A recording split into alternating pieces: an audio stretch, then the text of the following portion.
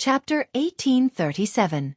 Just as Xianxia thought this, a huge wave surged over from the bottom of the sea, carrying a terrifying force. The wave instantly tossed the black cutlass high into the sky. The world spun around. The little monk and Xianxia felt their chi and blood surge. Xianxia released the arrow, and the bowstring trembled slightly. The demonic hell trembled and crumbled bit by bit, rumbling endlessly. The black lotus demonic Buddha statue, which was chanting scriptures with its eyes closed, suddenly opened its eyes and roared ferociously. Then, it ferociously threw a palm strike. "Big brother, what are you thinking about?" However, the mask in his hand did not hold back at all. Everything had a limit. Xianxia originally wanted to see how many batches of these boundless evil spirits could come out. Xianxia found it somewhat difficult to calm down. He fiddled with the mysterious mask that he obtained from the Scarlet Blood Pirate King's treasure trove, the exquisite white mask that looked like porcelain. The third secret technique was the mask clone. It could create a perfect clone. Even a sovereign personage would not be able to tell the real from the fake. A Buddhist proclamation resounded in the sky, echoing over the vast sea. A Buddha statue appeared in the clouds, sitting on a black lotus throne. Many Buddhist halos appeared behind it, filling the sky with a black Buddhist light, spreading over the vast sea. Xianxia looked around. It was like a small world had appeared out of nowhere. There were no signs of illusions at all. Layers of Buddhist light layered behind it. A horrifying Buddhist might spread out, appearing boundless. The resentful spirits and evil spirits here were simply the best food for the Yazi beast demon soul. "Little monk, help me buy some time. I have a way to destroy him." Before the Buddha became a Buddha, evil spirits came to stop him. The Buddha did not get angry, sad, joyful, or hurt. He touched the ground with his hand and turned the evil spirits into ashes. "That's not right. The aura of this ship feels somewhat familiar yet strange. It is very strange. I have never had such a feeling before." Soul tools were known as soul tools. Xianxia had already experienced the price of failing to use them rashly. Both of them vomited a mouthful of blood, significantly injured. There must be a way to break it. There must be a way to break it. He had collected nearly all the spirit jades that few people cared about in the Scarlet Blood Pirate King's treasure trove. Xianxia took out the god shadow bow, and his soul energy poured into the bow like a flood. The number of medial-grade spirit jades in his storage ring was even more horrifying. Xianxia and the little monk drew their sabers in an instant. Saber lights flew everywhere, and tens of thousands of evil spirits were turned to ashes on the spot. Boom! It was his bad luck that brought such a strong enemy to Xianxia. However, the sea of misery was a vast sea of vengeful spirits and evil spirits. It gathered countless negative emotions, and it was impossible to kill them all. Kill! The two of them were in unbearable pain from the burning, unable to retaliate at all. In the sea of bitterness, they were like evil spirits, causing the resentful spirits in the surroundings to laugh. Amidst the pain, Xianxia transmitted his voice with great difficulty. Xianxia's thoughts raced as he thought of all sorts of methods. This was a Buddha statue and not the real Black Lotus demonic ancestor. The blue dragon divine wings reached the small success stage. Xianxia's speed increased by more than 10 times after he unfurled it. Returning to the divine dragon empire was perfectly normal. The little monk's expression changed drastically, and a trace of fear flashed in his eyes. "Big brother, this is the demonic world's hell. The Black Lotus demonic ancestor personally created it. To think that someone could summon the Black Lotus demonic ancestor. It must be the Black Lotus sect venerate personally coming." The little monk suddenly appeared beside Xianxia. When he saw Xianxia in a daze, he asked softly, "Now is the time." Xianxia slowly discovered that this thought was somewhat naive. There were still 3 more days before they arrived at the Trans-Realm Transportation Formation. The little monk Xianxia's expression changed slightly, revealing a confused expression. A fierce flame blazed in the two's hearts, burning them to the point of pain, causing them to wail in anguish. However, during this period, the little monk had been in closed-door cultivation, thinking about how to defeat Xianxia again. Xianxia found this strange, but he did not overthink it. Perhaps the scriptures on the mask were just random additions. More importantly, after the divine dragon warbody spread out its wings, it reached a mental state. The piercing Buddhist light forced the Black Lotus demonic ancestor to close his eyes, not daring to look directly at it. Some ancient scriptures were carved on the mask. The two fought to the point of exhaustion on the ship, sinking into an endless massacre. Xianxia glanced at it and did not care. There are ships coming and going on the ash-gray sea. This is not strange. A huge black palm rushed over on the vast sea, looking like it wanted to crush both the two and the ship. Xianxia carefully sensed that the mask covered up all of his aura. This included all of his vital signs, allowing all sorts of information to enter his mind. Now, Xianxia understood that the various incredible functions of the mask were exceptionally miraculous. The Black Lotus demonic ancestor's strength actually more than doubled in an instant. No matter how many came, there was no need to fear. The Black Lotus demonic ancestor's gaze locked on Xianxia and the little monk. With just one look, the two sins started burning. This mask was called the Death God Mask. It had 3 secret techniques. The first secret technique was Void Shadow. It allowed the wielder's physical body to immaterialize once a day, blocking all attacks. The wielder's martial techniques would be useless. Xianxia, who was preparing to go down, entered deep thought when he heard that. Then he stopped. Without even thinking, he formed a hand seal with his right hand and touched the ground with his left. However, he found it hard to calm down. Xianxia kept having a bad feeling in his heart that he could not get rid of. The mask was different from other soul tools. It was not an offensive mask. One did not need to be strong to wield this mask. All the aggrieved spirits and malicious spirits were instantly extinguished. Burning karmic flame. The little monk blamed himself in his heart. It's me again. I harmed Big Brother again. Black Lotus demonic ancestor. The little monk made up his mind. He did not hesitate to glare at the Black Lotus demonic ancestor. Your sins are boundless, and you are not sincere in your devotion to Buddha. Only the Black Lotus Buddha can pardon you ignorant, filthy people. The cultivators who died at the hands of the two were vaguely visible in the fire, turning into aggrieved spirits and laughing malevolently in the surroundings. With a thought, the great desolate Aeon ferocious beast, the Yazi beast demon soul, appeared in the black cutlass. It opened its mouth and sucked in the countless aggrieved spirits and malicious spirits. The little monk smiled in shock. That can't be. Big Brother always looks calm and collected, unfazed in the face of danger, giving others the feeling that he is unfathomable. Do you also have moments of confusion? The amount of sin on the little monk's body was far greater than Xianxia's. At this moment, his sin was burning, and he was in even more pain than Xianxia. Standing in the sea of bitterness, Xianxia looked at the Black Lotus demonic ancestor. He truly did not know how to face the enemy. Unfortunately, the scripture was written in an ancient language of Buddhism, which Xianxia did not understand. In addition to the 3 secret techniques, the mask also had many auxiliary functions, such as immunity to illusions and mental attacks, waiting for Xianxia to slowly explore them. His cultivation was stable, and he could break through to middle stage star venerate at any time. His combat prowess rivaled that of a holy venerate. Xianxia held many soul tools, a mutated fruit for improving his bloodline, and a beast core for strengthening his demonic pet. As the chanting sped up, the horrifying Buddhist might grew stronger. Even Xianxia and the little monk found it hard to endure. No matter how one looked at it, Xianxia now possessed the capital to head to the Divine Dragon Empire. However, he still found it hard to calm his heart. When Xianxia's left hand touched the sea of bitterness, he extinguished the karmic flames covering his body, and a golden swastika appeared on his chest. A resplendent and dazzling Buddhist light burst forth from his body, instantly illuminating this dark space. Demon subduing ground imprint. With a thought, the karmic flames descended. The scene around them changed. Xianxia and the little monk felt like they were in hell, surrounded by layers of illusions. The black cutlass charged at the huge palm. The countless malicious spirits in the sea of bitterness suddenly showed ferocious expressions as they pounced at the two from all directions. The little monk suffered from this. Buzz! I'll do my best. As I heard, the dead are already dead. Why bother about the mundane world? There are many things in the mundane world, the past. However, reality did not give the two a chance to catch their breath. The little monk said quickly. A look of despair flashed in his eyes. He had not expected that he would meet such a terrifying enemy. Death God Mask? Is there such a thing as a death god in Buddhism?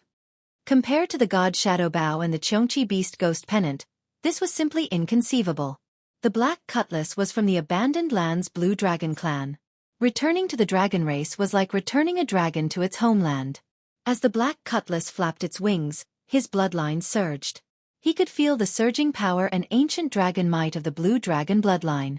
All the filth of the world cannot live forever. The Black Lotus demonic ancestor hovering in the air seemed to be separated from Xiao Chen by a boundless distance. He was right before Xiao Chen but also far away, unable to attack. As the scriptures purified the formless Yazi beast demon soul, the scarlet light on its body slowly separated. Xiao Chen said indifferently, "It's not that I'm confused. I'm just feeling somewhat rueful." When the advantage of a great desolate Aeon bloodline reached a certain cultivation realm, cultivators without a bloodline would be at a disadvantage. Amid a loud sound, the black cutlass broke through that huge black demonic hand like a sharp knife. After putting away the mask, Xiao Chen went to the lookout. He looked at the vast ash-gray sea and looked into the distance, letting his thoughts wander. Xiao Chen somersaulted and landed on the deck. Then, he stomped heavily on the deck, and a scarlet mist gathered on the ship. Xiao Chen allowed his heart to roam the boundless sea. The sea of bitterness is boundless. Repent and the shore is at hand. Xiao Chen said honestly, "I feel anticipation and nervousness in the Divine Dragon Empire. It is somewhat complicated. I don't know what I'm thinking either." Xiao Chen and the little monk's figures flashed wildly. The shock waves could not avoid knocking them back. At this moment, the sea for 5,000 kilometers around turned into a sea of bitterness filled with vengeful spirits and hungry ghosts. When Xiao Chen put the mask on his face, he instantly felt like the mask had merged with his flesh and blood like a piece of human skin. Just at this moment, the Black Lotus demonic ancestor in the sky suddenly chanted scriptures to purify the Yazi beast demon soul. The second secret technique was the Grim Reaper scimitar. It could summon the mysterious Grim Reaper in the mask to attack, turning his will of soul into the Grim Reaper scimitar. Xiao Chen's body ached, but his heart ached even more. The Black Lotus demonic ancestor sat cross-legged on the lotus platform, looking at the two coldly without any expression on his face. Xiao Chen knocked an arrow, and the heart flame merged with the arrow. Then, he slowly pulled the bowstring back. With the help of the god Shadow Bow, the Black Lotus demonic ancestor, who felt boundless, instantly locked onto him. Yan Chen looked into the distance and said with a frown, "It seems like a ship is heading towards us. Perhaps I should ask the little monk for guidance. Could it be the Black Lotus Church?" Whoosh! I have to think of a way. No matter what, Big Brother cannot die here. The gigantic Yazi beast demon soul shattered on the spot. In that instant, all the vengeful spirits and malicious spirits that the Yazi beast demon soul swallowed earlier turned into scarlet light and soared into the sky. Familiar yet strange? In that instant, Xiao Chen's crystalline heart of 7 apertures, devoid of any filth, burst forth with a pure Buddhist light. Compared to before, it was a completely different matter.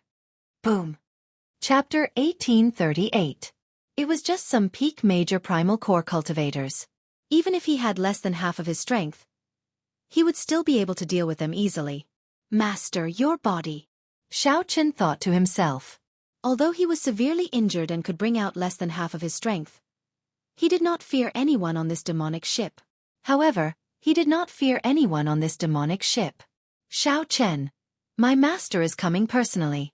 Do you think you still have a chance to flee?" The Holy Sun Ming Xian prepared to attack again. However, the Black Lotus sect venerate said indifferently, "Let him come." The Black Lotus sect venerate had a special Black Lotus mark on them that could dodge the Black Lotus sect venerate's attack. "Little monk." The Holy Sun Ming Xian stepped forward from the bow of the ship and appeared before Xiao Chen. Whoosh! Dang! Now, he was even more injured, his survival unknown. A gloomy look flashed in the Black Lotus sect venerate's deep, black eyes. The Black Lotus sect venerate formed 9 hand seals in an instant. Each hand seal turned into a different demonic Buddha image that appeared before Xiao Chen. The demonic bone relic was left behind by the sacred ancestor when he passed away. Why would it appear on him? The Black Lotus sect venerate no longer had many trump cards to use. The Buddhist light continuously extended forward. In a few breaths, it would catch up to Xiao Chen's black cutlass. All the outstanding talents and older generation heroes of the Kunlun realm died in the demonic calamity. Damn it! It's fine. It is just life and death. Master has already seen through it. As long as we obtain the demonic bone relic, my Black Lotus Church can rise again at any time. Xiao Chen looked into the distance and saw the Black Lotus Church's banner at the bow of the ship. He could even vaguely make out some figures standing at the bow. To think that a peak major primal core cultivator could not even block a palm strike from him. Surprise flashed in Xiao Chen's eyes. He recalled that he had clearly killed this fellow in the fiendish demon battlefield. The first one held a demonic trident, had 2 legs, and had only 1 eye. Puh! With a wave of his hand, Xiao Chen threw a palm strike. Primal chaos, veritable essence energy surged out. The first thing the little monk said when he opened his eyes was to ask if the trouble had been dealt with. The little monk, who had fallen on the surface of the sea, was very weak. On the deck, Xiao Chen was fighting with the 4 Vajra protectors. He was covered in wounds, and his aura was weak. He could not unleash his full strength. Set the formation. The bowstring vibrated, and space collapsed. However, the 4 guardian deities were not injured at all. They landed firmly on the surface of the sea. Master. A soul tool was on a completely different level from an inherited Dao tool. Black Lotus Church. On the throne, the Black Lotus sect venerate Xiao Chen remained expressionless, not surprised at all. I already said long ago that the best opportunity to kill him would be when he first arrived in the Great Thousand Realms. Once you miss it, the longer it takes, the more troublesome it will be. In the short span of 2 years, Xiao Chen had actually grown to such a terrifying level. The little monk who executed the touching demon subduing imprint burst out with a Buddhist light that did not belong to his realm and cultivation. Xiao Chen locked his gaze on the Black Lotus sect venerate, who sat on the throne. Then, he snorted coldly and quickly charged over. Worry appeared on the Black Lotus sect venerate's face. The other guardian deities and the black-clad Arhat all showed anxious expressions. This disciple has failed. The cold mask obscured Xiao Chen's expression. Only his eyes shone with a terrifying golden light as he looked at the surroundings. When the vertical eye opened, a demonic light shot towards Xiao Chen. The strong palm wind swept through the deck like a hot knife through butter. The black-clad Arhat immediately shattered all the bones in his body, unable to put up any combat prowess. Master. The karmic flame had already extinguished. However, the injuries inflicted would not recover in a short time. Stubbornness flashed in the Black Lotus sect venerate's eyes. It seemed like flames flashed in his pitch-black eyes. Even this Black Lotus sect venerate was much weaker than the Black Lotus demonic ancestor of the demonic world. Xiao Chen turned his head back to look. When he saw this scene, his expression changed slightly. He looked around and saw that he had already returned to the ash-gray sea. The activation of his great desolate Aeon bloodline had a limit. After the limit, his injuries would worsen. Good timing. Damn it! I'm about to die, and you still ask this? In that instant, the Black Lotus sect venerate unleashed the might of a sovereign descending upon the world. A terrifying Buddhist seal instantly surged out, and the black cutlass exploded into pieces. However, at this moment, it was not worth mentioning to Xiao Chen. It's you. Kill. The expression of the Holy Sun Ming Xian, who was beside the Black Lotus sect venerate, changed slightly. Incredulity appeared in his eyes. However, the Holy Sun Ming Xian only had 3 seconds. He had to kill this Black Lotus sect venerate in 3 seconds. Purple flames burned on the tyrant's saber. When Xiao Chen swung his saber and thrust, the one-eyed demonic figure instantly exploded. It's not your fault. This time, no matter what, he will not be able to escape.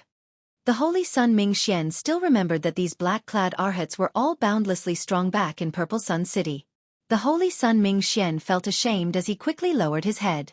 With injuries piling on top of injuries, he would fall on his own before the Black Lotus sect venerate even made a move. Without a sound, the terrifying Black Lotus demonic ancestor exploded into countless pieces, turning into black lotuses that floated in the air. The Black Lotus demonic ancestor nearly shattered the Yazi beast demon soul with a palm strike, and the ship suffered damage in many places. Xiao Chen clenched his teeth, hatred burning in his heart. He did not hold back and fully activated his blue dragon bloodline. The Holy Sun Ming Xian frowned slightly and stepped forward, wanting to make a move.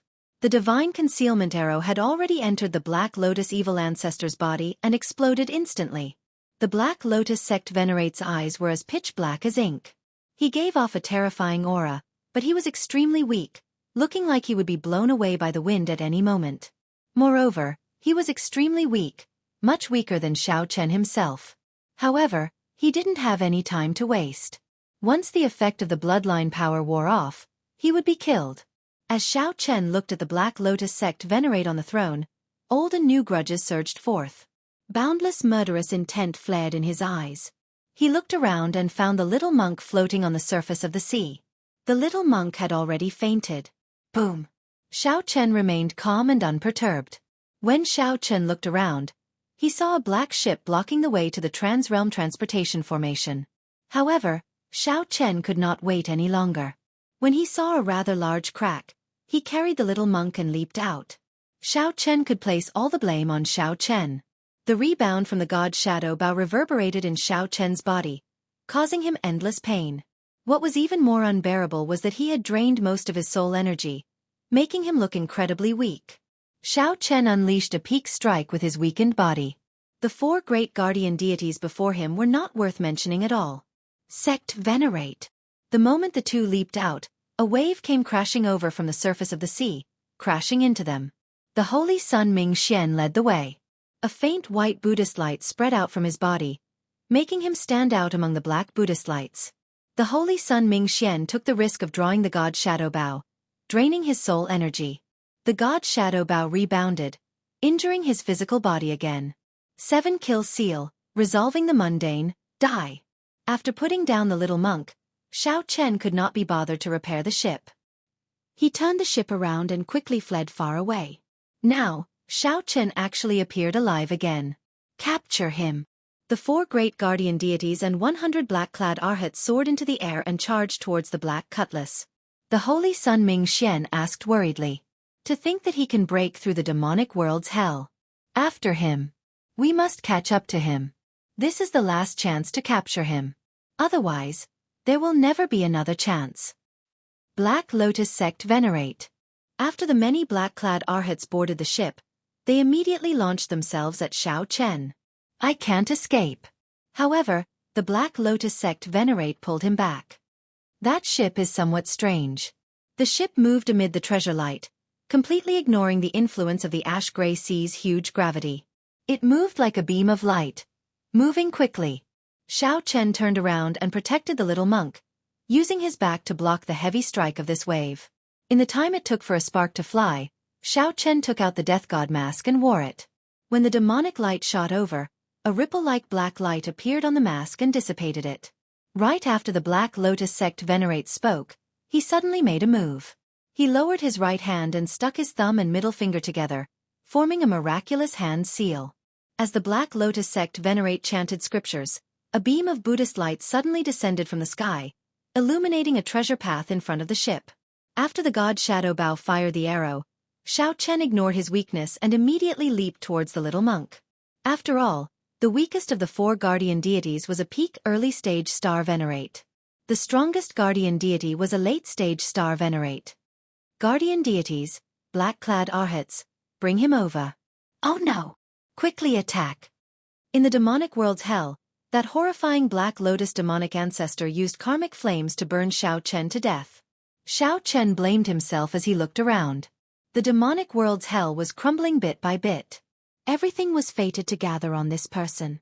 However, every Black Lotus had a layer of heart flame that could not be dispelled, preventing them from reassembling. Xiao Chen swung his saber, appearing eternal and inextinguishable. In one breath, he killed the 4 guardian deities.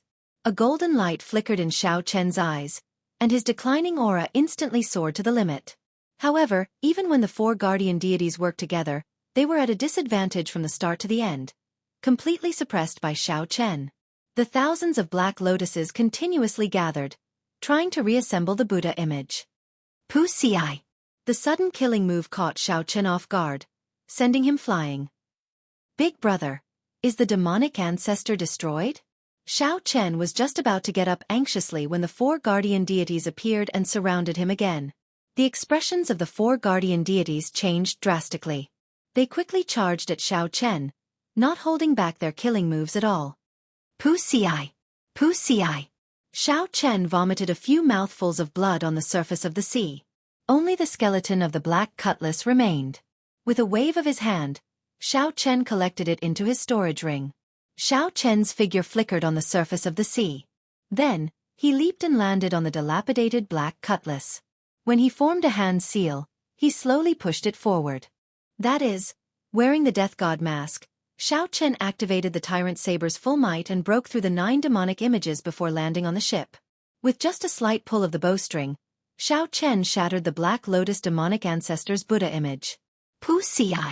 Xiao Chen vomited a mouthful of blood as he tumbled a few times in the air. On the Black Lotus Church's ship, a withered old man on a lotus throne held a cracked Black Lotus demonic ancestor sculpture and vomited a mouthful of blood. The Black Lotus Church's sect venerate revealed a strange smile on his throne as if he had seen through all of Xiao Chen's trump cards. Doubt flashed in the Holy Sun Ming Xian's eyes, but he did not ask. There were many things that his master would not say. Even if he asked, it would be pointless. Blood flowed on the saber's tip and slowly dripped down. A terrifying demonic nature flickered in Xiao Chen's golden eyes. Then, the fragments turned into a blood mist spreading in the air.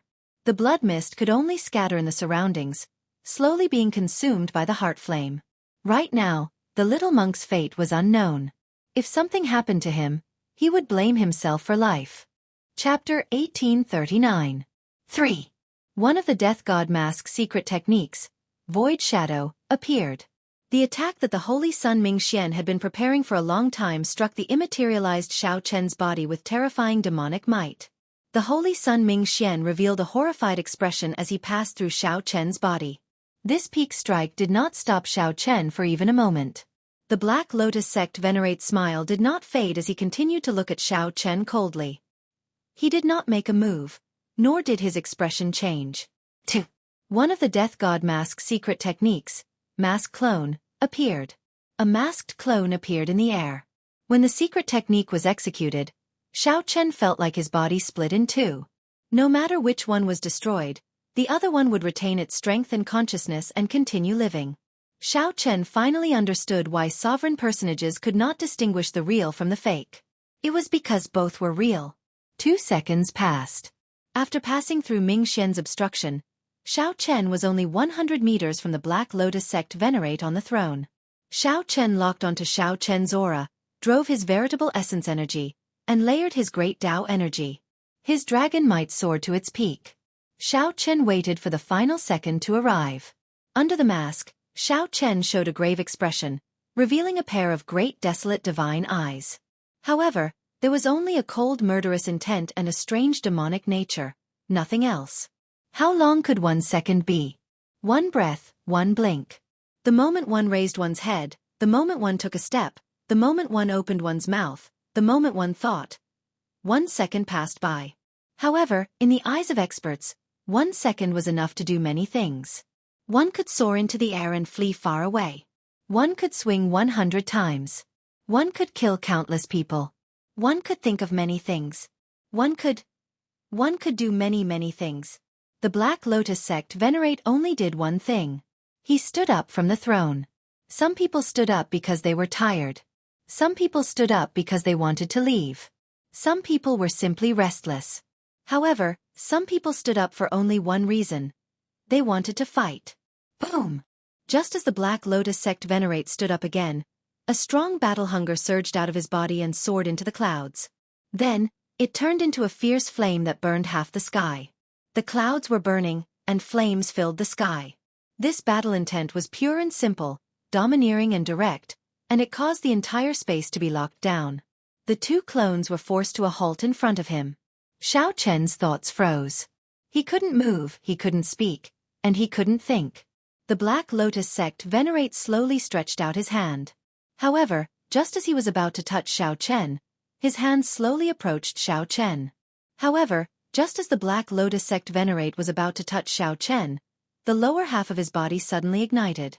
His hand stopped before Xiao Chen's forehead forever. The Black Lotus sect venerate revealed a bitter smile as he said softly, "In my life, I have fought sovereign emperors, sovereign personages, and killed countless holy venerates. However, I have never fought a star venerate before. You should be proud. Master!" When the Holy Sun Ming Xian saw this scene, he cried out hoarsely in pain. He quickly ran over, wanting to grab the Black Lotus sect venerate's hand. However, before the Black Lotus sect venerate could touch the remnant warmth in his hand, he turned into ashes. Then, he silently glanced at Ming Xian.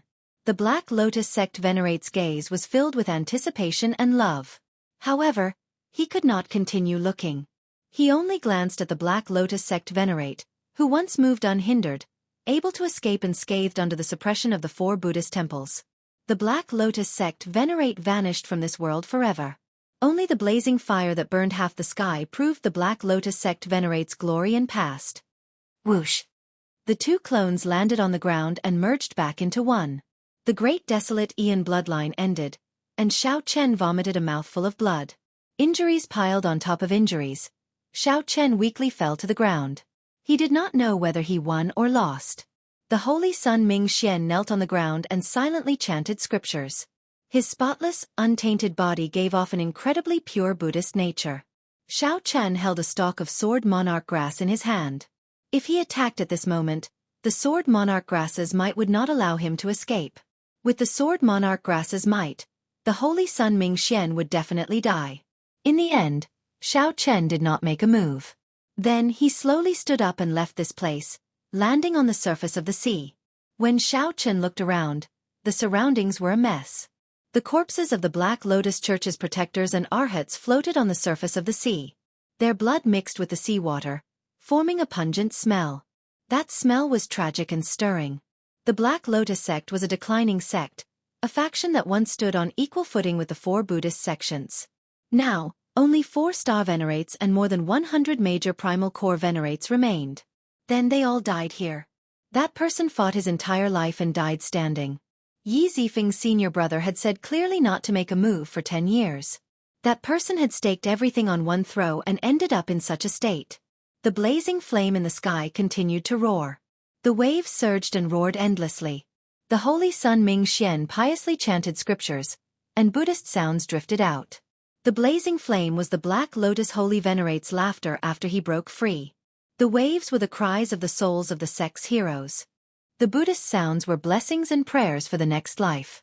Some people were laughing, some people were crying, and some people were chanting scriptures. Xiao Chen ignored them. He slowly walked towards the little monk's body in the seawater. Xiao Chen's weak body swayed as he held the tyrant's saber. His footsteps were slow as if he would drown in the huge waves at any moment. However, even though this heart had been hurt by parting, it did not fear death. Wearing white robes and holding a saber, he would let the wind and waves surge through this life. When a cold wind blew, Xiao Chen's thin body felt somewhat cold. When he looked up, sunlight shone down, welcoming his footsteps. Xiao Chen glanced back and saw that the wind had stopped and the waves were gone.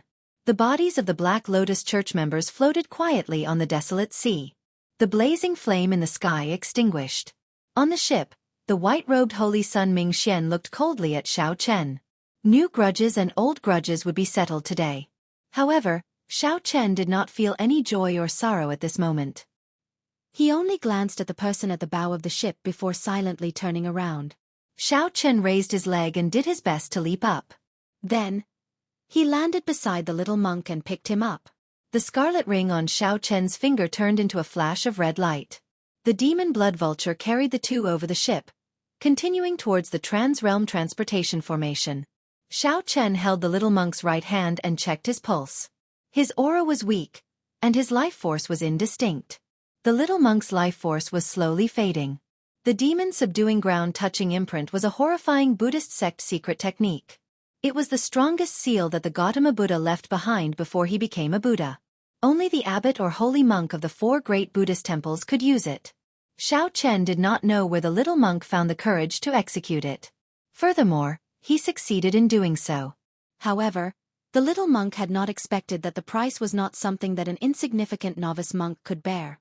The little monk also forgot that his physical body was already extremely weak from the torment of the karmic flames. The sins on the little monk's body were even more terrifying than Xiao Chen's. Holding the Buddhist sect's monk saber, he was destined to spend his life killing, living in sin. Xiao Chen showed a helpless expression as he took out the mutated fruit that he obtained from the stone pillar with the divine flame. Originally, he had been saving it for when he went to the divine dragon empire. Now, he had no choice but to use it. I really owe you in my previous life. After opening the little monk's mouth, Xianxia muttered and fed the little monk this strong and mysterious mutated fruit. The instant the mutated fruit entered the little monk's body, his blood immediately surged. The originally weak signs of life became like that of a ferocious beast. The little monk's pale complexion also turned red. The better the effects, the more heartache Xianxia felt. Originally, he should have consumed it. However, it did not matter. It was sufficient as long as he could survive this tribulation. It was good that he was alive. Only by being alive would there be hope. Only then could he have everything. When Xianxia looked back, the flames in the sky had already completely vanished. The burned clouds gathered once more. The final traces of the Black Lotus sect venerate in the world were gone. However, just at this moment, a Buddhist might surged out from that direction and soared into the clouds. Countless black lotuses descended from the sky, and Buddhist chanting spread in all directions. Even when it reached Xianxia, he could still hear it lingering. After a moment of comprehension, he became insufferably arrogant. Xianxia knew that the Black Lotus sect venerate was already dead. However, he now had an enemy even more terrifying than the Black Lotus sect venerate. Xianxia also understood why the Black Lotus sect venerate looked at the Holy Sun Mingxian in the end. More importantly, the Black Lotus sect venerate did not want the Holy Sun Mingxian to make a move, as Xianxia still had means to perish together with the Black Lotus sect venerate. Only by living would there be hope. Chapter 1840. Xianxia shifted his gaze to the back. The Black Lotus sect venerate was already dead, leaving only the Holy Sun Mingxian. However, the doubts in Xianxia's heart had not been resolved yet. Why did the Black Lotus sect spend so much effort to capture him? Furthermore, that Black Lotus sect venerate clearly had many old injuries. 1 year ago, Yi Zifeng left him with new injuries, preventing him from fighting for 10 years. However, the Black Lotus sect venerate still forced himself to fight. First, he summoned the Black Lotus demonic ancestor. Then, he destroyed his Black Saber demonic ship. Finally, when the Black Lotus sect venerate was forced to stand up, he exhausted all his life force and would definitely die. Under the suppression of the righteous Tao, the Black Lotus sect, which was like a stray dog, did not hide its strength and bide its time. Instead, it chased after Xianxia. Why did the Black Lotus sect spend so much effort and time to lay a trap in the Kunlun realm? Perhaps this mystery would forever remain a secret. However, there was good news. The Black Lotus sect venerate was already dead. In that case, there might not be any more restrictions on the Kunlun road in the Kunlun realm. It would probably be easier for Xianxia to return in the future. Even if his old friends in the Kunlun realm wanted to come out, they would not end up like Senior Xiao did, dying 9 times out of 10. Xianxia collected his thoughts and checked the little monk's condition. After Xianxia consumed the mutated fruit that he obtained from the stone pillar with the divine flame, his complexion gradually improved. It seemed like he had even undergone some sort of transformation. This little monk seems to be getting more and more inexperienced. Xianxia found it strange that the originally inexperienced little monk's eyebrows and eyes had yet to fully open had undergone a startling change. In just a short moment, the little monk's face actually started to grow in the opposite direction. What a strong mutated fruit! It was likely that this was the heavenly treasure that Elder Chai dreamed of using to extend his life. That was not right. It was not extending his life. It was growing in reverse. While it improved his bloodline, it also changed the foundation of his physical body. This was truly astonishing. How unfortunate.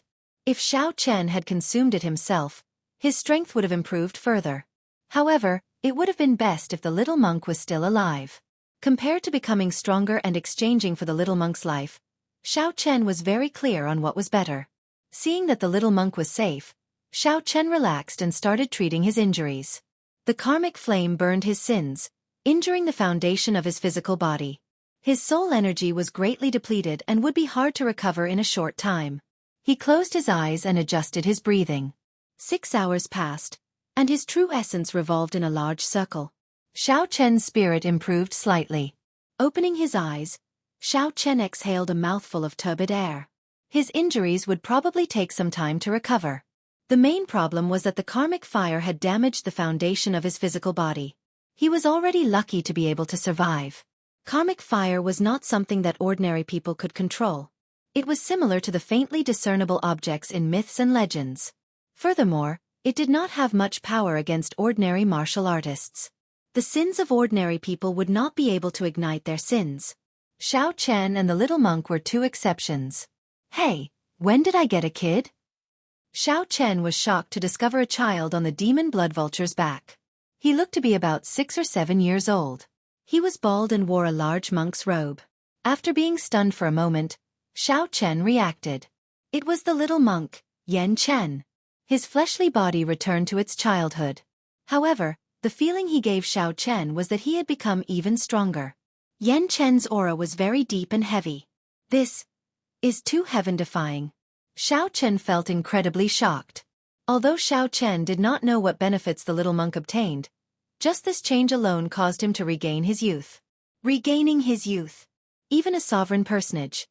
No, even a divine Vane Realm sovereign emperor could not do it. If this happened to them, they would wake up laughing even in their dreams. Xiao Chen thought about the Black Lotus sect venerate. If he obtained this mutated fruit, not only would he be able to get rid of all his old ailments, but his physical body and bloodline would also be strengthened. His physical body and bloodline could also be strengthened, and the reversal of his physical body's origin was equivalent to being reborn. Just thinking about it made one tremble in fear. If Xiao Chen auctioned this mutated fruit, he would immediately obtain a divine Vane Realm sovereign emperor, who surpassed sovereign personages, as a helper. The loss was too great. Xiao Chen could not bear it. However, when the sky turned bright, Xiao Chen woke up. After being stunned for a while, he revealed a playful smile. There was no more.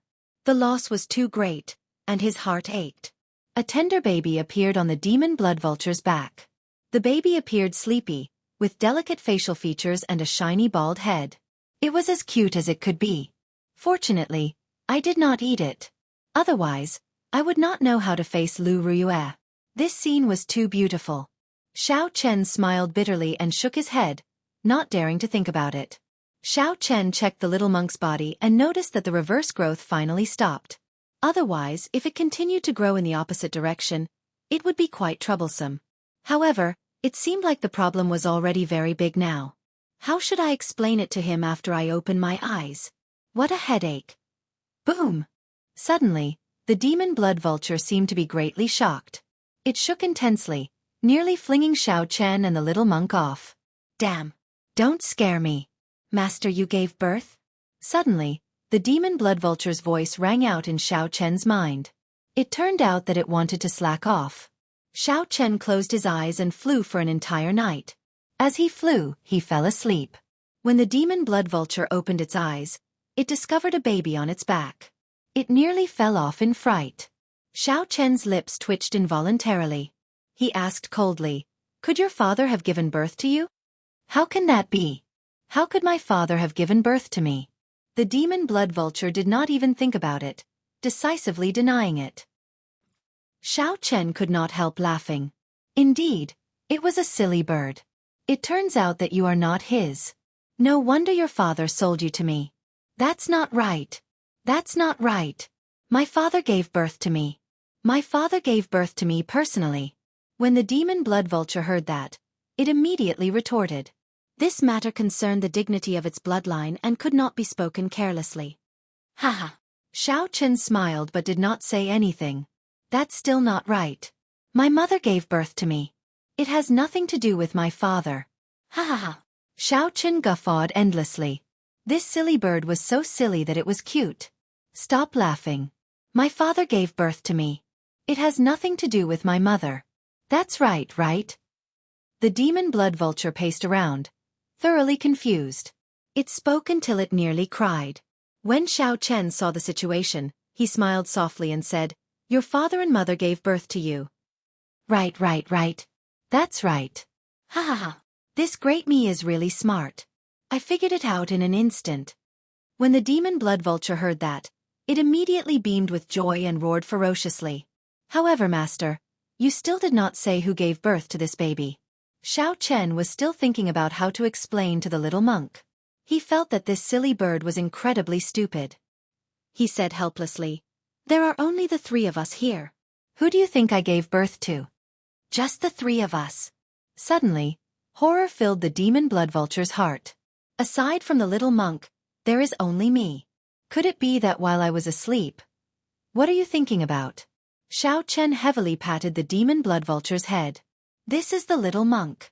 He ate a mutated fruit, which is why he became like this. That's good. That's good. The demon blood vulture heaved a sigh of relief. Then, it suddenly recalled that the little monk had turned into a baby.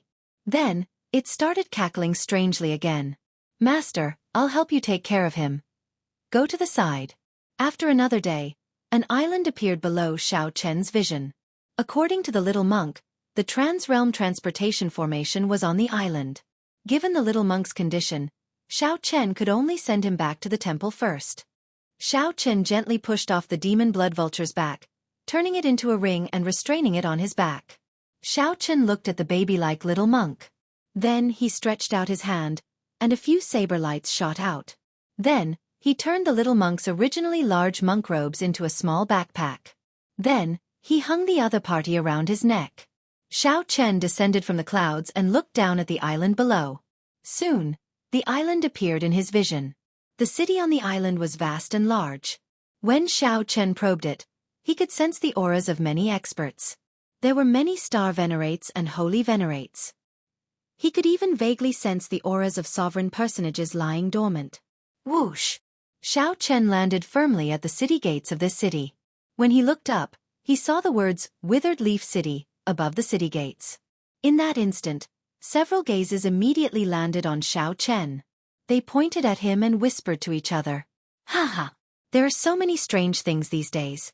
To think that he is traveling around with a child. Is he not afraid of the dangers of the world? There are many demonic Dao sects and demonic Dao powerhouses who collect infants to refine ghost penance.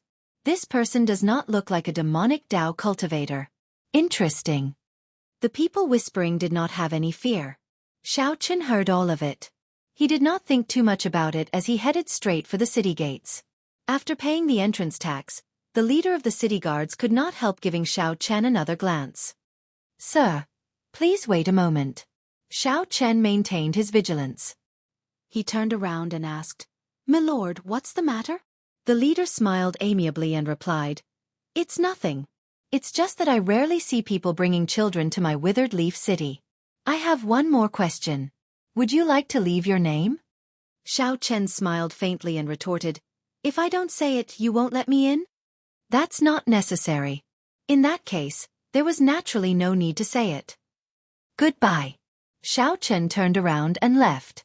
He entered deep thought. This leader of the city guards was somewhat strange. After Xiao Chen went far away, the leader's expression changed slightly. He called someone over and whispered, Send people to monitor this bladesman at the highest level. Do not alert him and expose him. Yes.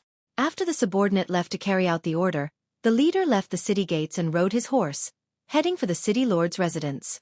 When the leader arrived at the city lord's residence, he took out his medallion and quickly entered. Along the way, he passed many checkpoints. Finally, he arrived at a heavily guarded pavilion in the city lord's residence. Please inform City Lord Lu that the leader of the city gates Bai Feng has something important to report.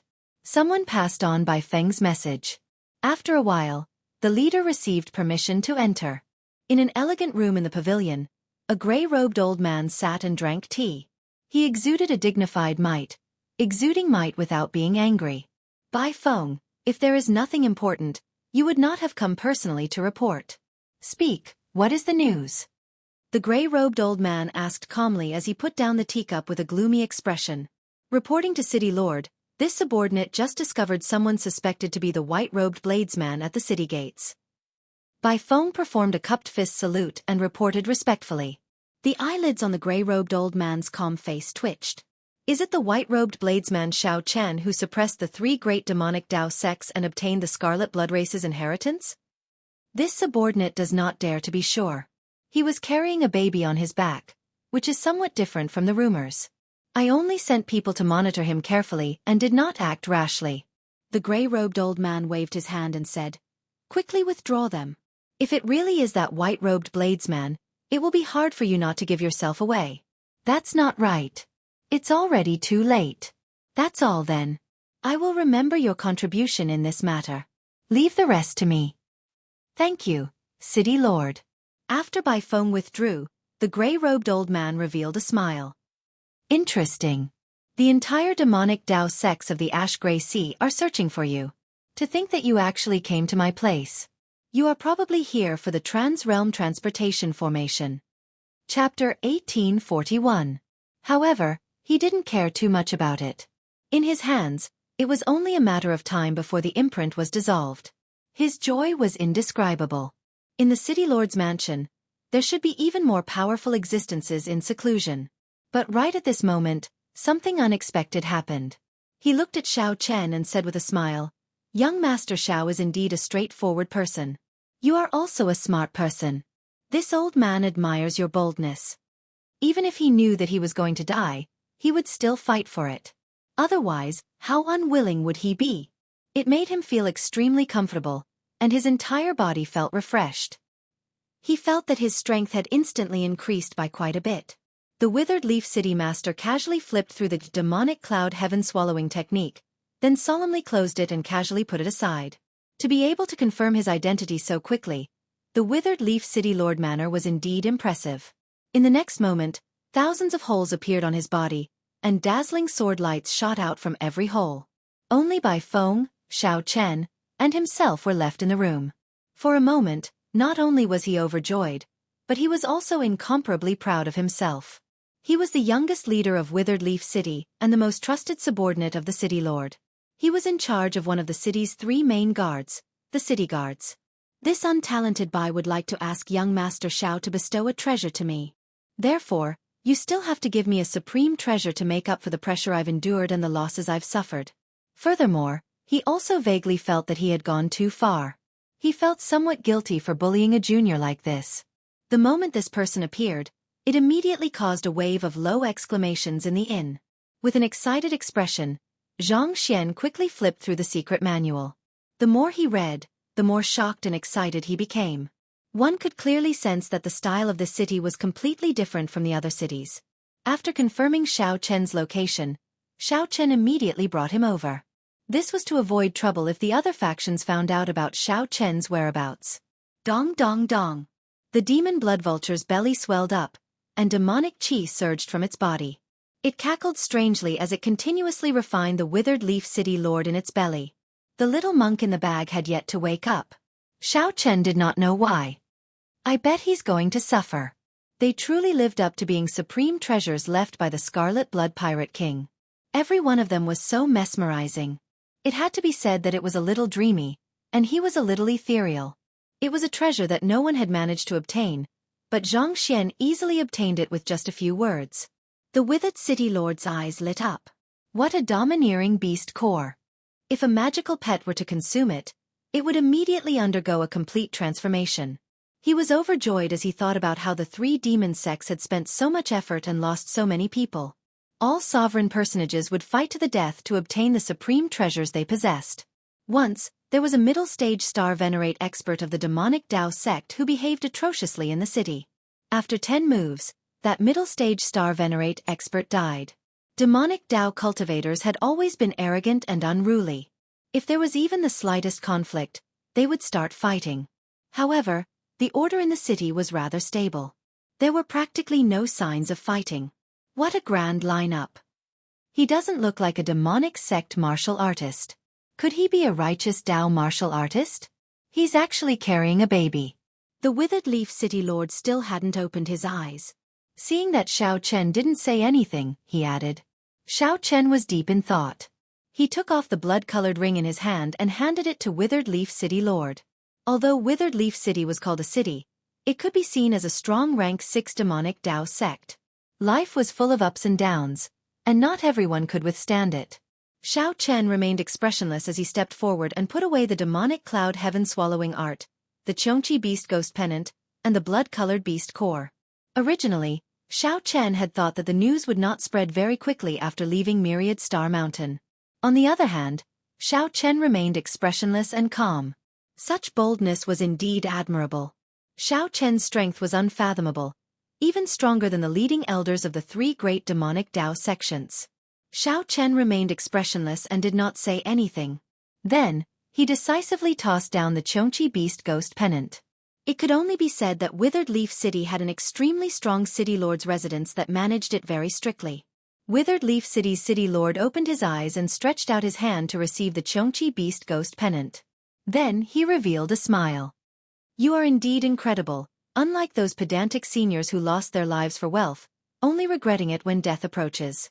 Seeing Xiao Chen's attitude, the other customers in the hall all showed expressions of anticipation for a good show.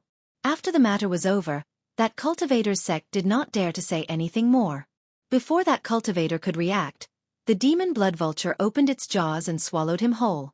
However, Withered Leaf City's city lord changed the topic and continued. However, activating the trans-realm transportation formation is not something that can be done overnight. If you want to activate it now, it will be somewhat difficult.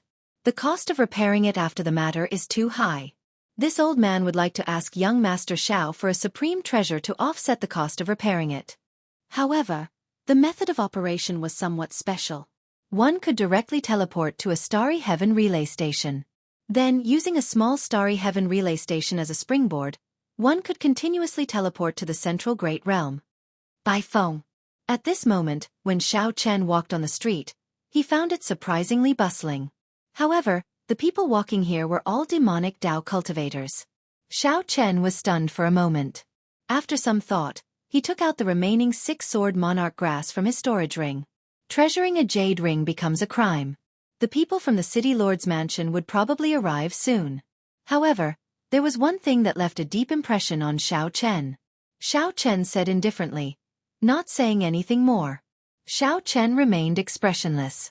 He casually waved his hand and handed over the demonic cloud heaven swallowing art, the cultivation technique that the Scarlet Blood Pirate King cultivated. There were also those people who had been following Xiao Chen in secret since he entered the city. He did not know what they were planning. Withered Leaf City's city lord rejoiced at obtaining another treasure. Just as he was about to continue speaking, he found that he could not think of any good excuse. Withered Leaf City's city lord said indifferently with his eyes closed when he saw Xiao Chen, not exchanging any pleasantries at all. This was Xiao Chen's first time in the Ash-Gray Sea, so he did not have any enemies or grudges. Unexpectedly, he was still one step too late. Withered Leaf City's city lord said directly after arriving before Xiao Chen.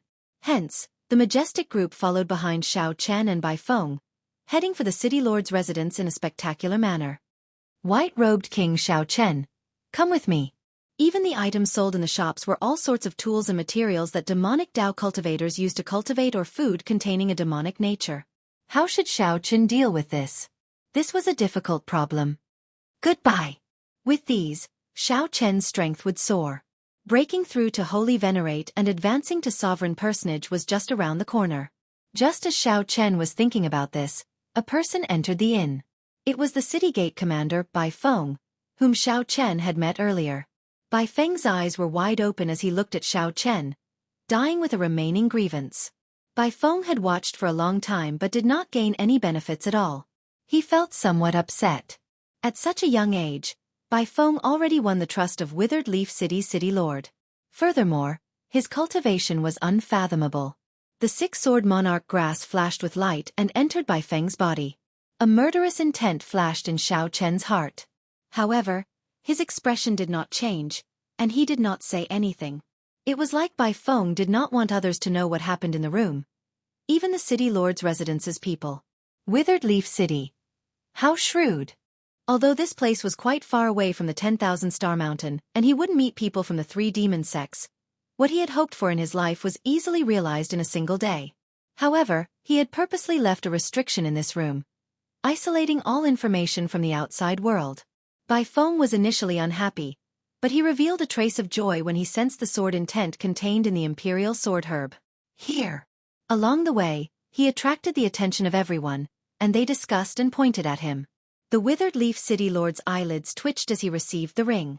He could sense that the demonic nature contained within the ring was extremely shocking. The Withered Leaf City Lord, who was flipping through the demonic cloud heaven swallowing art, was completely immersed in it. Who is this? How dare he speak to Commander Bai like this? But so what? He ran to Withered Leaf City like an idiot and was spat out all the same. The city lord of Withered Leaf City took the demon cloud heaven-swallowing art, and his hands trembled slightly. His eyes, which had been closed all this time, also opened wide.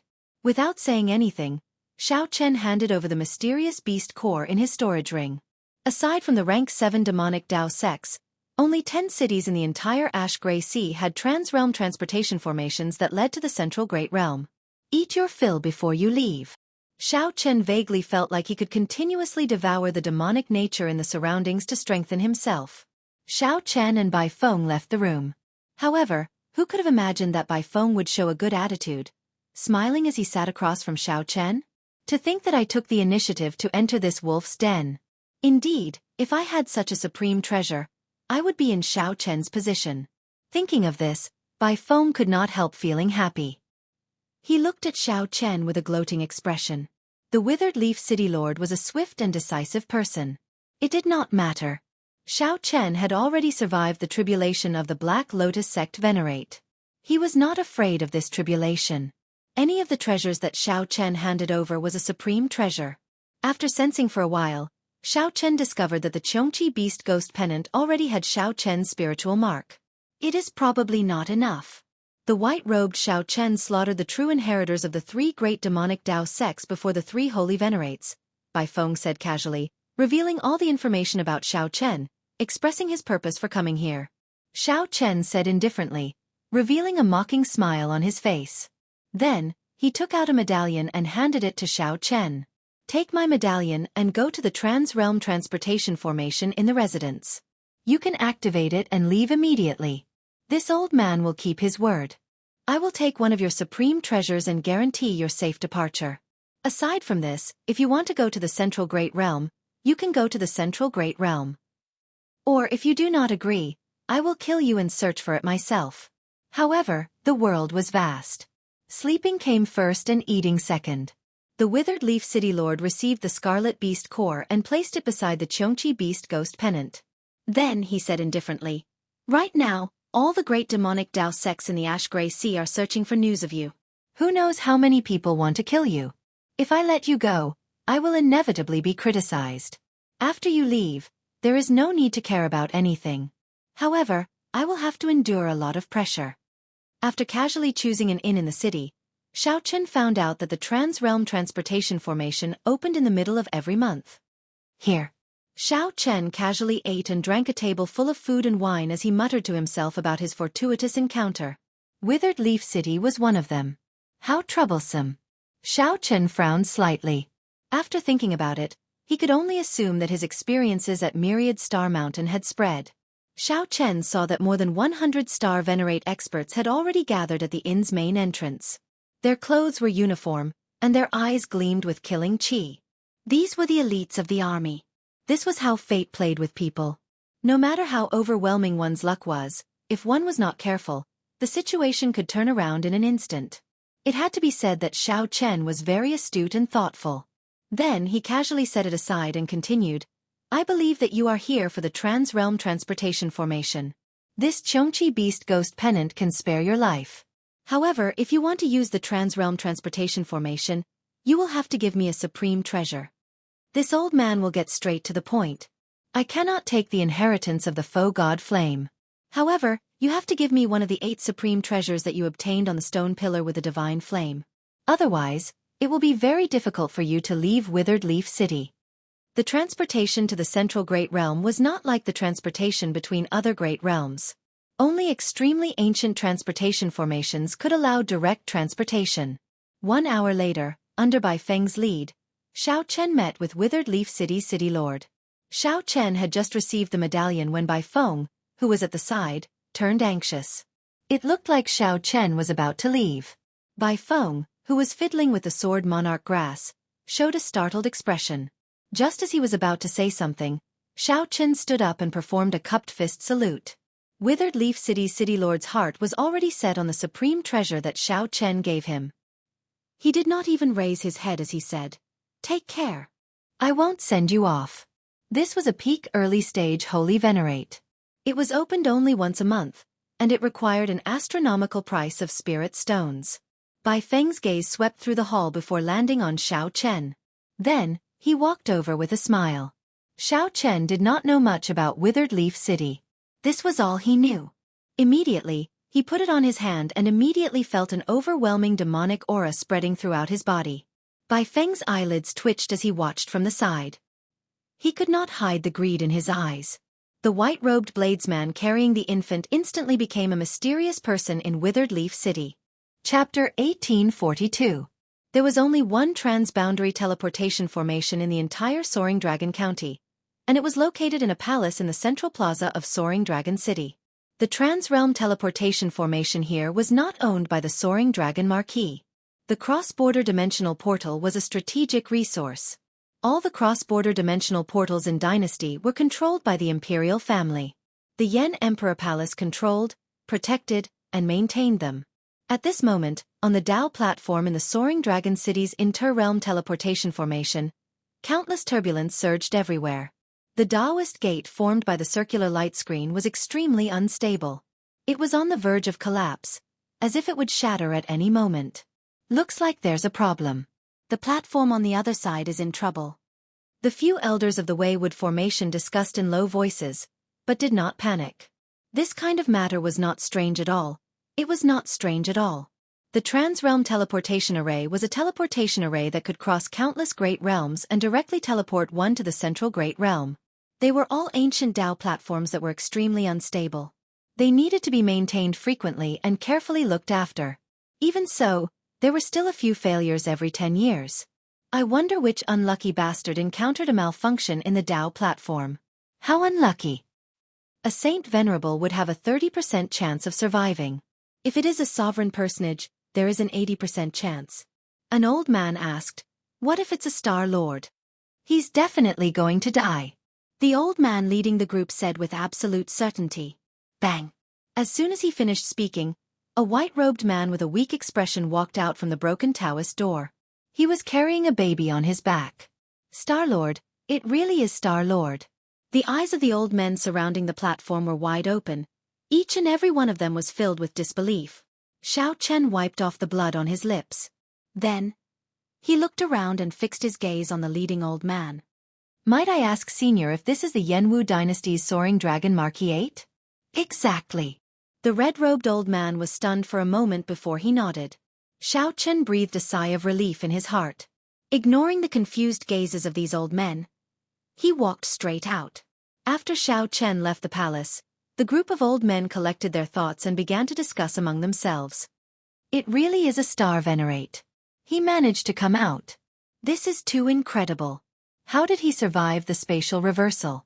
That is something that even holy venerates do not dare to face. The most frightening thing is that he actually successfully arrived at the Soaring Dragon County, and was not transported to any other place. The leader of the group entered deep thought. Then he said, "We need to investigate this person. Immediately use the royal family's dark net to find out everything about him." Xiao Chen walked out of the palace and looked at the sky, sighing. It wasn't easy to escape from death. In retrospect, it was truly thrilling. However, things were different now. They had arrived at the Soaring Dragon Marquis 8, the central great realm.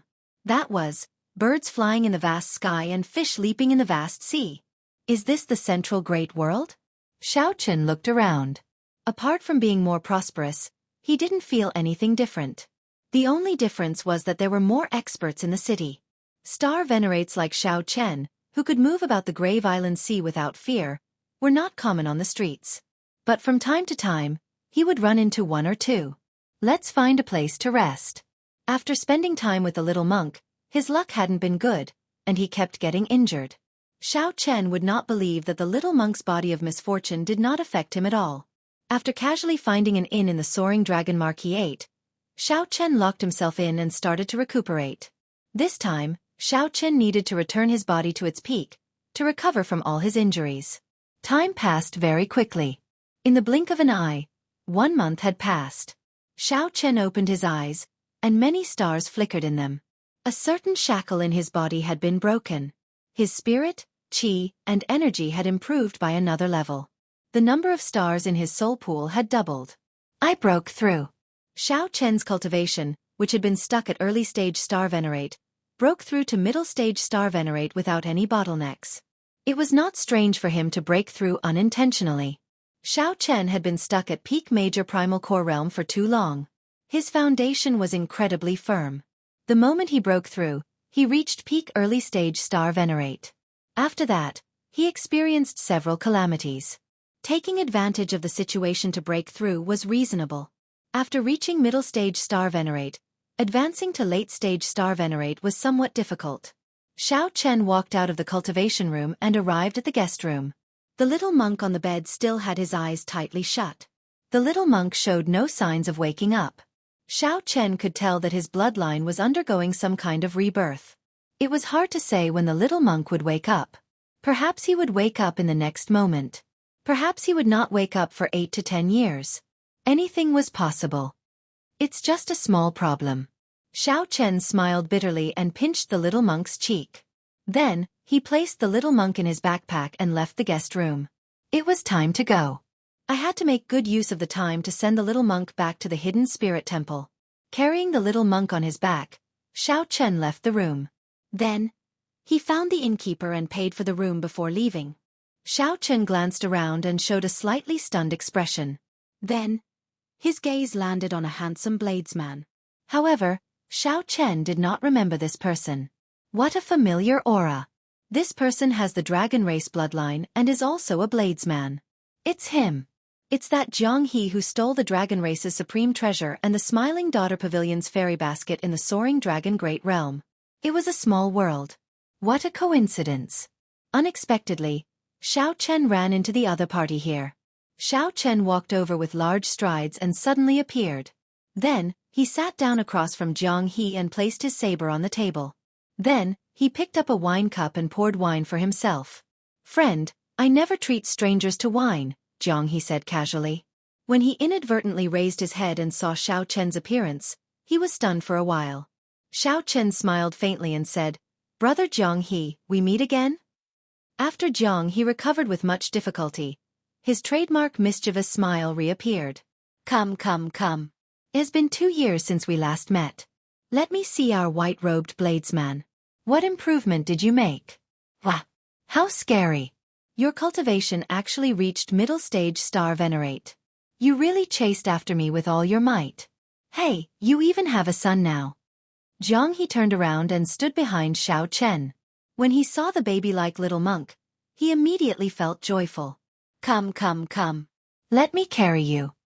Jianghu carried the little monk out and sat down again.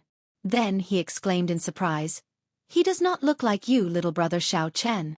Xiao Chen smiled bitterly and said, "Whatever you say." Slowly, Jianghu noticed something strange. His expression turned increasingly strange. This child is a little strange. How can he have such terrifying sins at such a young age? Xiao Chen looked around and put down his wine cup. This is not the place to talk. Let's go somewhere else. Jianghu nodded.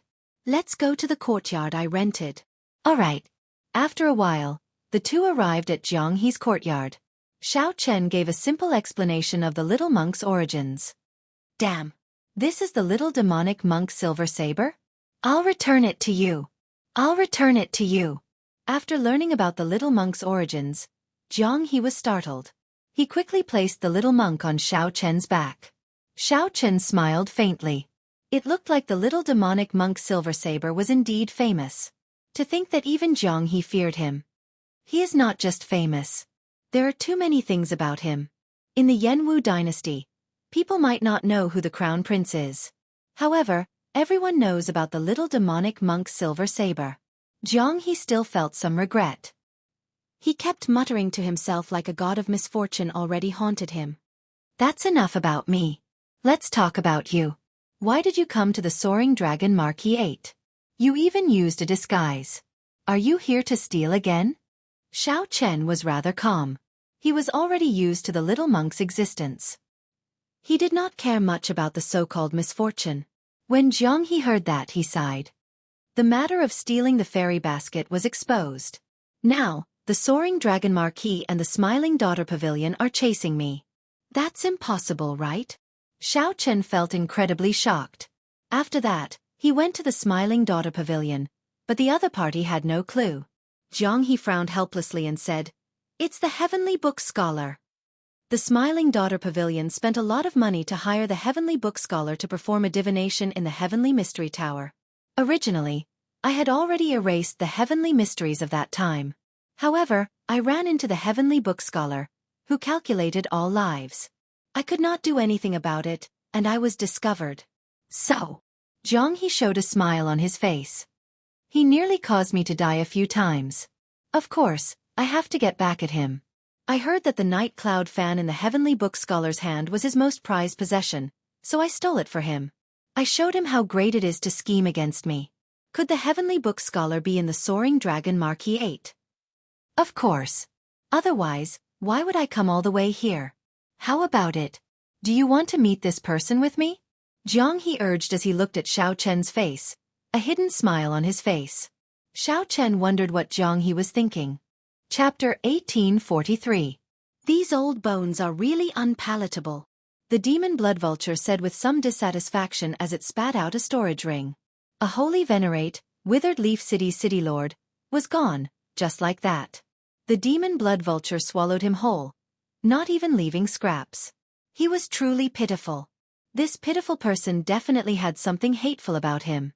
He was so greedy, his desires inflated. Such an outcome could be said to be his own doing and could not be spared.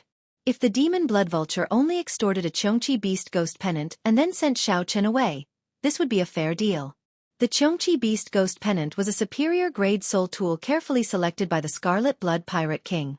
Its value was very high, and the demon blood vulture profited greatly. Upon seeing the medallion, the guards looked at Xiao Chen, and their expressions changed. This was a rare VIP medallion. Without an extraordinary background, one would not be able to obtain it. Young master, this way please. One of the guards respectfully led Xiao Chen to the Trans-Realm Transportation Formation in the City Lord's residence. After killing Withered Leaf City Lord and Bai Feng, Xiao Chen showed a calm expression, not showing any openings. Instead, he even got the Withered Leaf City Lord's guard to respectfully lead him to the Trans-Realm Transportation Formation. It had to be said that this kind of psychological quality was not something an ordinary person could achieve. If an ordinary person killed a holy venerate, it would be impossible for it to not cause a commotion. The moment Xiao Chen stepped out of the City Lord's residence, he would be discovered. The result would be death. The City Lord's residence had many experts, far more than ordinary people imagined.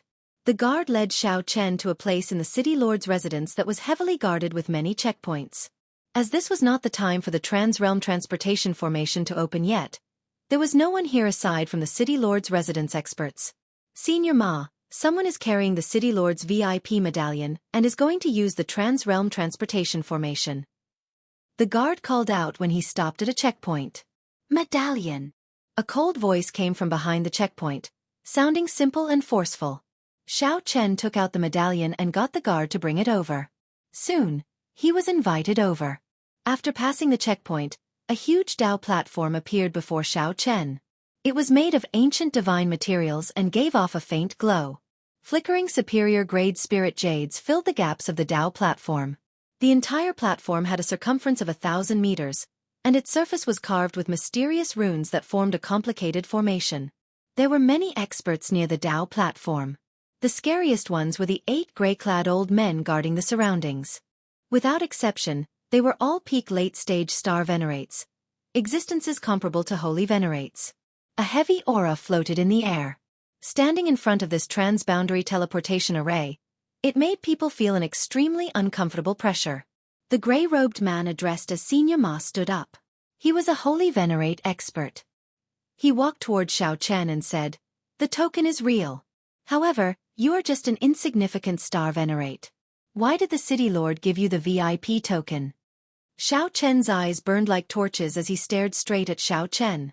The might of a holy venerate spread out indistinctly. The pressure it gave off was extremely strong. Xiao Chen did not feel pressured at all. He retorted indifferently, "Why don't you go and ask the City Lord yourself?" Senior Ma snorted coldly and tossed the token to Xiao Chen. "Humph! Don't give me that. In our eyes, the City Lord is just a representative. Quickly tell us where you want to go. We will send you there directly." Senior Ma had only asked casually, not truly suspecting Xiao Chen. When he saw Xiao Chen's unyielding attitude, he dropped the matter. Xiao Chen thought for a while before replying, "The Yanwu dynasty." The Yanwu dynasty is boundlessly vast. Aside from the dynasty's capital, there are 118 provinces. Each province is as large as half a great realm.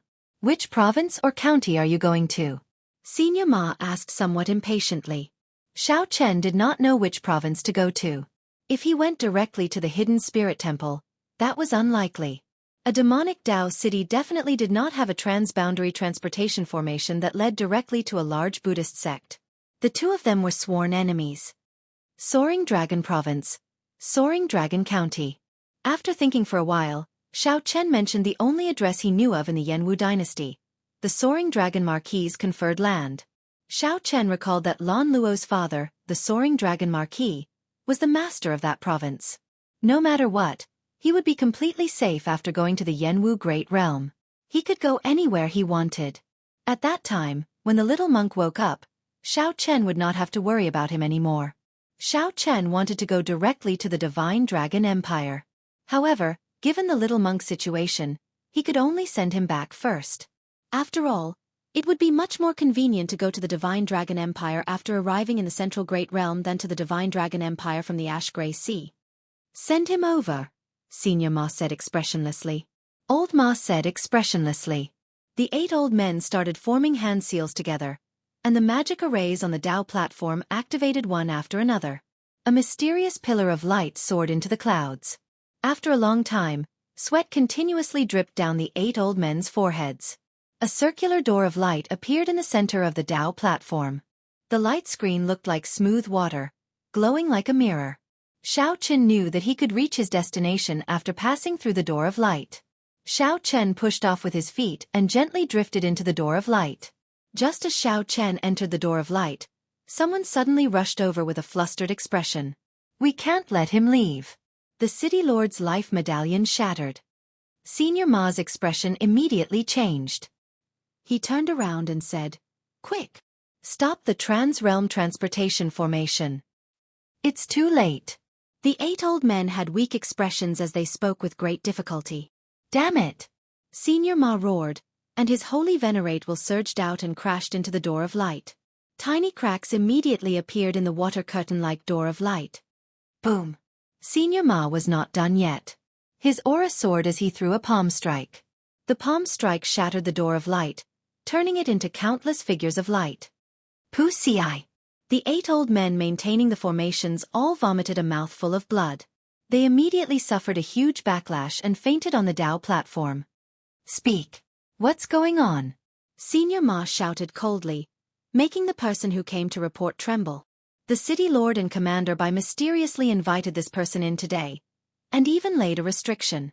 When he came out, he brought the city lord's distinguished guest medallion.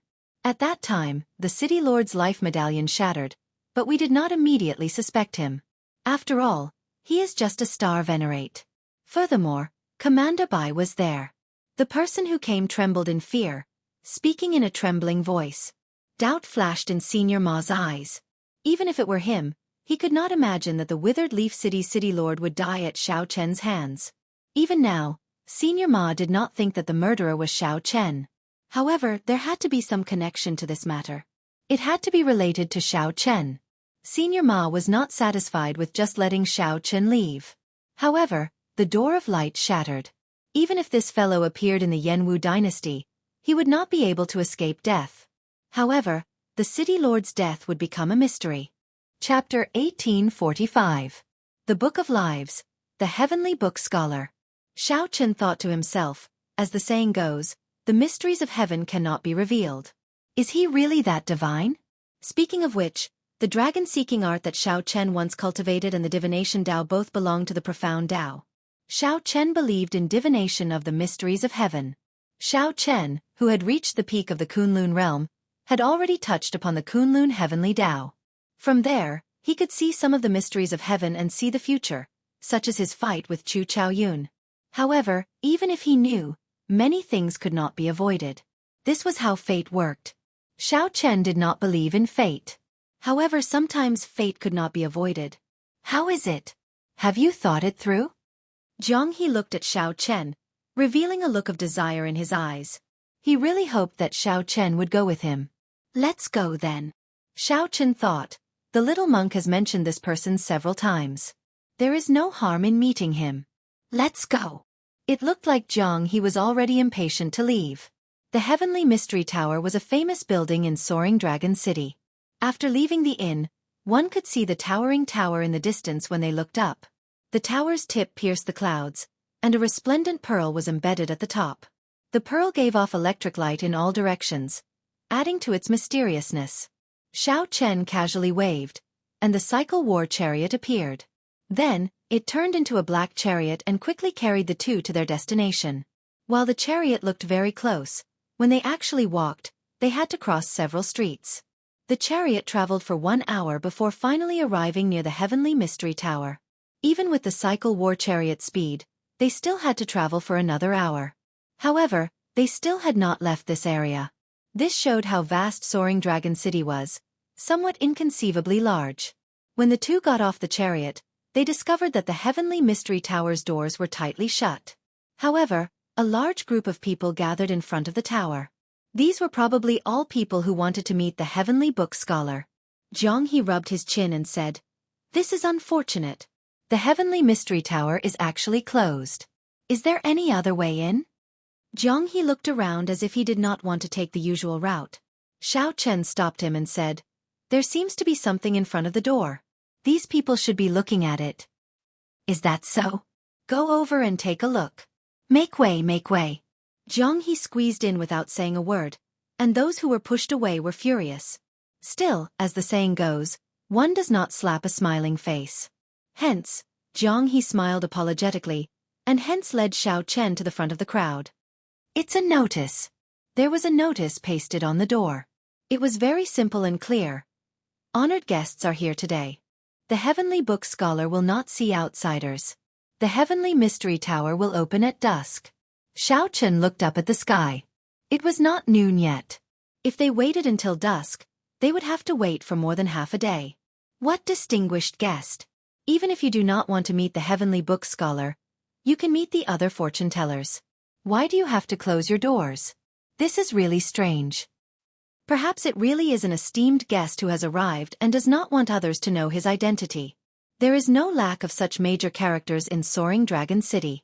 Could it be someone from the Marquis's residence? When they saw the notice, the people from all over started talking all at once. If it was a distinguished guest, there was naturally no one in Soaring Dragon City who had a more distinguished status than the people in the Marquis's mansion. However, that was hard to say. There were many hidden dragons and crouching tigers in the Jianghu dynasty. Who knew who it was, coming from afar to seek an audience with the Heavenly Book Scholar? There had been such examples in the past. "Come out first." Jianghu led Xiao Chen out and arrived at a desolate place. Then, he stared at the Heavenly Mystery Tower and entered deep thought. Xiao Chen observed Jianghu's expression and said, "You can't be thinking of sneaking in, right?" Jianghu retorted boldly, "Of course. In my plan, I have already taken into account such a situation. When an esteemed guest arrives, it is the time to focus on divination.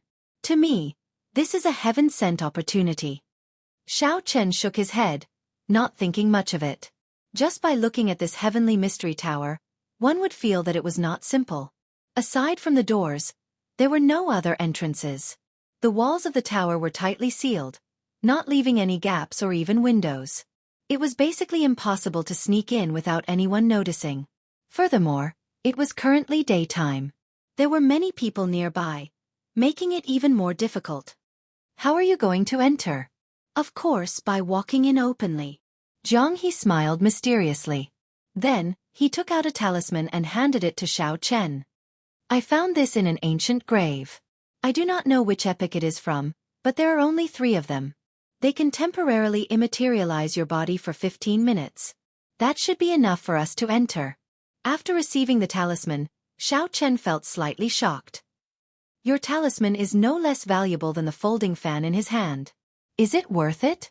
"That folding fan is the Heavenly Book Scholar's lifeblood. To me, the talisman is just a tool that I can casually give away. There is no comparison between the two." Jianghu stuck the talisman on his body. Then, Xiao Chen immediately discovered that Jianghu vanished from before his eyes.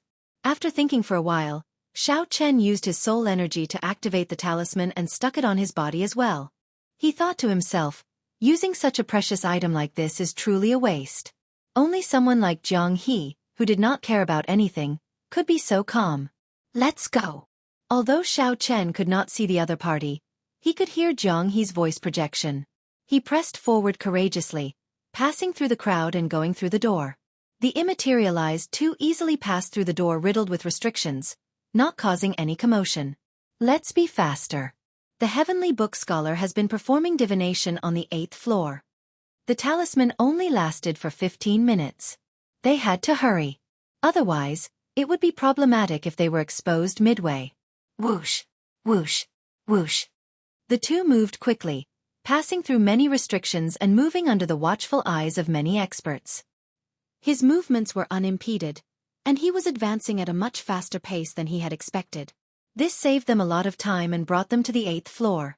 It's in the west. Go straight, turn left, turn right. We arrived. It looked like Jianghu was very familiar with the situation here.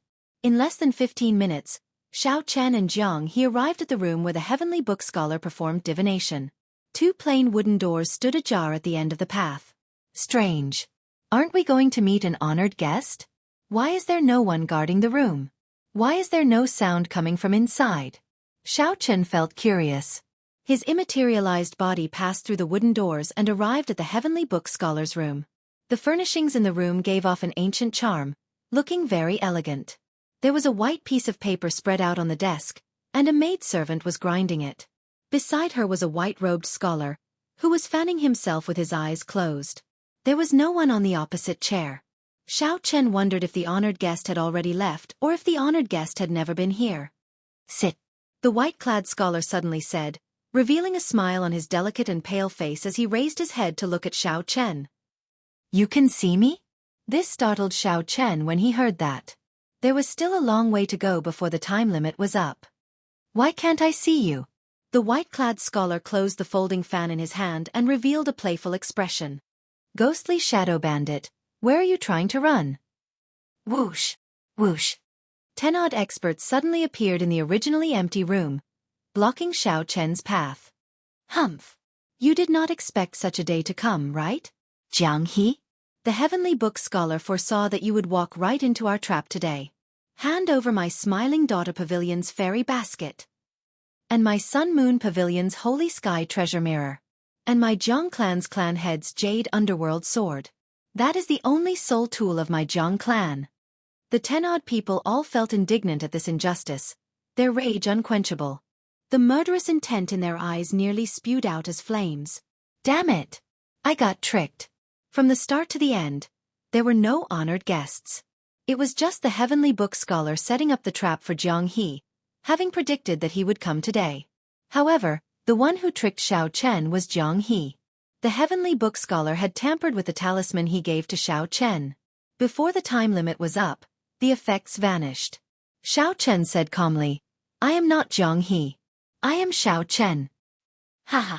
Who does not know that Xiao Chen is Jianghu and Jianghu is Xiao Chen? Ghostly shadow bandit. When you stole my clan's jade underworld sword, didn't you use Xiao Chen's name? One of the old men holding a sword looked coldly at Xiao Chen, showing a mocking expression. With the Heavenly Book Scholar here today, no matter how flawless your disguise is, you can forget about quibbling. Hurry up and hand over the treasures you stole. I can sense that my Smiling Daughter Pavilion's fairy basket is indeed in his hands. Just at this moment, a pretty woman in her prime looked at Xiao Chen while holding the fairy basket. She could no longer hold back her murderous intent. Good. This is great. There is no way for me to explain myself. White is black. Xiao Chen turned around and looked at the Heavenly Book Scholar. Then he said, Since you are known as the Book of Accounts, knowing everything, why don't you make a divination? Am I Jianghu? Right now, Xiao Chen could only rely on the Heavenly Book Scholar. He hoped that the other party was reliable. From the start to the end, the white-clad scholar did not say anything. However, some doubt appeared in his eyes as he looked at Xiao Chen. You still need to make a divination? If you are not the ghostly shadow bandit, how are you going to explain the fairy basket in your hand? The fairy basket of my smiling daughter pavilion's branch is just a replica. The feeling from the original in my hand cannot be fake. That pretty woman in her prime spoke in an incredibly forceful manner, looking like she wanted to take down Xiao Chen on the spot. When the others heard this, their killing chi intensified. They all looked at Xiao Chen with extremely hostile gazes. Everyone, there is no need to be in such a rush. Once he enters the heavenly mystery tower, he will be like a turtle in a jar. He will not be able to escape. The heavenly book scholar said slowly, "Whether he is or not, I will know once I make a divination." Right after the heavenly book scholar spoke, stars flickered in his eyes. He held the fan in his right hand and performed divination with his left. As the heavenly book scholar executed his divination, the white paper on the table slowly floated up. Xiao Chen's expression changed slightly. He felt like he could no longer hide any secrets before this pair of eyes. A mysterious energy invisibly encased Xiao Chen's body. Stars flickered in the heavenly book scholar's eyes, looking like the vast and boundless starry heavens. Stars were continuously destroyed before being reborn. It was like the supreme principles of the universe were all in the heavenly book scholar's eyes. "It's really him!" someone suddenly exclaimed. The white paper floating in the air slowly revealed a portrait of a person. It was the portrait of Jianghu when Xiao Chen first met him. This stunned Xiao Chen. How can this be? How can I not know who I am? That's not right. Suddenly, the heavenly book scholar's expression changed slightly. Someone had secretly tampered with the aura of the person before him. However, the heavenly book scholar was horrified to discover a horrifying existence in this person's fate. It was unfathomable and unfathomable. The heavenly book scholar wanted to stop, but it was already too late. Pussy. The heavenly book scholar vomited a mouthful of blood and fainted. "Young master." The maidservant at the side showed an anxious expression. The portrait floating in the air burned and turned into ashes. "Take him down. He wants to attack the heavenly book scholar."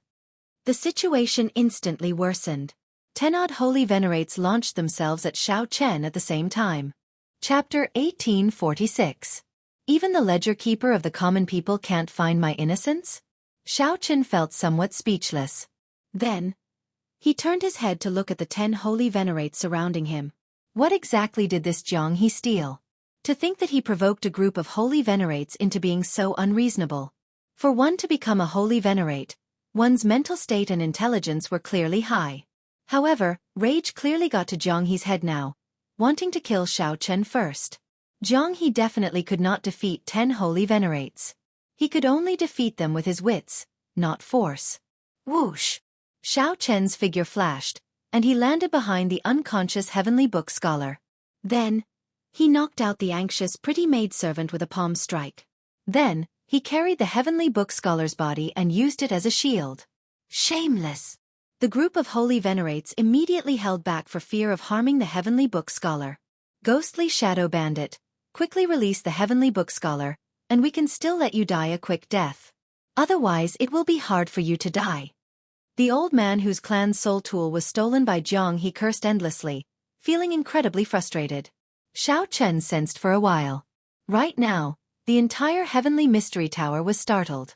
The experts in the tower were rushing over. In fact, there were even a few extremely terrifying auras that were rapidly rushing over. This place was not suitable for them to linger. If they did, they would definitely die. Boom! Xiao Chen could not be bothered with this group of people who kept shouting at him but did not dare to step forward. Xiao Chen turned around and punched the wall. He activated 30% of his blue dragon bloodline and infused it with 20 cauldron force. A dragon roar immediately rang out, and the force of his punch blasted a hole in the wall. Whoosh! Nearly the instant Xiao Chen punched, Xiao Chen carried the little monk and the heavenly book scholar on his back and rushed out of the hole. After him. The holy venerates behind were stunned for a moment, feeling somewhat shocked. The force of Xiao Chen's punch actually blasted a hole in the heavenly mystery tower's wall. This was simply incredible.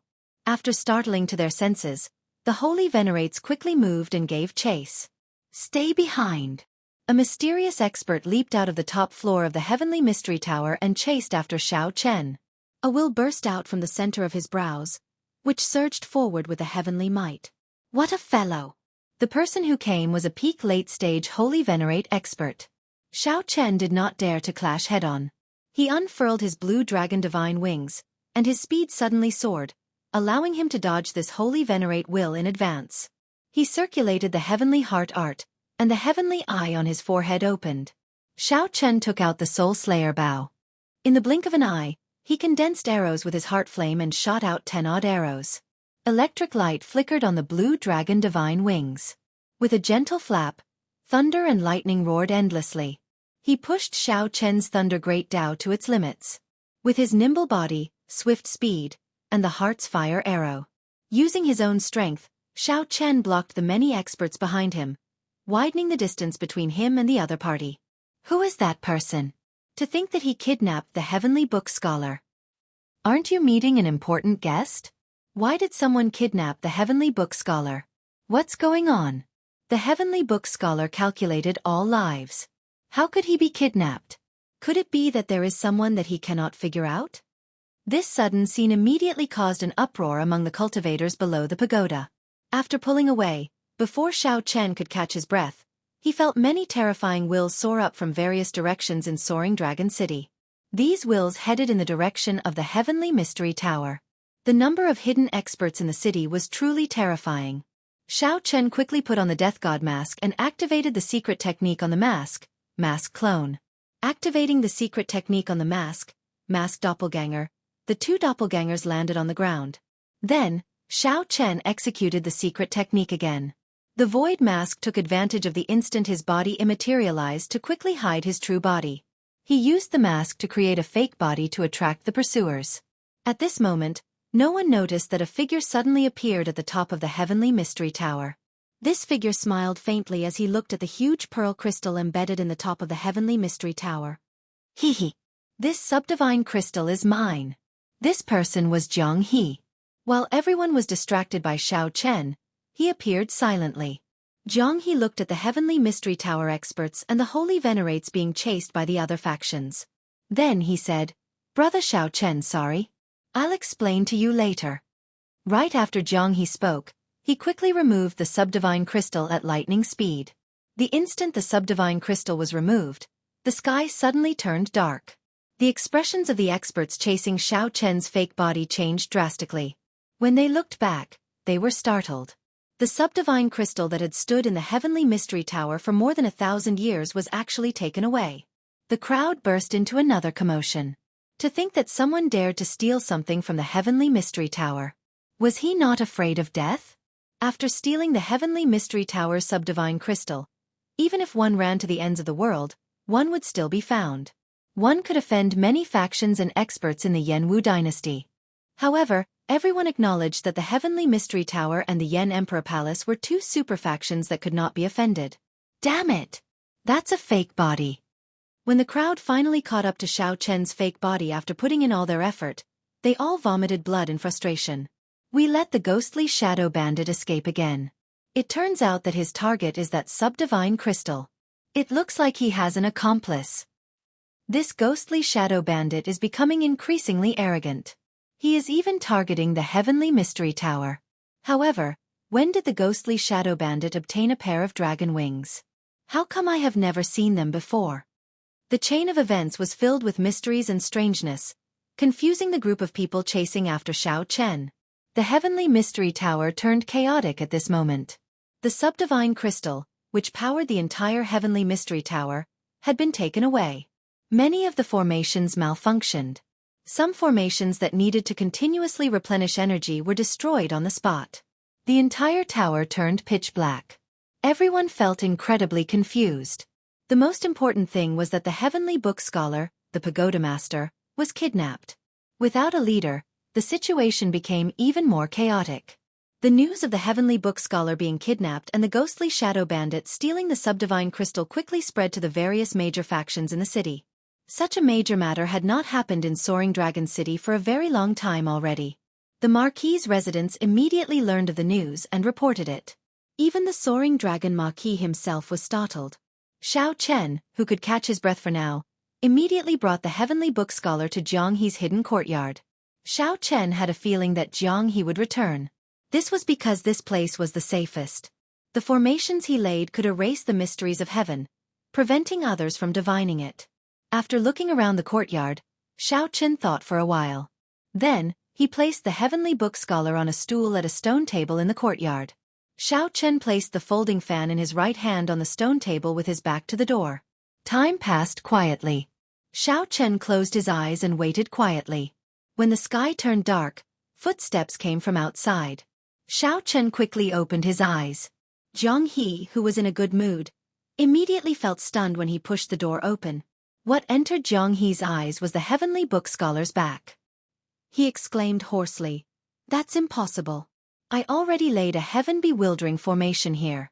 You cannot possibly divinate it. You lost." The heavenly book scholar, who should have continued sleeping, suddenly turned around and waved his folding fan. The door behind Jianghu suddenly closed tightly. Flowing light spread out in the entire courtyard, and countless figures flickered. With the heavenly book scholar's fan, the heaven-bewildering formation suddenly turned into a heaven-sealing formation, directly sealing off this space. Interesting. When did you wake up? Originally, Xianxia had been prepared to take advantage of Jianghu's stunned state to instantly restrain him and force him to explain what had happened to give him an explanation. If there was no reasonable explanation, Xianxia would not hesitate to kill the other party. Who knew? Xianxia miscalculated, and the heavenly book scholar woke up prematurely.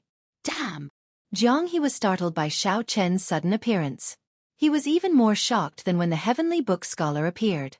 Are you not going to explain to me what's going on with this talisman? Xianxia asked as he looked at Jianghu, taking out the talisman that had already lost its effect. Jianghu smiled embarrassedly. I'll speak on his behalf. He made a bet with me. He said that he would perfectly extract the heavenly mystery tower's subdivine crystal within 1 month. If he lost, I would help him make a divination. I divined that he would come to extract it today. However, I did not see that you were a variable. I could not tell you because I would know if I did. While I could not divine what happened to you, I could divine what happened to him. However, he did not expect you to be a variable, either. Not only did you manage to escape the pursuit of so many holy venerates, but you even brought me here. The heavenly book scholar stood up and spoke leisurely. He gently fanned himself, appearing calm and collected, giving off an aura of being in control of the situation. Hence he still lost. No one can leave my heaven-sealing formation. I have the final say in everything. Hand over the substandard god crystals and the things you stole. Wuxia. However, right after the heavenly book scholar spoke, a hole instantly appeared in the heaven-sealing formation in the sky. Xianxia put down the soul slayer bow, and the heart flame on his finger vanished. Then, he looked at the heavenly book scholar and said, "It does not seem as incredible as you make it out to be. A casual arrow can create a hole. Heart force? That's not right. If it were heart force, the heaven-sealing formation would have been destroyed long ago." The heavenly book scholar's expression changed. He silently circulated his divination skills, wanting to continue attacking. However, the moment the heavenly book scholar moved, he discovered a terrifying aura locking down on him. If he moved rashly, he would die in the next moment. Who has the final say now? Xianxia asked indifferently after he switched out the soul slayer bow for the god shadow bow and aimed it at the heavenly book scholar. The heavenly book scholar had never felt so sullen before. After a long time, he squeezed out a word through clenched teeth. The heavenly book scholar did not miss anything. Even if a sovereign personage came, that sovereign personage would not show him any respect. Yet, the heavenly book scholar ran into Xianxia, who broke his heaven-sealing formation without saying a word. This was a resounding slap to the heavenly book scholar, who had just gained control of the situation. Before he could think of a solution, Xianxia took out a soul tool. This was truly unreasonable and extremely tyrannical. Who has lost now? Xianxia asked. The heavenly book scholar's expression changed slightly. However, when he saw the god shadow bow in Xianxia's hand, he said with a sullen expression, "Me." As the saying goes, if one admits a bet, one must be willing to admit defeat. I did not force you, right? A smile appeared on Xianxia's icy face. However, he did not put away the god shadow bow, continuing to lock down on the heavenly book scholar. Xianxia. Jianghu felt warmth in his heart. Unexpectedly, Xianxia would still help him at this moment. Stop wasting time. Hurry up. Since I was willing to accompany you despite knowing that you wanted to steal his folding fan, I already had the intention of helping you. Now that the misunderstanding has been resolved, I will naturally help you to the end. Xiao Chen did not waste any words. He quickly expressed his thoughts and urged Jianghu. Many thanks, Jianghu said seriously. Then, he walked over to the Heavenly Book Scholar and told him about his divination. Chapter 1847. Heavenly Book Scholar, you are known as the Book of Life, able to divine everything in the world. Let me ask you something. Who will be the next Dragon Emperor? Right after Jianghu spoke, Xiao Chen's expression changed. What great ambition! Could it be that Jianghu wants to vie for the Dragon Emperor position as well? When the Heavenly Book Scholar heard that, he revealed a mocking expression. What kind of luck is contained in the words Dragon Emperor? Who would dare to casually divine it? You are also someone who knows divination techniques. To think that you would make such a request. I overestimated you. Even if I use my lifespan to divine it, the results will be cryptic and hard to understand. Jianghu said, Naturally, I know that. I already brought natural treasures to replenish my lifespan. Just do your best to divine it for me. After saying that, Jianghu took out a brocade box from his storage ring and opened it for the Heavenly Book Scholar to see. Pure water white lotus. The Heavenly Book Scholar received the brocade box and no longer hesitated. You are really persistent. In that case, I'll do as you wish. The Heavenly Book Scholar gently flapped his folding fan and looked up at the starry sky. The stars in his eyes seemed to reflect on the starry heavens. Xiao Chen opened his heavenly eye and looked up. He discovered that the star chart above seemed to move mysteriously. The Heavenly Book Scholar's eyes seemed to see through the mysteries of heaven. His soul landed on the mysterious river of fate. After a while, the Heavenly Book Scholar gave off a terrifying aura. It was like he had the mandate of heaven on him.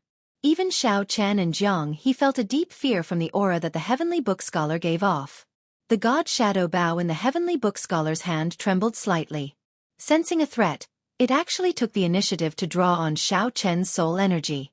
A pair of scarlet wings silently unfurled on the God Shadow Bow's sides. The God Shadow Bow took on a form that Xiao Chen had never seen before.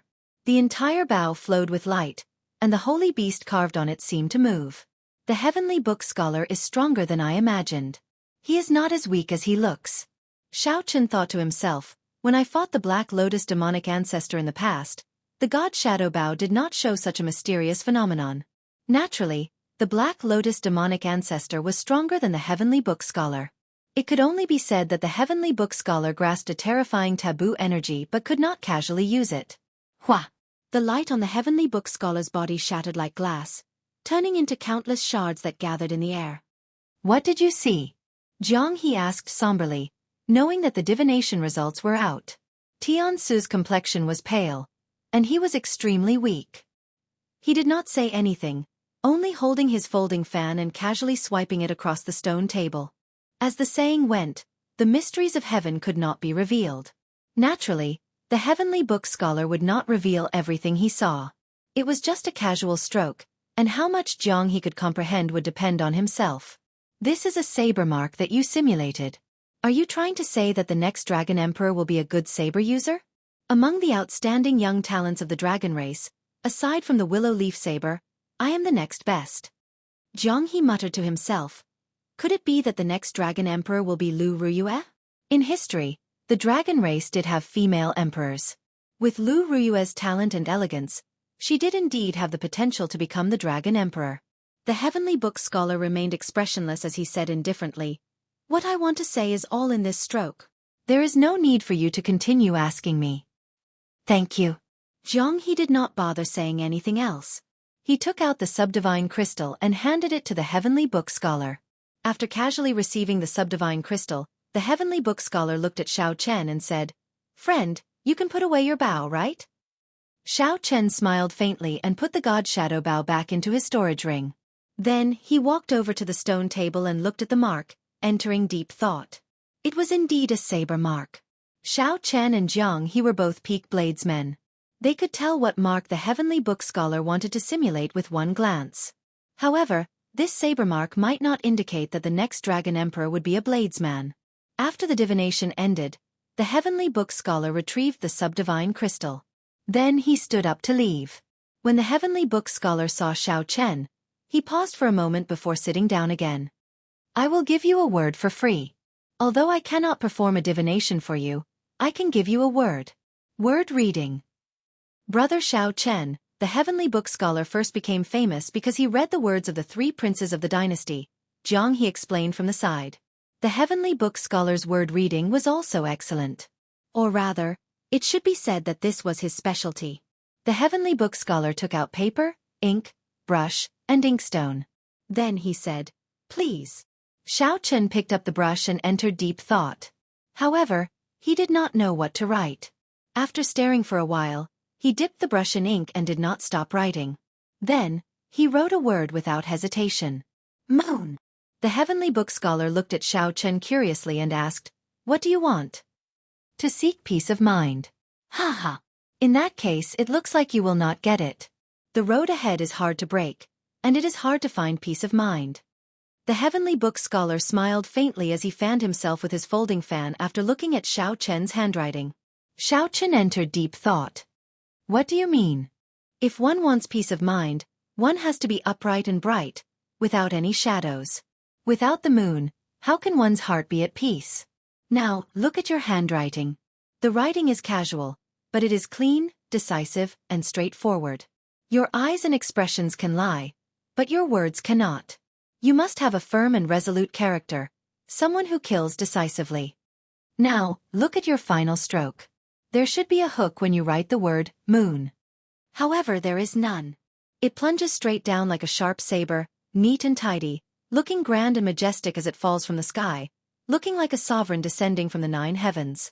This moon is like fire, watered by hot-bloodedness and lofty sentiments. It burns fiercely, comparable to the blazing sun. This moon is like a saber, dazzling with saber light, pressuring with pride and sharpness. Naturally, the heavenly book scholar would not casually give a conclusion. He had his own reasoning and origins. Jianghu felt somewhat confused. No matter how you look at it, these are all merits. Why is the conclusion so different? The heavenly book scholar replied indifferently. That is because of what he seeks. How can a heart burning without hesitation be at peace? How can a proud and aloof saber be willing to be mediocre, unhindered by the world? If you seek riches and honor, fame, or righteousness, they are all good words. However, what you seek is peace of mind. This heart cannot be at peace? As Xiao Chen looked at the word moon on the white paper, he felt slightly stunned, not saying anything. However, Jianghu asked on Xiao Chen's behalf, Is there a way to break it? Naturally there is. This moon is like fire, burning fiercely, eager to soar into the sky. It does not want to stop for even half a step. Just stay here. As long as this moon does not rise, you will be at peace. The heavenly book scholar seemed to have expected this question. He smiled faintly and casually spoke of a way to break it. As the white-clad scholar waved his folding fan, he looked very graceful.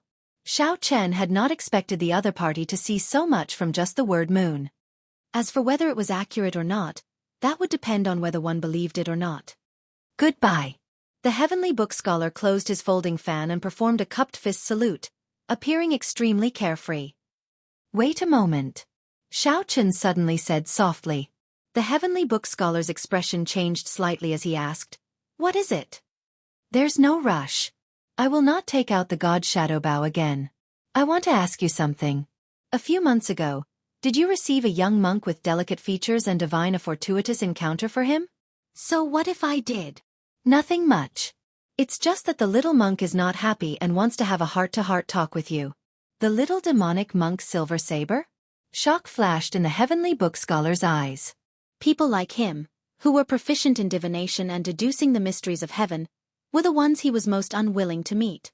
After walking the divination path, one would naturally have a deep belief in the heavenly Tao and fate. When a calamity came knocking, nothing good would come out of it. The heavenly book scholar showed a doubtful expression as he looked around and did not see anyone.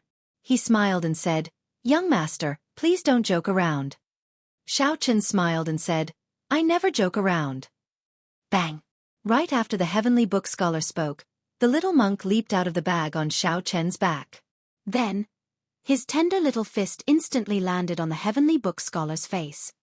I ended up like this because I listened to your nonsense. I'll beat you to death. I'll beat you to death. The little monk's baby-like face did its best to make an angry expression. However, no matter how hard it tried, it still looked incredibly cute when paired with that tender little face. The little monk's tiny fist striking the heavenly book scholar's face looked more like an affectionate gesture. However, the heavenly book scholar was in unbearable pain. He clutched his head and scurried around in a sorry state, no longer looking like an elegant scholar. Upon seeing the heavenly book scholar's appearance, Xianxia felt somewhat pleased. What he hated the most were people who deliberately mystified others and put on airs. Xianxia felt upset, but it was not to the point where he would make a move to teach the heavenly book scholar a lesson. The little monk, who had just woken up and received a voice projection from Xianxia, was the most suitable person to make a move. However, when Xianxia's gaze fell on the white paper on the stone table, the smile on his face slowly dimmed. Out of curiosity, Xianxia had not expected to end up with a divination that made his heart uneasy and his future difficult. He hoped that it was just a casual remark. Chapter 1848. Why am I so unlucky? Xianxia nonchalantly spat out these 3 words. I don't know. The instant I raised my brush, I thought of the word moon. Perhaps I have a fate with the moon in my life. Many of the martial techniques I cultivate are related to the moon. The person I like has the moon in his name as well. However, such a person actually had the same goal as him. One contained a great horror in the heavenly mysteries, which could not be divined. The other did not need to be divined. He was horrifying in the first place. Xianxia's words sounded a little awkward, but his meaning was clear. Not only could they not become close friends, but they might even become mortal enemies. The little monk's tender head appeared on Xianxia's shoulder. He scratched his head and said in confusion. Xianxia was not such a person. He was very clear on his own heart. He would not hide it from Jianghu, even if he did not want to. Interesting. No wonder I got along so well with you the moment I saw you. Aside from the so-called mixed-blood dragon bloodline, as bladesmen, you actually have the same goal. It's just a small injury. It's not a big deal. Next time, be gentler. Jianghu, who was at the side, gaped in shock. Brother Xiao, aren't you being too calm? Xianxia's observation was very meticulous, and he sharply noticed something else. Seeing the little monk's angry appearance, he looked very cute. Jianghu laughed heartlessly. Big brother, are you all right? I want to be the Dragon Emperor. Wuxia. Speaking of which, the 2 of you are staring at each other and doing your best to look fierce. However, there is no killing chi or will of soul infused into your auras. Is this the legendary exchange of glances? This little monk doesn't understand. Fate made fools of people. Sometimes, it was really speechless when it came to the heavens. Just as Jianghu was about to speak, the 3's expressions suddenly changed. The 2 looked away awkwardly, no longer daring to look at each other. They simply could not accept this. The contrast was too great. I'm used to it. However, Xianxia had no intention of stopping there. He looked straight at Jianghu and said seriously, let's go. He looked straight at Jianghu and said seriously, not caring about what he said at all. Perhaps. The scene suddenly changed. The infant-looking little monk made the situation somewhat awkward. Xianxia gently wiped off the blood at the corner of his lips. His expression did not change at all as he focused on the words he wrote. He raised his head and looked at the sky. In the night sky, several powerful auras were rapidly gathering towards this place. Even so, Jianghu was still shocked. Just how much luck did it take to subdue the little monk? The little monk on Xianxia's back was like a cat. He patted Xianxia's back and stuck his head out like a curious baby. Jianghu felt stunned. Then he smiled and said, it's not that I want to say this, but Brother Xiao, while you have the dragon race's bloodline, you are not one of the 6-colored divine dragons. It's good to have such ideals, but don't take them seriously. Flowing light flickered in all directions, and the heaven-sealing formation dissipated on its own. Then, its figure flashed as it flew away. Compared to the slap that almost took his life in the underground world, it was not worth mentioning. Who was it that ascended to the throne of the Dragon Emperor in the end? The heavenly book scholar showed a sullen expression as he folded up his folding fan and waved it a few times. That was not possible. If they fought for the position of Dragon Emperor, they would definitely become mortal enemies. As their gazes clashed in the air, sparks appeared. The path of kingship, the Dragon Emperor's throne. The little monk said in his childish voice, choking with emotion. Ha ha! The little demonic monk Silver Saber. You finally live up to your name. Ha ha ha! It was best to make some things clear in advance. If they were really competitors, there was no need to be secretive. The heavenly book scholar, whose face was swollen, stood up in a sorry state. He looked at Xiao Chen and then at the little monk. This was truly an unrivaled combination. Strange. It looked like there was something difficult to say. Along the way, blood dripped from the tip of the saber, leaving behind a long mark. The saber mark vanished, and a saber light soared up like a flame, forming a light screen. However, when the heavenly book scholar left the courtyard, he discovered that Xiao Chen, Jianghu, and the little monk completely ignored his existence. Xiao Chen answered honestly, not hiding anything. The two looked straight at each other. At this moment, the two, who were already very close, became somewhat unusual. Xiao Chen picked up the little monk's doo-doo and tied it up like a kitten's bell. The little monk cried out as his limbs flailed about. The combination of these two demonic geniuses was truly unrivaled. Never be surprised when you are with the little monk. Nothing unexpected can happen. This startled the little monk. He quickly stopped flailing about, lying quietly in the bag. Jianghu consoled. Actually, there is no need to mind it. That ledger of lives is not omniscient and omnipotent. I believe that Brother Xiao will be able to achieve what you want and find peace of mind. Go ahead and do what you want to do. There is no need to stop. Jianghu revealed a mocking smile. However, he did not know whether he was mocking himself or Xiao Chen. The moment I switched the heaven bewildering formation to the heaven sealing formation, it could no longer stop the heavenly mystery tower's great sages from divining. If there is any trouble later, don't blame it on me. When that person turned around, the scene suddenly vanished, and the light screen shattered. This made the heavenly book scholar, who felt neglected for the first time, depressed. A mysterious phenomenon immediately appeared. When Xiao Chen heard that, he smiled and said, "It seems like you have an unranked bloodline as well. Get up. Stop stepping on my words." Seeing that Xiao Chen was still looking at the moon character on the paper, Jianghu asked out of curiosity, "Brother Xiao, why are you writing the moon character?" "That's not right. I am a curious baby in the first place." Xiao Chen felt so frustrated that he wanted to vomit blood. So, he fell asleep and woke up as a baby. Then, he leaped up and landed on the stone table. The scene of two outstanding talents fighting against each other, the indescribable hatred instantly crumbled. It seemed like Jianghu's words contained something that he could not say. After beating up the heavenly book scholar for 15 minutes, the little monk's anger subsided slightly. It was not that Xiao Chen was calm enough. He was really used to it. The little monk felt depressed and frustrated. He swung his fists around, randomly hammering Xiao Chen's back. The situation turned even more awkward. Jianghu's expression changed slightly. His smile faded, and his expression turned cold, turning grave. However, just as Jianghu focused, the scene flickered. In the next moment, he saw only a person's feet walking towards the Dragon Emperor's throne. Even though the heavenly book of life had always been calm and unruffled, controlling the situation with a wave of his fan, the heavenly book of life was not able to do so. What do you think? So what if he vomited blood? However, he still could not change the fate of being tossed into the undergarment by Xiao Chen. There were very few bladesmen that could catch Xiao Chen's eye. There were even fewer that he could befriend. However, Jianghu was undoubtedly one of those few. The trouble that the heavenly book scholar mentioned had arrived. The scene on the light screen flickered. An ancient throne sat at the end of the continuous steps. Xiao Chen sat down again and looked at the saber mark that the heavenly book scholar left behind. Then, he reached out and caressed it. Jianghu said, "I'm different." Xiao Chen grunted and vomited a mouthful of blood, showing a pained expression. However, he could not do anything to these two demonic geniuses, one big and one small. He could only hide far away. Are you serious? However, Xiao Chen was certain that the final contenders were the three blades men. Xiao Chen countered. He did not want to see such a situation happen.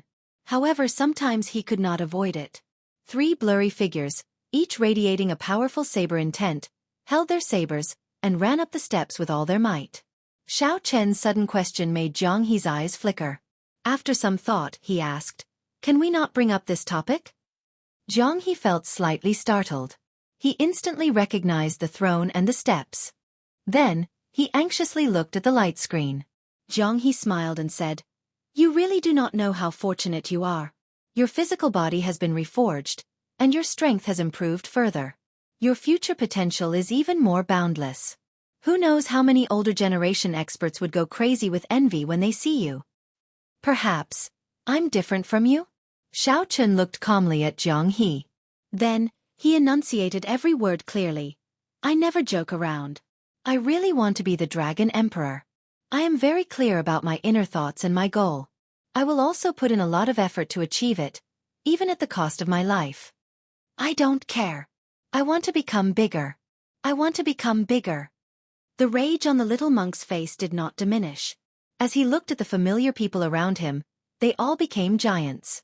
Xiao Chen put away the white paper, and the saber mark that the heavenly book scholar left appeared on the stone table. Then he looked at Jianghu and asked, "You want to be the Dragon Emperor?" "That's right. That's right. Why?" Jiang Shan smiled embarrassedly. "Brother Xiao, stop joking." Chapter 1849. The tune was still as gentle as before, as clear as water, as gentle and pleasant as before, as intoxicating as before. There was actually someone who wasn't afraid of death today, and had offended all of these powers. That's it then. What are they doing? To think that they took the initiative to land on the Smiling Daughter Pavilion's warship. Ordinary people would not dare to erase the might of the warship. Visible ripples spread out from the warship, looking like ripples on water, causing space to tremble. Many people with a keen sense of smell sensed an unusual aura. None of the factions behind them were weaker than the Jiang clan. His words were filled with decisiveness, domineeringness, and confidence. With such a background, many experts followed in secret, wanting to see what was going on. What happened? To think that the Jiang clan actually sent out the Purple Thunder warship. The Jiang clan only has 3 of these warships. Practically all these factions had their important treasures stolen. Furthermore, Jiang Chen has been roaming free, embarrassing the various factions long ago. Now that we caught him, we will not let him escape again. With the appearance of the Smiling Daughter Pavilion, many of the cultivators in the city, who were watching, could no longer hold back and soared into the air. Who is the ghostly shadow bandit? Could it be that the ghostly shadow bandit has always been 2 people? What countermeasures do you have? All sorts of startled cries rang out endlessly from below. Everyone broke out in a cold sweat at the audacity of the 2 in the air. Many people could already imagine the sound waves tearing the 2 into shreds, their blood filling the night sky. The rage in Jiang Chen's voice made everyone shudder in fear. Jianghu looked at the warship flying over from the west and said softly, "The Smiling Daughter Pavilion has the deepest accumulations among these factions. However, this is not the imperial capital, after all. A warship sent out by a county city cannot be that strong." Jianghu was startled at first. Then he realized that the only way was to steal the warship. However, the murderous aura contained within was like raging waves that shook the heavens. It's the Jiang clan's Purple Thunder warship. The deep sound of the war drums startled all the cultivators in Soaring Dragon City. It would be very difficult for a person to escape from a warship. However, if one could use the other party's warship, the situation would be different. However, there was no panic or hesitation in his eyes. The little monk was wearing a red doo-doo, exposing his 2 tender buttocks. However, he was not afraid. This lineup is truly grand. It seems that the various clans truly hate the ghostly shadow bandit to the bone. Yes, first leader. However, what shocked them even more was yet to come. To the west of Soaring Dragon City, a fortress ship bathed in a jade light, surrounded by clouds and looking like the stars and the moon, leisurely approached. The night was as dark as ink, and the bright moon hung in the sky. People couldn't help but open their eyes to look, wanting to see her beautiful face. So. No one knew why the Jiang clan was so enraged that they actually dispatched a Purple Thunder battleship. In the night sky, in the north, a huge battleship burning with purple light was rapidly flying toward this place through the clouds. Although the Jiang clan is not one of the 8 great clans of our dynasty, it is definitely one of the top 3 great clans in the Soaring Dragon County. No wonder. Other than him, there's no one else who would dare to offend so many powers. Today, he had made a mistake. What was even more horrifying was that they even beat the war drums. This was something that had not happened in the past few centuries. Damn. It really is the Smiling Daughter Pavilion's warship. It was as if what he said was just a trivial matter. These warships were all as fast as 7-star pirate ships. They were terrifyingly fast. An ancient Jiang character was written on the warship's bow. War drums rumbled on the warship, shaking the surroundings and sounding deafening. Be obedient and don't cause trouble. However, the expressions of those two did not change, not showing any change in their expressions. Are they sending themselves to death? Inside the courtyard, Xianxia looked at the warships flying over from all directions and entered deep thought. It looks like tonight is going to be a tough night. Don't underestimate the Smiling Daughter Pavilion's strength. In terms of accumulations, even the Jiang clan cannot compare to them. Zither strings, flute, pipa, chime bells, guzheng. All sorts of musical instruments rang out at the same time. Ding, ding, dong, dong. The thunderous war drums seemed like they would knock down the lunar palace in the sky. The best part was yet to come. Another 4 or 5 warships appeared in the night sky. It has been many years since I saw the Jiang clan send out the Purple Thunder warship. It was like the two figures fell from the bright moon to the mundane world. Before the surging attacks, they were as insignificant as a lone boat in the vast sea. Humph! 2 sonic booms rang out in the courtyard. Xianxia and Jianghu flew into the sky at the same time, traveling 10 kilometers in the blink of an eye. Normally, if one offended one of these factions, one would not be able to escape death. 2 resplendent saber lights burst out of the two's hands at the same time. Xianxia picked up the little monk and tossed him into his backpack, thinking of a countermeasure. Jianghu entered deep thought. It seemed like he had underestimated Xianxia. This person was far more terrifying than he imagined. Xianxia smiled faintly and said, I was the one who brought the heavenly book scholar here. If we are talking about trouble, it should be me who implicated you. He could not bear to watch. Xianxia turned around and looked at Hope. His eyes were like clear water, calm and unperturbed. It was like a startled swan, and everywhere it passed, it left behind a mist of light. In the night sky, he looked like a jade ribbon falling from the sky, drifting in the tranquil night. What exactly happened? To think that a place of pleasure like the Smiling Daughter Pavilion would send out its warship.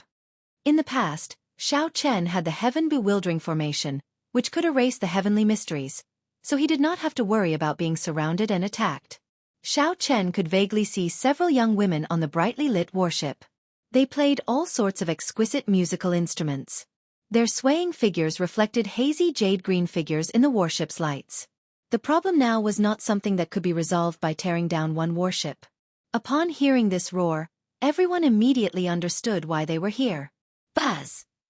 All the cultivators who were paying attention to this scene were completely shocked. This was really frightening. The infant stood on the stone table and looked up at the sky, revealing lofty sentiments on his face. I have to go and take a look.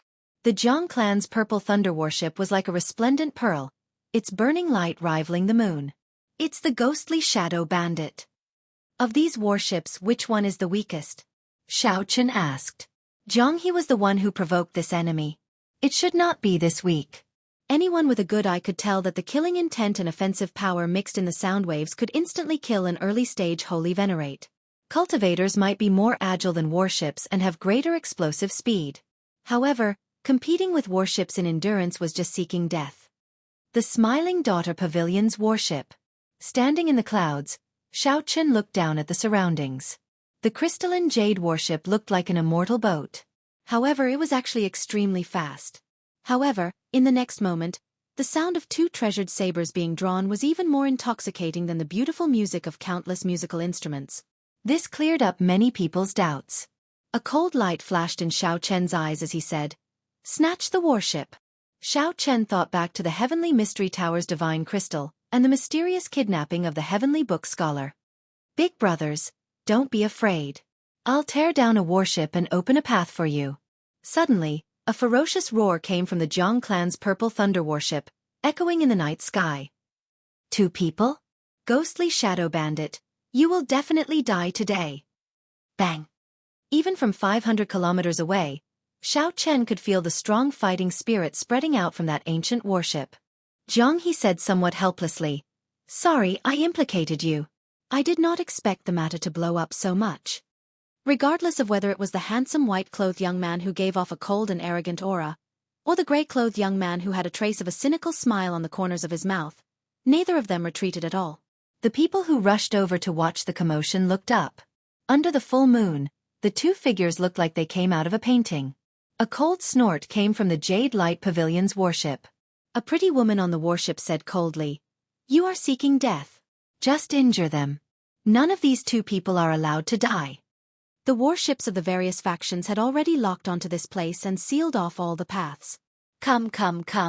Let's go over and take a look." Jianghu asked. The Heavenly Mystery Tower, the Sun-Moon Pavilion, the Thundercloud Sect, and the Jade Water Mountain Manor.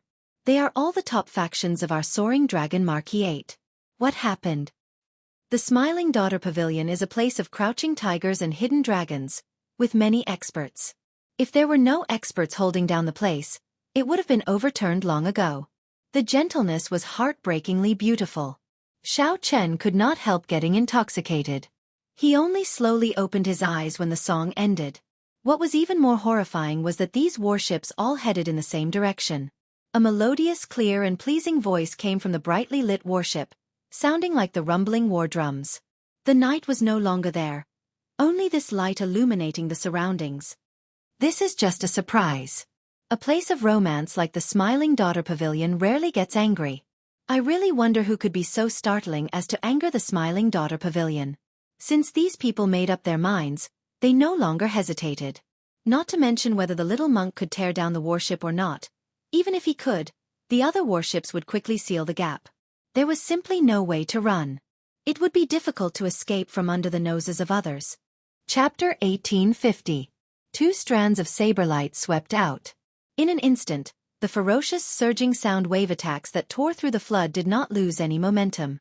The two infused their wills of soul and saber Dao great Dao energy into their saber strikes.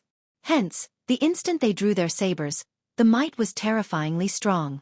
The two strands of saber light were like two blazing suns competing in the night sky, lighting up this dark world. Kill. After breaking the sound wave attacks of 100 musical instruments on the fortress ship with one strike, the two's auras flourished as a rainbow as they quickly descended towards the fortress ship. The two's thinking was very simple. The music Dao attacks were not strong in terms of sound alone. If he couldn't interrupt the other party's rhythm with a single strike, then he would lose. If they could not break the other party's rhythm with one strike, they would be in big trouble. Even if the two had incredible means, they would be helpless.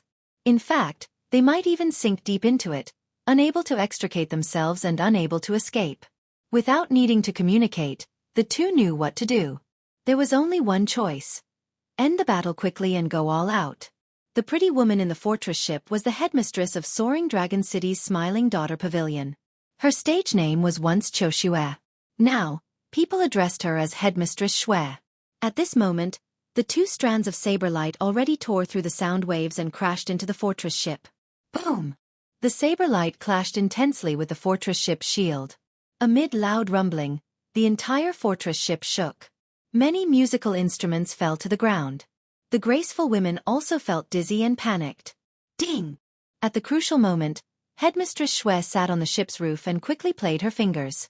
In one breath, Headmistress Xue played hundreds of melodious tunes at a dazzling speed. The flustered woman in the fortress ship quickly stabilized her emotions. Then, she played the musical instrument in her hand according to Headmistress Xue's tunes. A song of intoxicating beauty. Where can one find a bosom friend?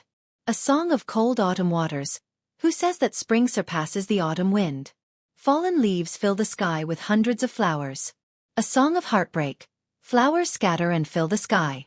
Who will pity the beauty of the red fades? A song of heartbreak. How can one recall the past from the beginning? Cutting flowers and laughing. The shadow of the lantern grows thin. Now the red conch grows sad. Can one remember the bright moon and beautiful clothes? As hundreds of musical instruments rang out again, headliner Xue used her heavenly voice to sing an extremely sorrowful song.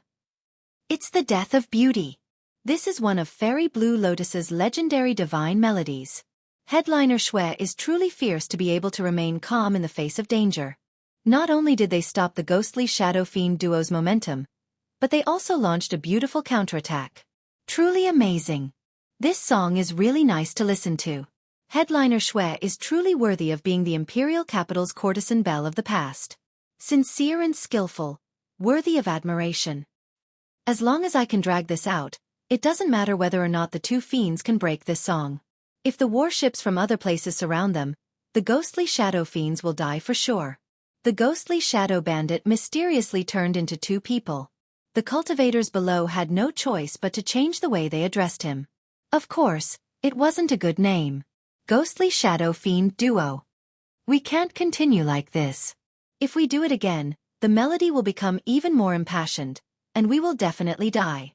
The moment Headliner Shui's zither rang out, she started playing the death of a beauty.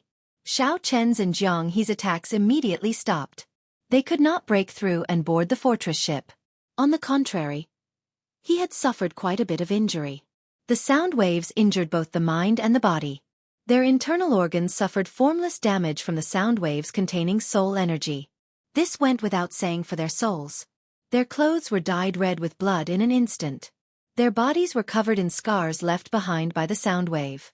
This showed the sharpness of the sound waves and the density of their attacks. They were extremely horrifying. Headliner Shui's fingers danced continuously on the fortress ship's high platform, changing unpredictably as she led the tune of the entire ship. Together with the formations in the fortress ship, she brought out the might of the death of a beauty to its limits. Right now, Headliner Shui not only wanted to stop the two but also wanted to end the ghostly shadow bandit and retrieve the Smiling Daughter Pavilion's lost fairy basket. While it might just be an imitation, if a competitor obtained it and refined it into a similar treasure, it would be a huge hidden danger. That would be a huge hidden danger to the Smiling Daughter Pavilion. Just as the tune changed again, Xiao Chen and Jianghu exchanged looks, each having a plan in their hearts. Xiao Chen instantly executed the dragon tone art. The formless dragon might in his body gathered in his chest, forming a huge whirlpool. At this moment, Xiao Chen activated 30% of his blue dragon bloodline, increasing the might of the whirlpool of dragon might. The winds and clouds above suddenly changed. A strong wind blew, and the formless dragon Qi formed a gigantic dragon head. The instant Xiao Chen roared, Jianghu opened his mouth and let out a terrifying dragon roar. On the other side, Jianghu roared at nearly the same time as Xiao Chen. However, Jianghu used a different kind of dragon tone secret technique. Compared to Xiao Chen's resounding dragon roar, Jianghu's was sharper and had a smaller range. However, it was more focused. Boom! The two heaven dragon roars merged.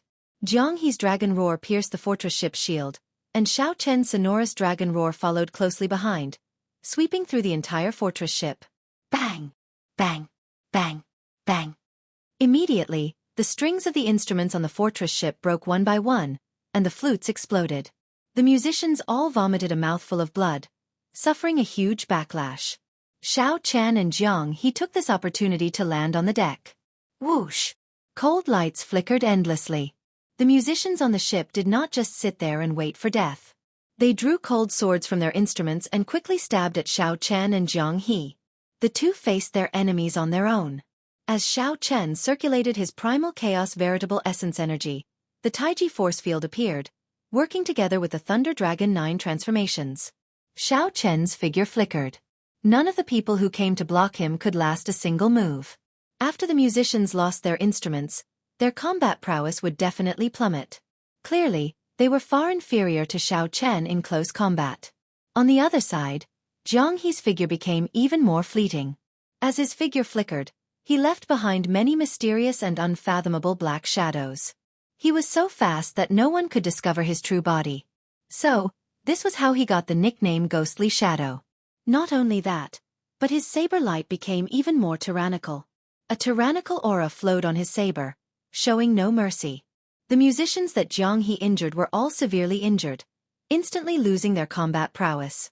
After about 15 minutes, the two stood together again. Now, only Headliner Shui remained among the musicians on the ship, standing high up. You! As Headliner Shui looked at the many severely injured musicians on the ship, she trembled in anger. She had not expected such a situation to occur. Not only did she fail to capture the ghostly shadow fiend duo, but the girls on her side were also severely injured. Fortunately, Xiao Chen and Jianghu were not bloodthirsty people. Otherwise, none of them would have survived. However, such a miserable situation still startled headliner Shui. She said sullenly, "All of you have to die." After saying that, headliner Shui took out the fairy basket, the Smiling Daughter Pavilion's sole tool. Crack! However, Xiao Chen had long since prepared for this. He knocked an arrow and let go before headliner Shui could. The arrow that flew out of the god shadow bow moved at lightning speed, pinning this holy venerate headliner Shui to the ship. The fairy basket in headliner Shui's hand fell to the ground, no longer having a chance to execute it. Xiao Chen only sought speed in this arrow and did not infuse much soul energy into it. Otherwise, this headliner Shui would not just be like this, she would have died on the spot. Whoosh! Xiao Chen's figure flashed, and he arrived at the watchtower on the tall platform. Then, he pulled out the arrow. Blood immediately spurted out. Headliner Shui's tender skin drained of all color. She appeared haggard, severely injured both in her physical body and soul. Xiao Chen raised his foot and kicked the fairy basket up. Then, he held it in his hand and returned it to headliner Shui. Startled cries rang out continuously on the ship. Jianghu infused some energy into the many young girls and tossed them off the ship. The girls that he tossed off would not be in any danger of dying, falling to their deaths. Although the ghostly shadow bandit had stolen countless treasures, he did not have the hobby of killing people for fun. He was just somewhat frivolous and heartless. Ha ha ha! Girls are falling from the sky. Catch them. The ghostly shadow bandit laughed as he tossed the girls off the ship, eliciting startled cries from below. Damn! Girls really fell. They are the musicians of the Smiling Daughter Pavilion. They are all great beauties. Quick! Quick! Pick one up and take her back as your wife. Ha ha ha! What's the rush? They are all musicians of the Smiling Daughter Pavilion. Do you really dare to force yourself on them? What do you know? Don't you know what it means to be a hero saving a damsel in distress? Damn! Don't block me! Ghostly Shadow Fiend Duo. Quick! Quick! Toss a few more down. Such actions stirred up a huge commotion among the thousands of cultivators below. Thousands of people soared into the air in the night, waiting for the beauties to be tossed off the ship. Such a scene was rare to see even in 1,000 years. You are all shameless, despicable hooligans. Headliner Shui hugged the fairy basket as she pointed at the two. Tears leaked out of her poorly beautiful face as her entire body trembled as she cursed angrily. However, before Headliner Shui finished, she let out a startled cry. Someone had tossed her down as well. Stop playing around. I'll cover the rear. You go to the control room. Xiao Chen said softly from the watchtower. Then, he continued drawing his bow and looked at the warship that was still some distance away. Hee hee. Got it. Jianghu clapped his hands and tossed the last two beauties down. Then, he rushed to the control room. Chapter 1851. As Xiao Chen held the god shadow bow from the crow's nest, he could see every warship within hundreds of kilometers clearly. Ever since Xiao Chen obtained the god shadow bow, he had never brought out even 1/10 of its might. Even he did not know how great the potential of this bow was. The earlier arrow only drew the bow slightly. Before the bowstring was drawn, it severely injured a holy venerate on the spot. After advancing to middle stage star venerate, Xiao Chen's soul energy had increased significantly. That earlier arrow had not drained much of his soul energy. Xiao Chen felt some anticipation, so he infused the rest of his soul energy into the bow. He wondered how much might it could bring out. Could it bring out its second form, spreading its divine wings, like when it faced the heavenly book scholar? The fortress ship had already started moving. Under Jianghu's control, it quickly headed out of the city. With this fortress ship, Jianghu no longer had to fear the pursuit of the warships behind. He could compete with them in terms of endurance. Damn it! We absolutely cannot let them get away. After them. The Jiang clan's Purple Thunder warship took the lead and gave chase. War drums shook the sky, and electric light shot out, illuminating the surroundings in a purple haze. A formation above the warship continuously absorbed the surrounding lightning-attributed energy. The lightning-attributed energy gathered into a resplendent ball of lightning, containing horrifying energy and startling might. The ball of lightning could shoot out at any moment. However, as the fortress ship Xiaochen was on belonged to the Smiling Daughter Pavilion, the Jiang clan had some misgivings. If they destroyed the other party's fortress ship, the Jiang clan would not know what to do after this, so they hesitated. Before the very last moment, it was best not to release it. After all, there was still a chance to catch up. You then. While the Jiang clan's people hesitated, Xiaochen did not. He drew the bowstring, and a divine figure seemed to flash in the sky.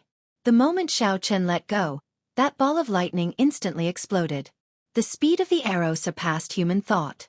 It was as if the moment Xiaochen let go, the huge and horrifying ball of lightning was struck by the arrow.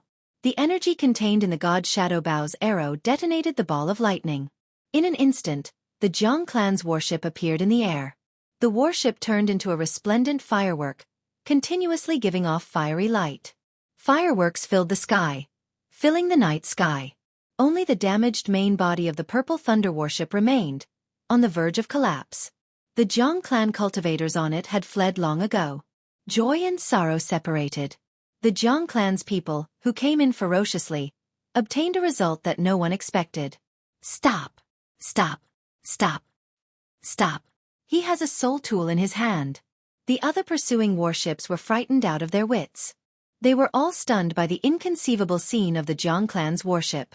Just a moment ago, the Purple Thunder warship was still in peak condition. How did it explode? How exactly did he break through the defense? What did he use? How did he detonate the thunderballs? It was truly frightening. The most frightening thing was that the Jiang family did not retaliate at all.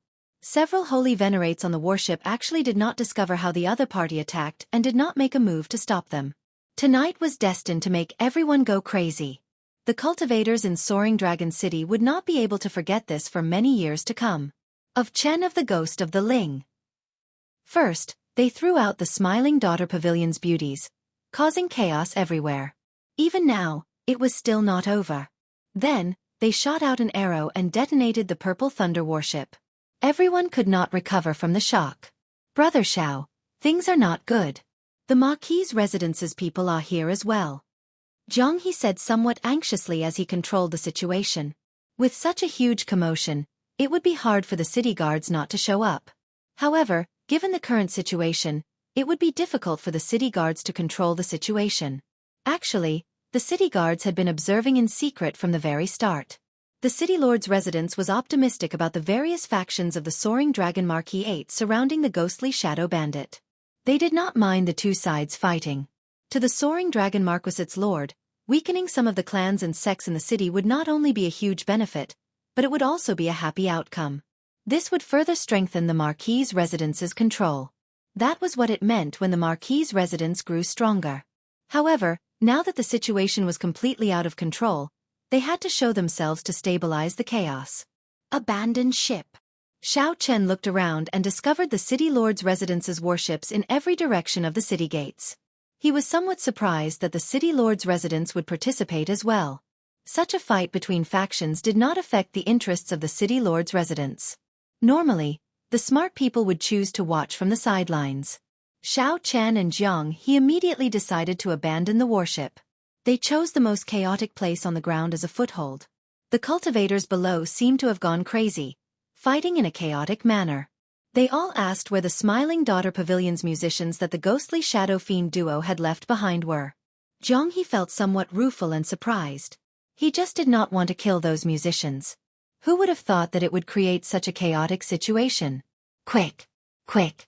Quick! Everyone, quickly give chase. Ku Yejian snatched away a beautiful musician. Don't let him escape. There is someone over there as well. Why can't I catch him? Everyone quickly look. That's Headliner Shui. She got tossed down as well. Headliner Shui. Don't be afraid. I'll protect you. No one can hurt you. You bunch of beasts. Don't go and hurt Headliner Shui. When the culprits, Xiaochen and Jianghu landed, they showed somewhat ashamed expressions. Then, the two changed into large cloaks and left in a hurry. They simply did not know what would happen to them after they got caught. Just thinking about what would happen to them if they got caught made them tremble in fear. At this moment, the two only wanted to take advantage of the chaos to leave the city quietly. Haha! How interesting! How unfortunate. This little monk cannot break his lust abstinence. Otherwise, I would have tossed one or two pretty big sisters down as well. A small head poked out of the large cloak behind Xiao as he spoke in a childish voice. Jianghu giggled and said, "You are known as the little demonic monk Silver Saber. Why have you not broken your lust abstinence yet? Don't mention this title. If you mention it again, I'll fall out with you." The little monk's baby-like face immediately turned incredibly embarrassed, turning red. Ha ha ha. Don't mention it, then.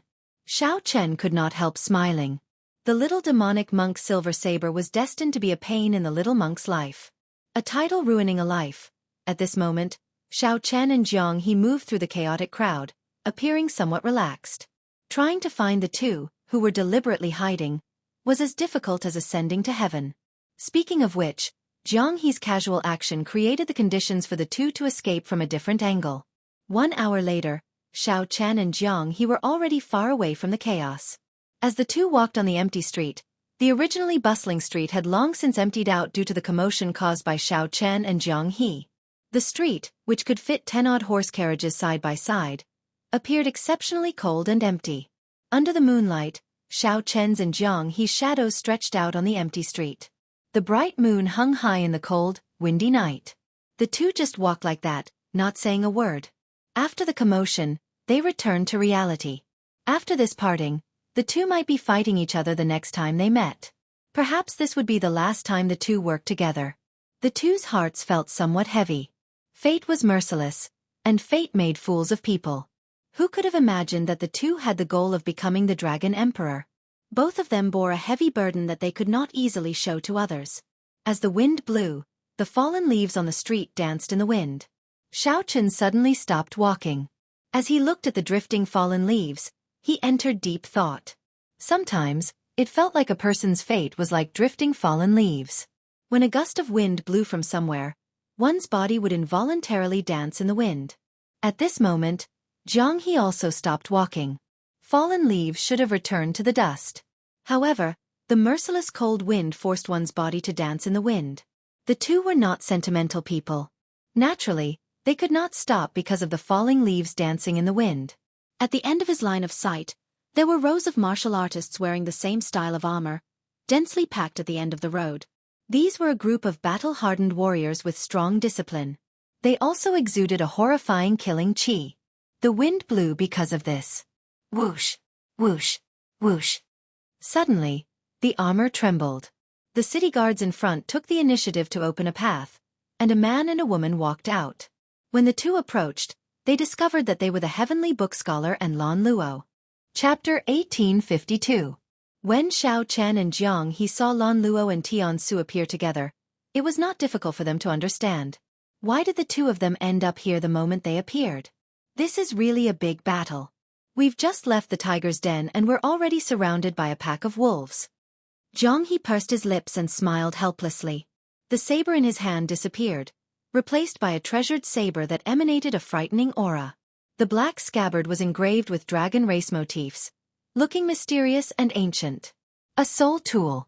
Jianghu also had his own soul tool. Or rather, it was clearly a soul tool related to the dragon race. The supreme treasure he stole from the dragon clan was this saber? However, now was not the time to think about this. Xiao waved his hand to stop him from attacking further. Why, do you know him? Jianghu said doubtfully. After taking a closer look, he realized that there was indeed something wrong with the way the princess was looking at Xiao. Xiao nodded. Sort of. Jianghu's grave face immediately revealed his signature smile. You're quite something. You even have a backer in the Marquis's residence. If I had known earlier, I would have just gone to the Marquis's mansion directly. There was no need to go through all this trouble. Xiao swapped out the mysterious dragon race saber in his hand, and the two chatted in soft voices. On the other side, the heavenly book scholar appeared somewhat helpless. The cluster lord had forcefully dragged him to her side. While everyone's attention was on the ghostly shadow fiend duo, Lan Luo took the initiative to lead the city guards to block the heavenly book scholar. Helpless, he had no choice but to divine Xiao and Lan Luo's positions. Princess, it's best not to offend these two. Let them go. In any case, there is no direct benefit to the Marquis's mansion. There is no need for a life and death struggle. Although the heavenly book scholar had the bad habits of a Confucian scholar, he was not a sinister and vicious person. Xiao Chen and Jianghu's lives had nothing to do with him, but he did not want them to die because of him either. Who would have imagined that Lan Luo would ignore him? Instead, she headed straight for Xiao Chen. His footsteps were hurried, and he did not look like he was going to attack Xiao Chen and Jianghu at all. The heavenly book scholar felt stunned. Then, he suddenly understood something. Earlier, when he read Xiao Chen's character, he said that Xiao Chen would feel at ease if he stayed here. So this was the reason. Xiao Chen, you're already here. Aren't you going to ask if I'm here? Lan Luo said softly as she looked at Xiao Chen with some hidden bitterness. Xiao Chen smiled bitterly and didn't know what to say. The little monk came out from under the cloak and immediately blushed. What a beautiful sister! When Lan Luo saw the little monk, her expression changed slightly. Then she said in understanding, "So that is the case. No wonder you are not willing to meet me. Xiao Chen, what kind of person do you take me, Lan Luo, for? Even if we're just ordinary friends, there's no need to be so rude. You don't even have to greet me." Xiao Chen looked a little embarrassed. He really didn't know how to explain. "Ha ha ha, you've misunderstood, Your Highness. This person is the little devil monk Silver Saber. He mistakenly ate a heavenly treasure and obtained a heaven-sent opportunity to reconstruct his body." The heavenly book scholar walked over with a smile, helping Xiao Chen out of trouble. "You still dare to mention it?" Right after the heavenly book scholar spoke, the little monk flew into a rage. He immediately leaped out of the cloak and wanted to beat up the heavenly book scholar again. However, Xiao Chen clearly would not let the little monk continue messing around under such circumstances. Xiao Chen grabbed the little monk's little hand in the air and put him back. Now that the misunderstanding was resolved, it was Lan Luo's turn to be at a loss. "Sorry, Xiao Chen smiled and said, "It's fine. Is there any way? Cluster Lord, is there any way to send my friend out of the city?" Now that the matter had returned to proper business, Lan Luo's expression recovered. She said softly, "It's fine to send him out of the city. However, he has to hand over the treasures he stole in the city. This is what my father instructed me to do. I can't disobey him." "Hee. No problem." Jianghu smiled carefreely, not bothering with Lan Luo at all. Then, he handed over all the treasures he stole in the city. In reality, a small part of the reason he stole the treasures of the various major factions was due to fortuitous encounters. The bigger reason was his interest and habit. After Lan Luo stated her conditions, Jianghu did not hesitate to do so. In any case, after avoiding this wave, if he really needed it in the future, he could just steal it back. Many thanks for Cluster Lord's kind intentions. Brother Xiao, we will meet again in the future. Jianghu showed a smile on his face as he turned and left, not lingering at all. Now that he turned around, the next time they met, he would be a friend and not an enemy. Lan Luo knew this very well, but Jianghu forced himself to remain expressionless as he drifted away in the night. Jianghu slowly went further away. His cold and lonely figure disappeared into the even lonelier and colder night. Just like that, he vanished. Xiao Chen withdrew his gaze and sighed in his heart. He felt somewhat rueful, his emotions complicated. At this moment, Xiao Chen could not leave for now. Lan Luo had set up such a large entourage. Hence, he could not pretend that he had never been here. He felt apologetic. The heavenly book scholar performed a cupped fist salute and said, "There should not be anything else for me to do now. I will take my leave first, lest the heavenly mystery tower's people worry. Xiao Chen, although my words are not pleasant to hear, they are most likely correct. Why don't you think about it carefully? Goodbye." At some point in time, the elites of the city guards had vanished from the empty street. Now, only Xiao Chen and Lan Luo remained under the bright moon. That's not right. The little monk should be included as well. The two chatted casually as they walked along the street. Then, Xiao Chen gave a simple explanation of why he came to the Soaring Dragon Marquee 8. Back then, Xiao Chen had come to Withered Leaf City mainly because he did not want to cause any trouble and waste time. He could only tell her the only place he knew in the Yanwu dynasty. Since coming here, he had encountered endless trouble, so he did not want to disturb Lan Luo. He only wanted to send the little monk back as soon as possible. After Lan Luo heard that, she felt relieved. However, she also felt somewhat disappointed.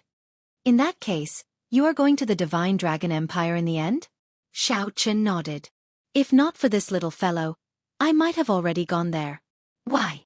Actually, you could have stayed in the Jianghu dynasty. With your talent and aptitude, the 8 noble clans and rank 7 sects would have been willing to accept you. The dynasty is vast. This is the stage for the outstanding talents of the Great Thousand Realms, the powerful demonic geniuses. You can definitely make a name for yourself and not live in vain. Lan Luo felt confused. Why was Xianxia so insistent on going to the Divine Dragon Empire?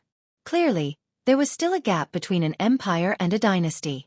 Could it be that Xianxia feared the competition with the 8 noble clans and the outstanding talents of the royal clans in the dynasty? That was impossible. Given her understanding of Xianxia, that was absolutely not the reason.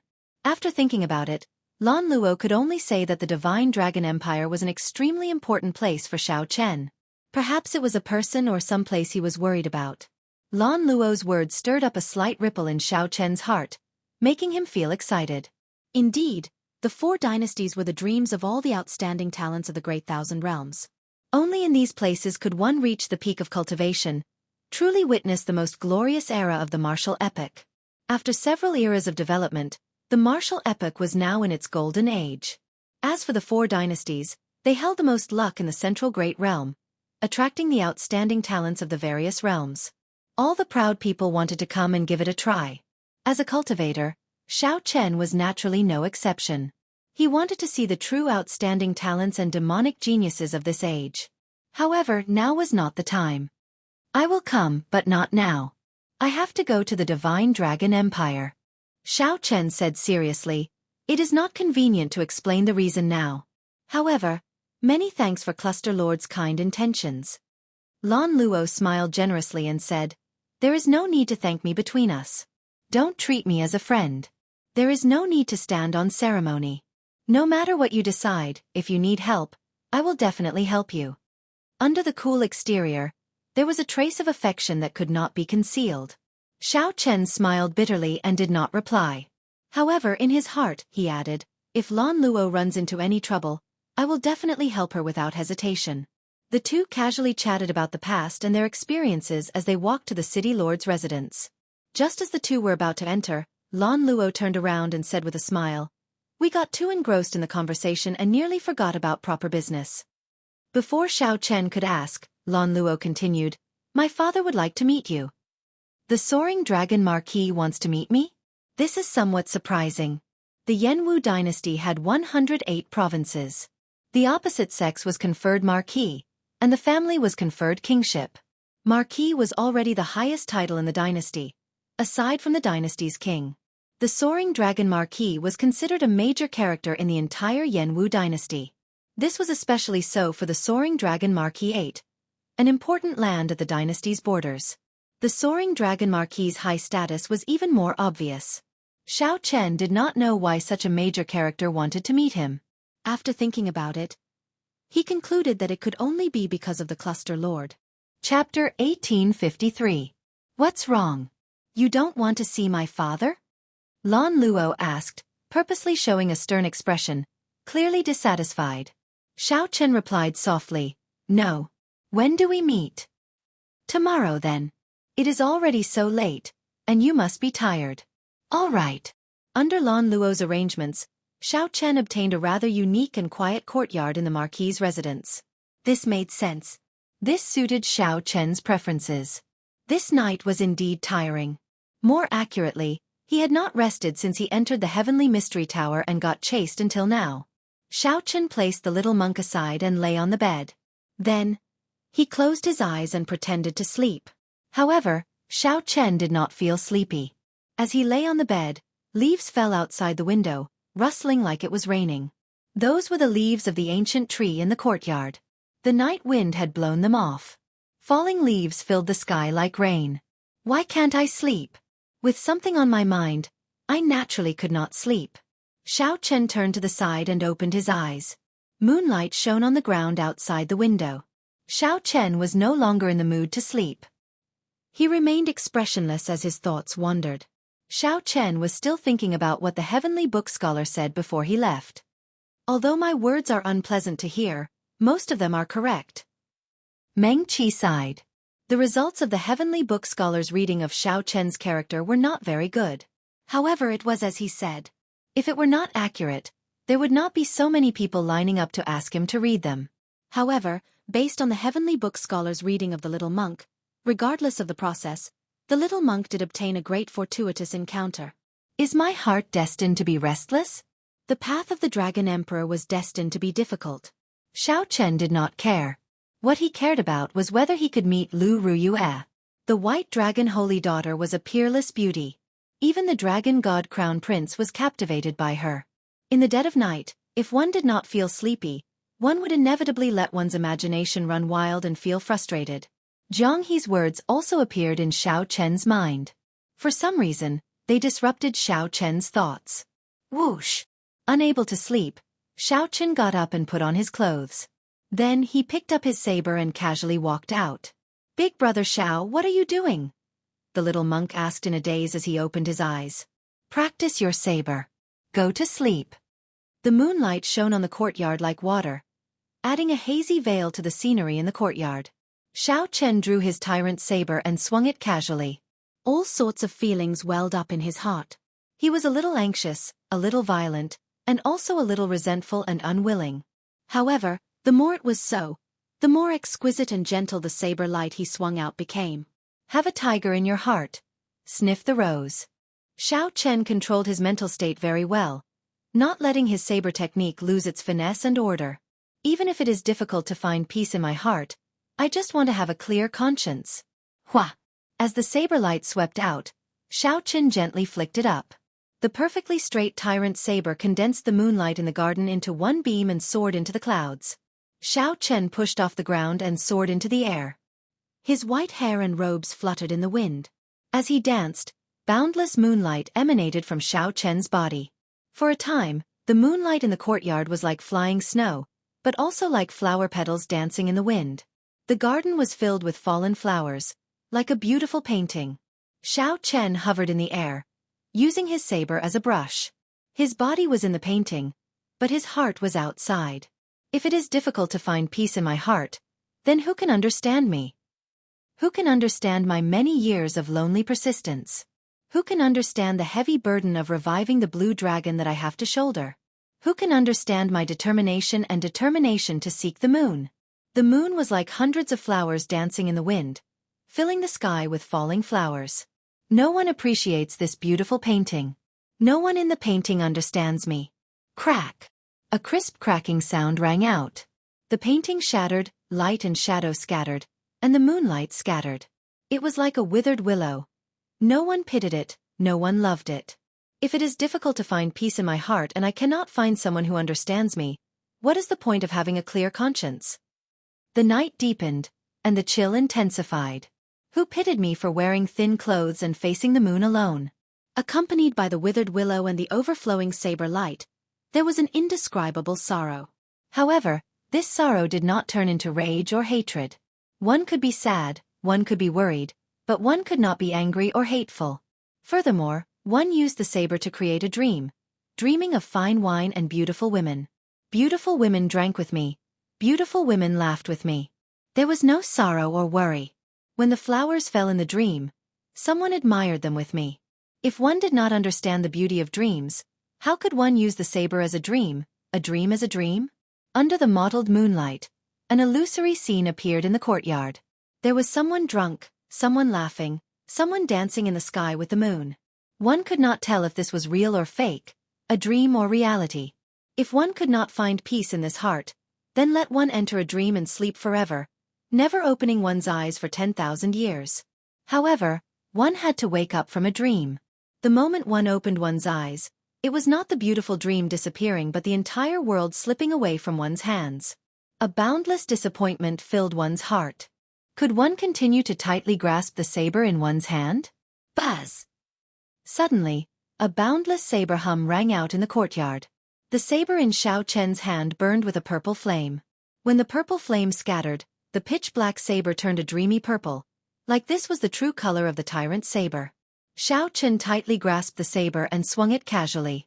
The night that filled the courtyard scattered, and the purple saber light spread out like water. Xiao Chen's expression suddenly changed. Under the purple saber light, a black-clad man on the wall was forced out. "Who is it?" Whoosh! Xiao Chen thrust his saber, and the purple light that filled the courtyard gathered into one beam and shot out. That person cried out in shock. His figure flashed, but the saber light still pierced through his shoulder. That person gave Xiao Chen a strange look. Then, his figure flashed a few times as he quickly left. The night turned hazy, disappearing in the blink of an eye. It was like that person had never appeared. Only the lingering purple saber light in the air proved everything that happened earlier. Xiao Chen sheathed his saber and frowned slightly. However, he did not give chase. This person could appear silently, only appearing unexpectedly after Xiao Chen activated the true form of the tyrant saber. This proved that this person was far stronger than Xiao Chen. However, he did not make a move. Clearly, he did not have any malicious intent. The Marquis's residence was filled with crouching tigers and hidden dragons. There were at least 10 people with such strength. If Xiao Chen gave chase and caused trouble, it would not be good. Now that Xiao Chen stopped thinking, he naturally could not continue brandishing his saber. Xiao Chen went to the stone table in the courtyard and gently placed the tyrant's saber on it. Then, he took out the 1,000-year flame and drank by himself. After brandishing his saber, Xiao Chen's restless emotions calmed down. After a few cups of fine wine, moonlight unknowingly enveloped him, and he fell asleep in a daze. When Xiao Chen opened his eyes again, piercing sunlight shone in, and his neck stiffened uncomfortably. This time, he found himself resting his chin on his hand as he slept for the entire night. "Young Master Xiao, sorry for the disturbance. The Marquis has prepared a family banquet and would like to invite young Master Xiao over. The cluster lord specially instructed me to entertain you." A slender and pretty maidservant stood outside the courtyard doors, speaking in a charming voice. Xiao Chen recovered his wits and replied, "Wait for a while. I'll go over after I wash up."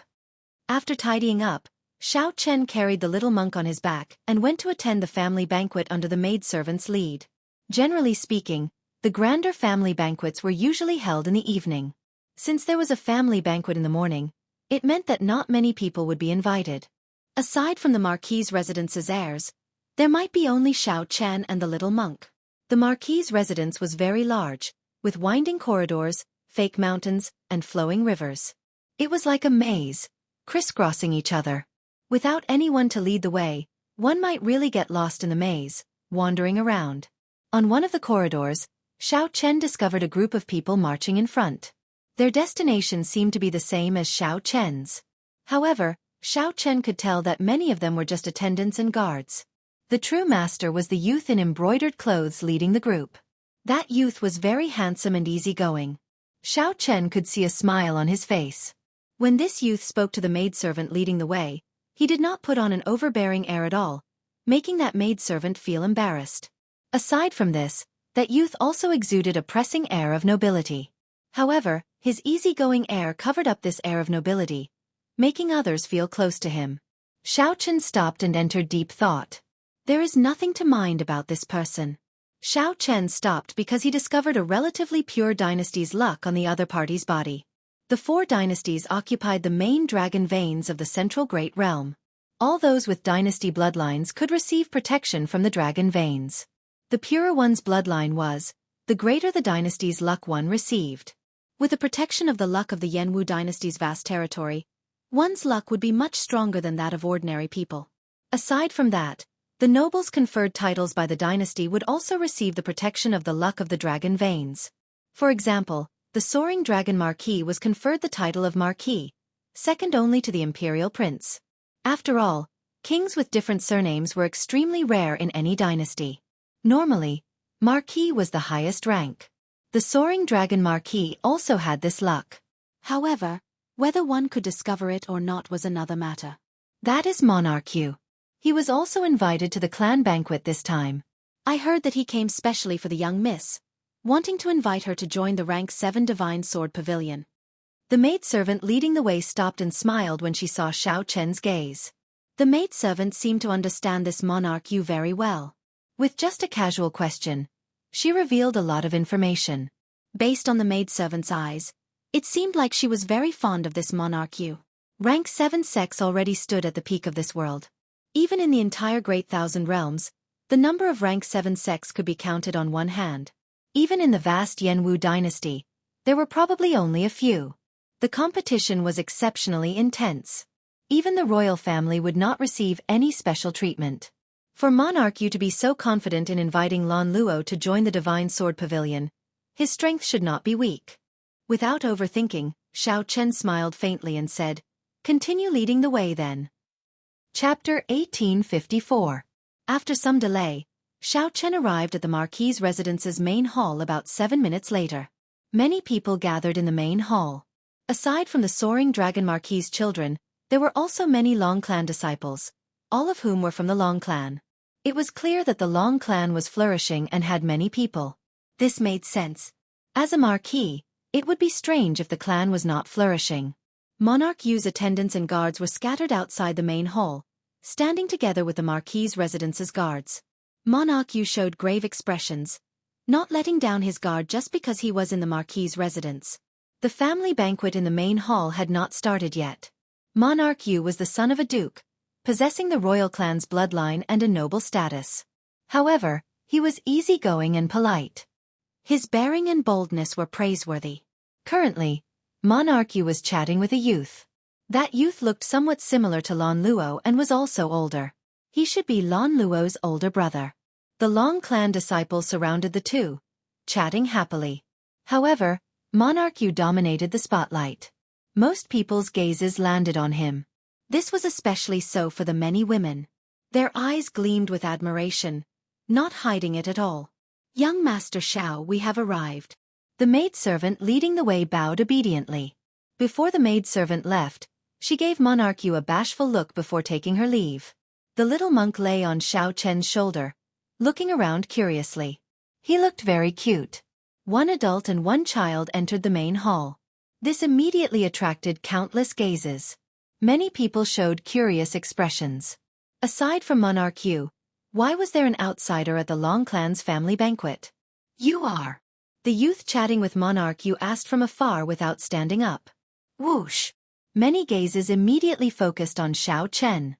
The bustling hall turned quiet. "Big brother, he is Xiao Chen, the person I told you about. Father specially invited him here." Without waiting for Xiao Chen to reply, Lan Luo stood up and made the introductions, leading Xiao Chen over. "To think that you dare to enter the Dragon Marquis' residence. Long Clan guards, take him down." A familiar figure appeared among the Long Clan disciples. This person could not hide his murderous intent as he pointed at Xiao Chen. "Longbow." Xiao Chen recalled that this person was the young marquis who had sent someone to assassinate him in the Soaring Dragon Great World. He seemed to be Lan Luo's seventh brother. Xiao Chen remembered that he had clearly killed him. However, it was not strange. At that time, he had left in a hurry and did not finish him off. With the resources of the princess's residence and the presence of some experts, it was not surprising that they were able to save him. Swish, swish, swish. A group of guards appeared outside the door and surrounded Xiao Chen without any explanation. However, Xiao Chen did not make a move. He only looked at the youth beside Monarch Yu. Clearly, Lan Luo's eldest brother was the one with more prestige here. "Let's go. There's nothing here." Lan Luo's first brother waved his hand and dismissed the guard. Then, he said indifferently, "Seventh brother, young Master Xiao is an honored guest that Imperial Father specially invited. Watch your words. Otherwise, I don't mind kicking you out." Longbow's expression was quite sullen. His enemy was right in front of him, but he was his father's honored guest. He couldn't even take down Xiao Chen in his own home. "Don't be arrogant. Sooner or later, I will teach you a lesson." Longbow waved his hand and withdrew with a resentful expression. Xiao Chen said indifferently, "I don't mind killing you again." Whoosh! Right after Xiao Chen spoke, a huge commotion immediately broke out, shocking the Long Clan disciples. Then, the shock turned into enmity. For Xiao Chen to say such words in front of the Long Clan in the Marquis' residence was somewhat mocking. Even Lan Luo's eldest brother felt somewhat embarrassed, stunned for a moment. "It looks like I am not very welcome. Goodbye." Xiao Chen had always been a decisive person. When he saw the expressions of the others, he was not willing to remain here. Had he known that this longbow would be here, he would have rejected him from the start. However, it was clear that someone was not willing to let Xiao Chen leave. Young Master Xiao, please wait. Since you received the Marquis's residence's invitation, you will be too disrespectful to the Marquis if you leave now. The Marquis's residence rarely invites outsiders to its banquets.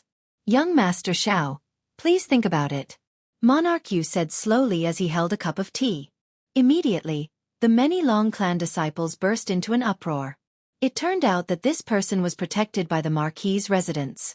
He was truly too arrogant and unreasonable. Monarch Yu's simple words instantly isolated Xiao Chen. Xiao Chen thought for a while. If he left the banquet, it would indeed be disrespectful to the Marquis whom he had not met yet. This put Lan Luo in a difficult position. Then, Xiao Chen turned around and found a corner to sit beside Lan Luo again. When Lan Luo saw Xiao Chen sit down, she heaved a clear sigh of relief. Xiao Chen, it has been hard on you. Lan Luo sent a voice projection. She had good intentions, but she had not expected things to turn out like this. It's fine. I did not handle it well. There was indeed no need to get angry at an existence like Longbow. Xiao Chen already felt much more at ease. Haha. Everyone is here. At this moment, a middle-aged man with white hair at the temples walked in. He was wearing armor and strode in. Father. Third uncle. Lord Marquis. Everyone at the table stood up and greeted this person. Needless to say, this person was the overlord of the Soaring Dragon Marquis, the Soaring Dragon Marquis. However, the Soaring Dragon Marquis looked ordinary, only exuding the might of a general. There was nothing special about him, which was rather strange. I have been busy with military matters and rarely eat with everyone. Today, there are 2 honored guests coming to the banquet. Come, let me offer a toast to the 2 of you. The Soaring Dragon Marquis was rather straightforward. After indicating for everyone to sit down, he stood up and offered a toast to Xiao Chen and Monarch Yu. Xiao Chen and Monarch Yu did not dare to be slow. They stood up at the same time and drained the wine in their cups in one go. Thank you, Lord Marquis, for your hospitality. The 2 took their seats and put down their wine cups. The banquet officially began. Delicacies that were not sumptuous but had great value were served up. At the table, the Soaring Dragon Marquis did not pay any attention to Xiao Chen and Monarch Yu. As they chatted, they only talked about family matters and other minor matters. Your father does not put on any airs, Xiao Chen said to Lan Luo, who was beside him. However, Lan Luo replied somewhat helplessly, In my impression, he has always been like this. He is neither warm nor cold to everything. You will never be able to see the true thoughts in your heart. I can't see through them either. For example, the Soaring Dragon Marquis had clearly called Xiao Chen over on purpose. However, he did not say anything to Xiao Chen during the banquet. This disappointed Lan Luo, as well as a faint sense of disappointment. I heard that Monarch Yu wants to invite you to join the Divine Sword Pavilion. Xiao Chen missed this topic and changed the topic. A bright light flashed in Lan Luo's eyes. What's wrong? Are you interested? Let's go together. The Divine Sword Pavilion is one of the few rank 7 sects in the Yanwu dynasty. Many of their disciples are powerful demonic geniuses who can rank on the martial monarch ranking. Xiao Chen smiled and said, I am a bladesman. How can I go to the Divine Sword Pavilion? That's true. I nearly forgot about that. Lan Luo frowned, appearing somewhat vexed. In that case, I won't go either. On the other side, Monarch Yu looked at Lan Luo, who was conversing intimately with Xiao Chen. A hard-to-detect cold light flashed in his eyes. Soon, someone suddenly stood up and offered a toast to Xiao Chen. Young Master Xiao, you came from afar. Long Yun offers you a toast.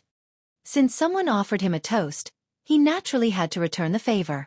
After a cup of wine, Long Yun asked, Young Master Xiao received second uncle's invitation at the same time as Monarch Yu. I believe you also come from a prestigious clan, right? Xiao Chen replied indifferently, No, I am just a loose cultivator. This is my first time in the Central Great Realm. These words caused another uproar. It was actually a rogue cultivator without a sect or sect. Furthermore, he had only just arrived in the Central Great Realm. In their eyes, such a person was simply a country bumpkin. When the others thought of themselves, they couldn't believe that they were sitting and eating with someone of such status. Their expressions couldn't help but turn a little weird. Monarch Yu revealed a surprised expression. Unexpectedly, one of the ghostly shadow fiend duo, who caused a commotion last night, has just arrived in the central Great Realm. The ghostly shadow fiend duo. Monarch Yu's casual words successfully caused the expressions of these Long Clan disciples to change again. This fellow did not speak much, but his words were filled with thorns, trying to isolate them. When the Long Clan disciples thought about it, they found it somewhat funny. The so-called monarch's breadth of mind and boldness were only as a. Chapter 1855. The seemingly ordinary family banquet was actually surging. Monarch Yu succeeded in setting the tempo. This made everyone in the Long family view Xiao Chen with hostility and coldness. Xiao Chen found it a little strange, but he didn't think too much about it. In the banquet, when Lan Luo's big brother saw the situation develop to this point, he shook his head and did not say anything. Long Yen, while I'm not around, have you neglected the cultivation of the Long family disciples? When the family banquet was about to end, the soaring dragon Marquis looked at Lan Luo's eldest brother and asked in a serious tone. My Long family has been famous for our bravery since the founding of the dynasty. We have never dared to forget the teachings of our ancestors.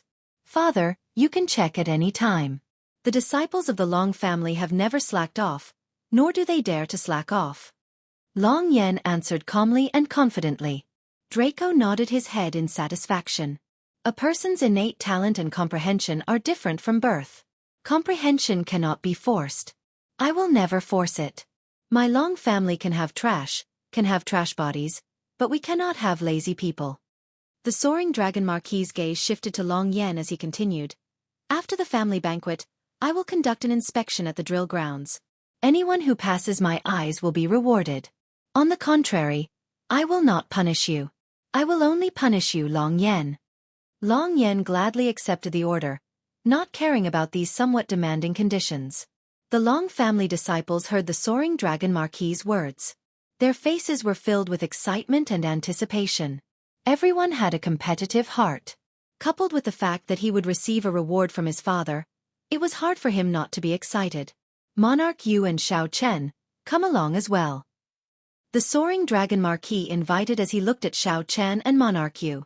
His tone was relaxed and seemed easygoing, but there was a hint of irrefutability in it. My pleasure. My father has always told me that the soaring dragon Marquis has a strict upbringing. After standing in the north for so many years, I definitely have to take a good look. Monarch Yu smiled faintly and dealt with the situation easily. Xiao Chen thought for a while. He was prepared to leave after the family banquet. The soaring dragon Marquis's invitation put him in a difficult position. Xiao Chen, Luo, told me about your matter. I contacted the Hidden Spirit Temple's abbot last night. They will send people to bring little monk Yen Chen back. At the same time, they will convey my thanks to you. The Hidden Spirit Temple owes you a favor. The soaring dragon Marquis seemed to have guessed what Xiao Chen was thinking. Hua! These words immediately shocked the disciples of the Long family, and they revealed expressions of extreme disbelief. Monarch Yu's words had already caused their impression of Xiao Chen to plummet. They now felt that he was just a country bumpkin who had just arrived in the central Great Realm. He didn't belong to any sect, so there was no need to treat him too well. There were too many people like this. In the entire Great Thousand Realms, everyone took pride in being in the central Great Realm. This was the center of the martial epic. The 4 dynasties and the many empires dominated the direction of the entire martial epic. As the descendants of the Yanwu dynasty's soaring dragon Marquis, they were very proud. There was no need to criticize them. After all, they had the capital to do so in the first place. After leaving the central Great Realm, no matter where they went, they would receive the highest treatment. However, the soaring dragon Marquis's casual words made them flabbergasted. The abbot of the Buddhist sect's Hidden Spirit Temple, who did not care about worldly matters, actually said that the Hidden Spirit Temple owed Xiao Chen a favor. Not to mention how strong the abbot was, the Hidden Spirit Temple itself was an existence that surpassed rank 7 sections. Its history was even longer than that of a dynasty. To think that such a holy land owed Xiao Chen a favor. How could they not be shocked? At the same time, they felt dissatisfied in their hearts. How could such a person make the Hidden Spirit Temple owe him a favor? Everyone here was a proud person. When they suddenly heard these words, they could not help feeling competitive. Even Monarch Yu's calm expression changed slightly. As he looked at Xiao Chen, his expression turned strange. Master is coming? Hee, this is really great. The little monk had been looking at the good wine and dishes on the table but could not eat them, only salivating. When the little monk heard this, he felt pleasantly surprised and excited. Under such circumstances, Xiao Chen could not refuse, so he could only agree. The family banquet came to an end. The group arrived at the Marquis's residence's drill ground. The drill ground required an extremely vast area. It was normally used for the army to gather soldiers, so it was a military location.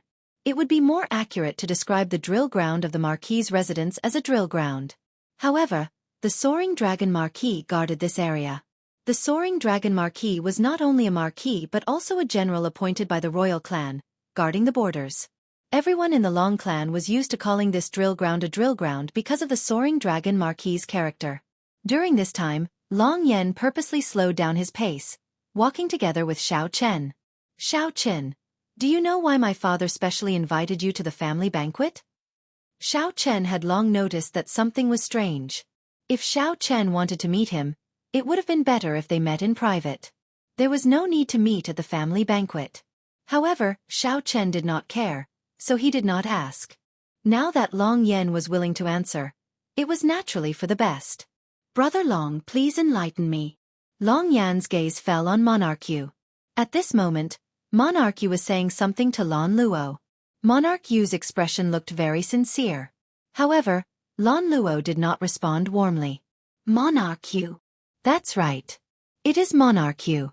He is the son of a duke, a relative of the royal clan and holds a noble status. His comprehension ability is even more incredible. He has an amiable character and a good reputation. After that, there is no after that. Long Yen smiled faintly and did not say anything more, leaving directly. This made Xiao Chen feel even more suspicious, causing him to frown slightly.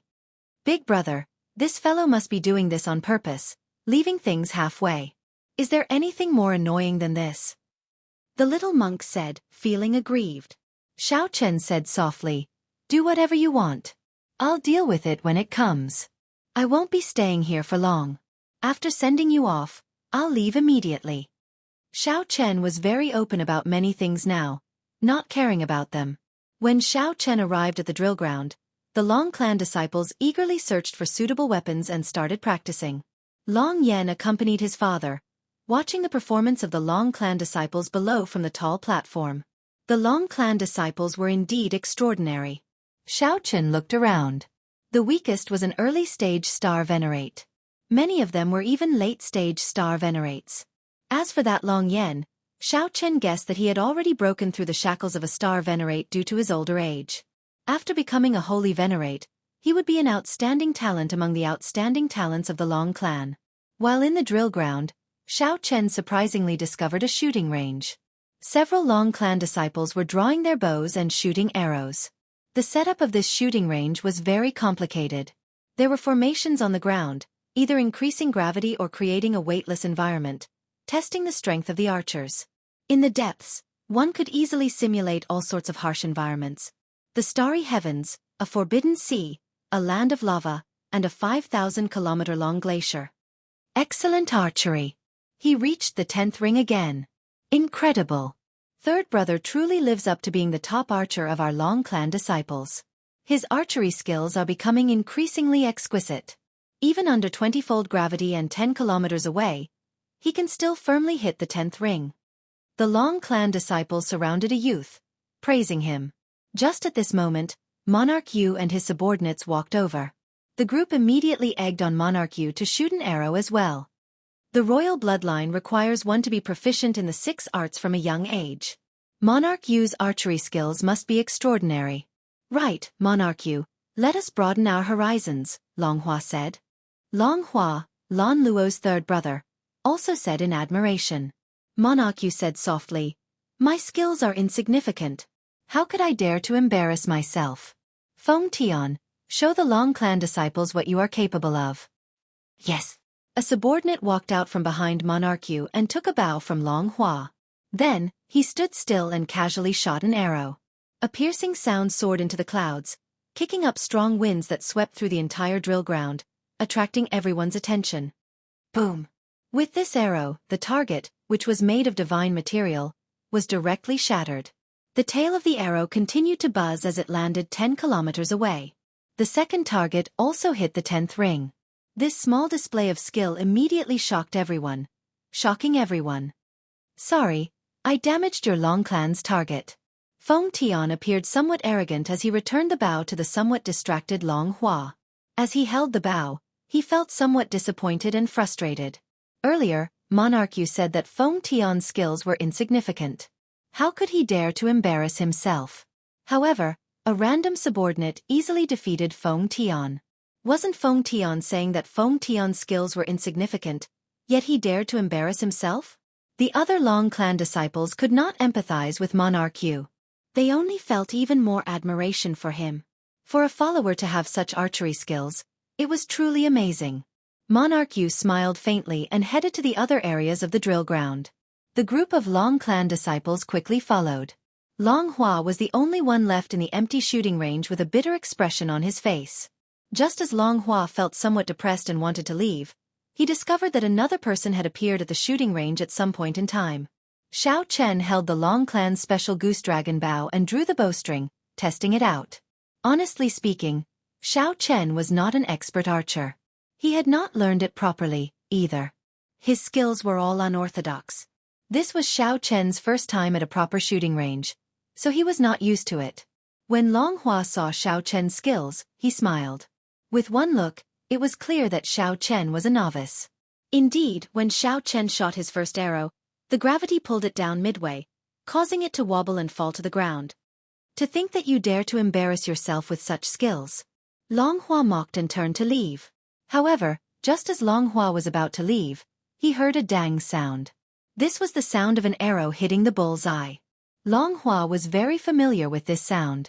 Long Hua immediately turned around and discovered that Xiao Chen's second arrow had hit the bull's eye. The little monk stood at the side, clapping and cheering. Dang, dang, dang. After familiarizing himself with the Long Clan's special goose dragon bow, Xiao Chen hit the bull's eye with every arrow. The first arrow stuck to the tail of the second arrow, piercing through it before hitting the bull's eye. All 10 arrows hit the bull's eye smoothly. When Long Hua saw this scene, he said with a sullen expression, "Disgusting. Your archery skills are clearly excellent, yet you pretend to be a novice before me. Pretending to be a pig to eat a tiger, making fun of me. You are indeed narrow-minded and extremely shameless. Ha! Little benefactor. You are really stupid. The person who defeated you was the one who hid his strength. What does that have to do with my big brother? This is just my big brother's first time at the shooting range and is not used to your Long Clan's standard bow." The little monk said with disdain. "What do you mean?" Long Hua asked, feeling confused. Chapter 1856. Facing Long Hua's confusion, the little monk smiled and said, "You are indeed stupid. Look, who are the two people by his side now?" Long Hua looked at Monarch Yu doubtfully and saw that the two people by Monarch Yu's side had changed. The place where the Long Clan disciples practiced their spear techniques was where Monarch Yu came. With Monarch Yu's arrival, that place immediately became the most bustling place in the drill ground. Not only did the Long Clan disciples gather there, but even the guards and guards of the Marquis's residence went over to join in the excitement. Another busybody encouraged Monarch Yu to show off his skills. Monarch Yu said a few humble words but still did not make a move, letting his follower show off his skills. That follower did not look shocking. However, his spear techniques were amazing. Even the best spear technique among the Long Clan disciples did not last more than 10 moves against that follower. Many of the Marquis's residence's gods were itching to challenge him. However, they could only show off that follower's exquisite spear techniques. Long Hua exclaimed in shock, "What incredible spear techniques! This is..." Monarch Yu simply could not figure out what was going on. Given his intelligence, it was indeed somewhat shocking for him to figure this out. The little monk's baby-like face showed disdain as he said, "Can't you tell? This monarch has many capable people under him. That person who competed with you earlier is someone with excellent archery skills, much stronger than you. He must have prepared this. Otherwise, do you think that just anyone's archery skills are that scary?" "Why?" Long Hua asked, feeling confused. Monarch Yu found an expert archer to trample on him for no reason. Initially, Long Hua did not believe it. However, when he saw Monarch Yu casually walking around the drill ground, he inadvertently displayed a strong follower. The little monk frowned and looked up at Xiao Chen, who was beside him. Then he asked in a daze, "Big brother, why?" Dang! Xiao Chen hit the bullseye again. He felt that this drill ground was rather useful. If he were to cultivate here for a month, his mediocre archery skills should be able to improve by leaps and bounds. If he found a good teacher from the Marquis's residence to teach him, he might even become an expert archer. Little brat, it turns out that you don't know either, Long Hua muttered. Long Hua mumbled to himself as he came to Xiao Chen's side and asked, "Why exactly?" Xiao Chen placed the goose dragon bow on the table at the side and glanced at Monarch Yu. There was a hubbub of voices on the other side, and it was extremely lively. Cheers could be heard from time to time. Anticipation, I guess. What?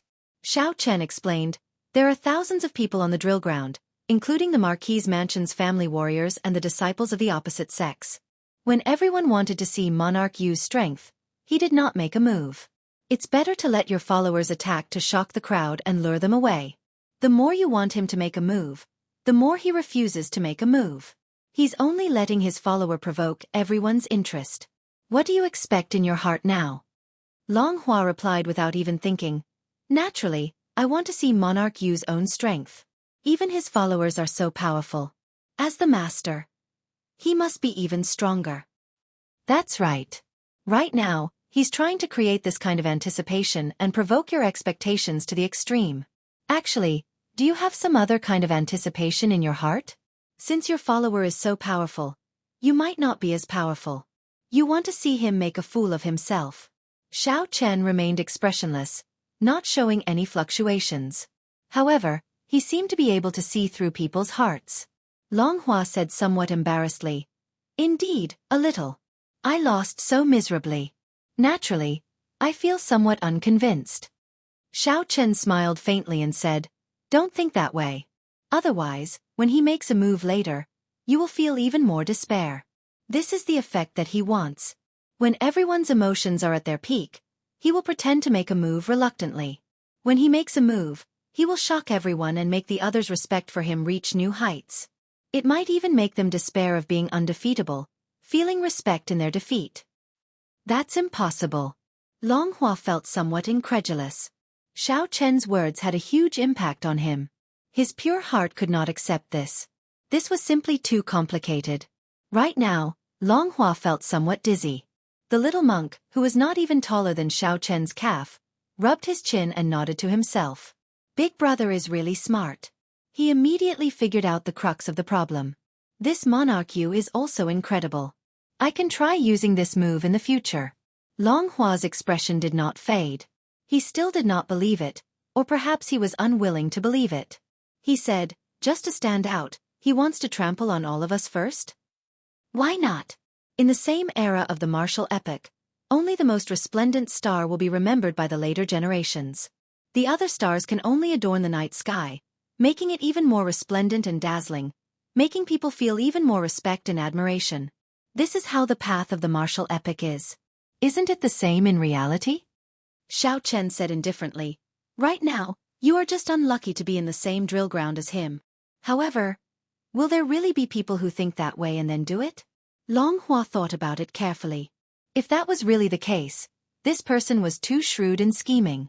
Even after being purposely used as a stepping stone, he was still willing to worship the other party.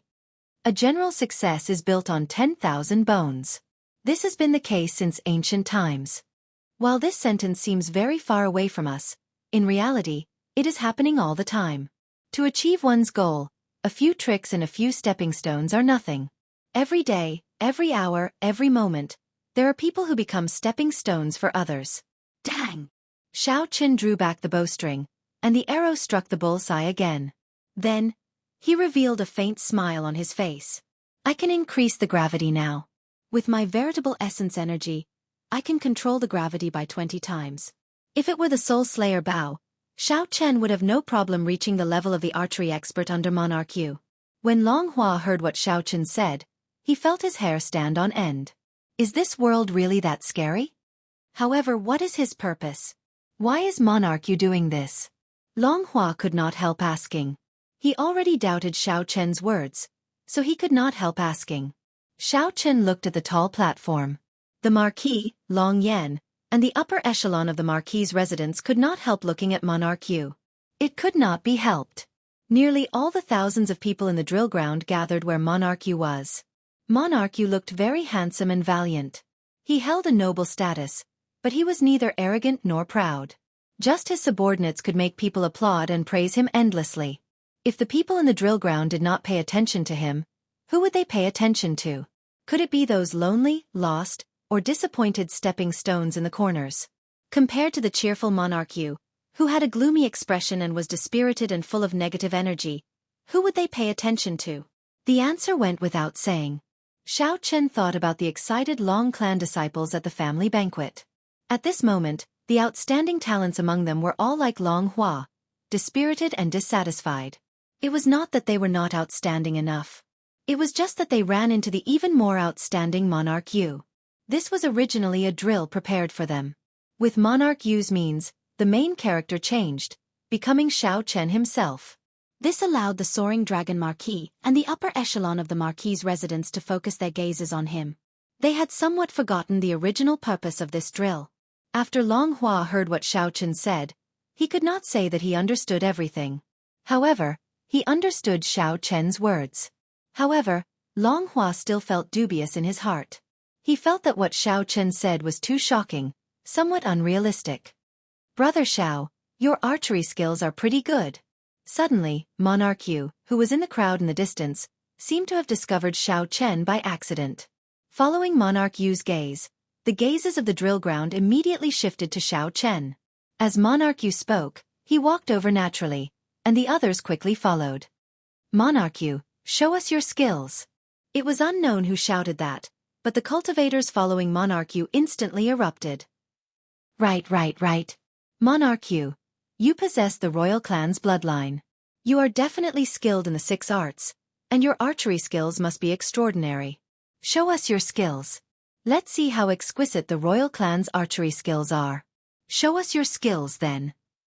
After watching Monarch Yu's subordinates make a move several times, these people were already anticipating Monarch Yu to truly show off his strength. Monarch Yu thought for a long time. Then, he said with some difficulty, archery is indeed not my specialty. If I make a fool of myself, please forgive me. Good. The crowd was excited. Monarch Yu was finally going to make a move. The many Long clan disciples and generals all felt excited. Brother Xiao, if you don't mind using the bow in your hand, right?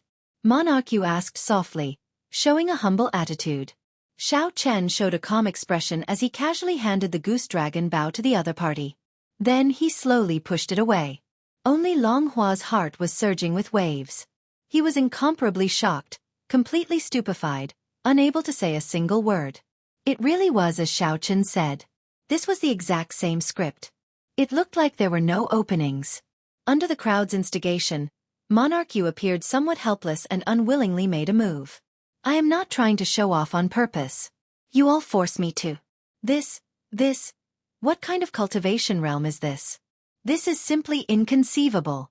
However, Xiao Chen had seen through everything long ago. Long Hua felt curious. If Monarch Yu knew that Xiao Chen already knew everything he did, what kind of expression would he have? Chapter 1857. Monarch Yu received the bow and arrow from Xiao Chen.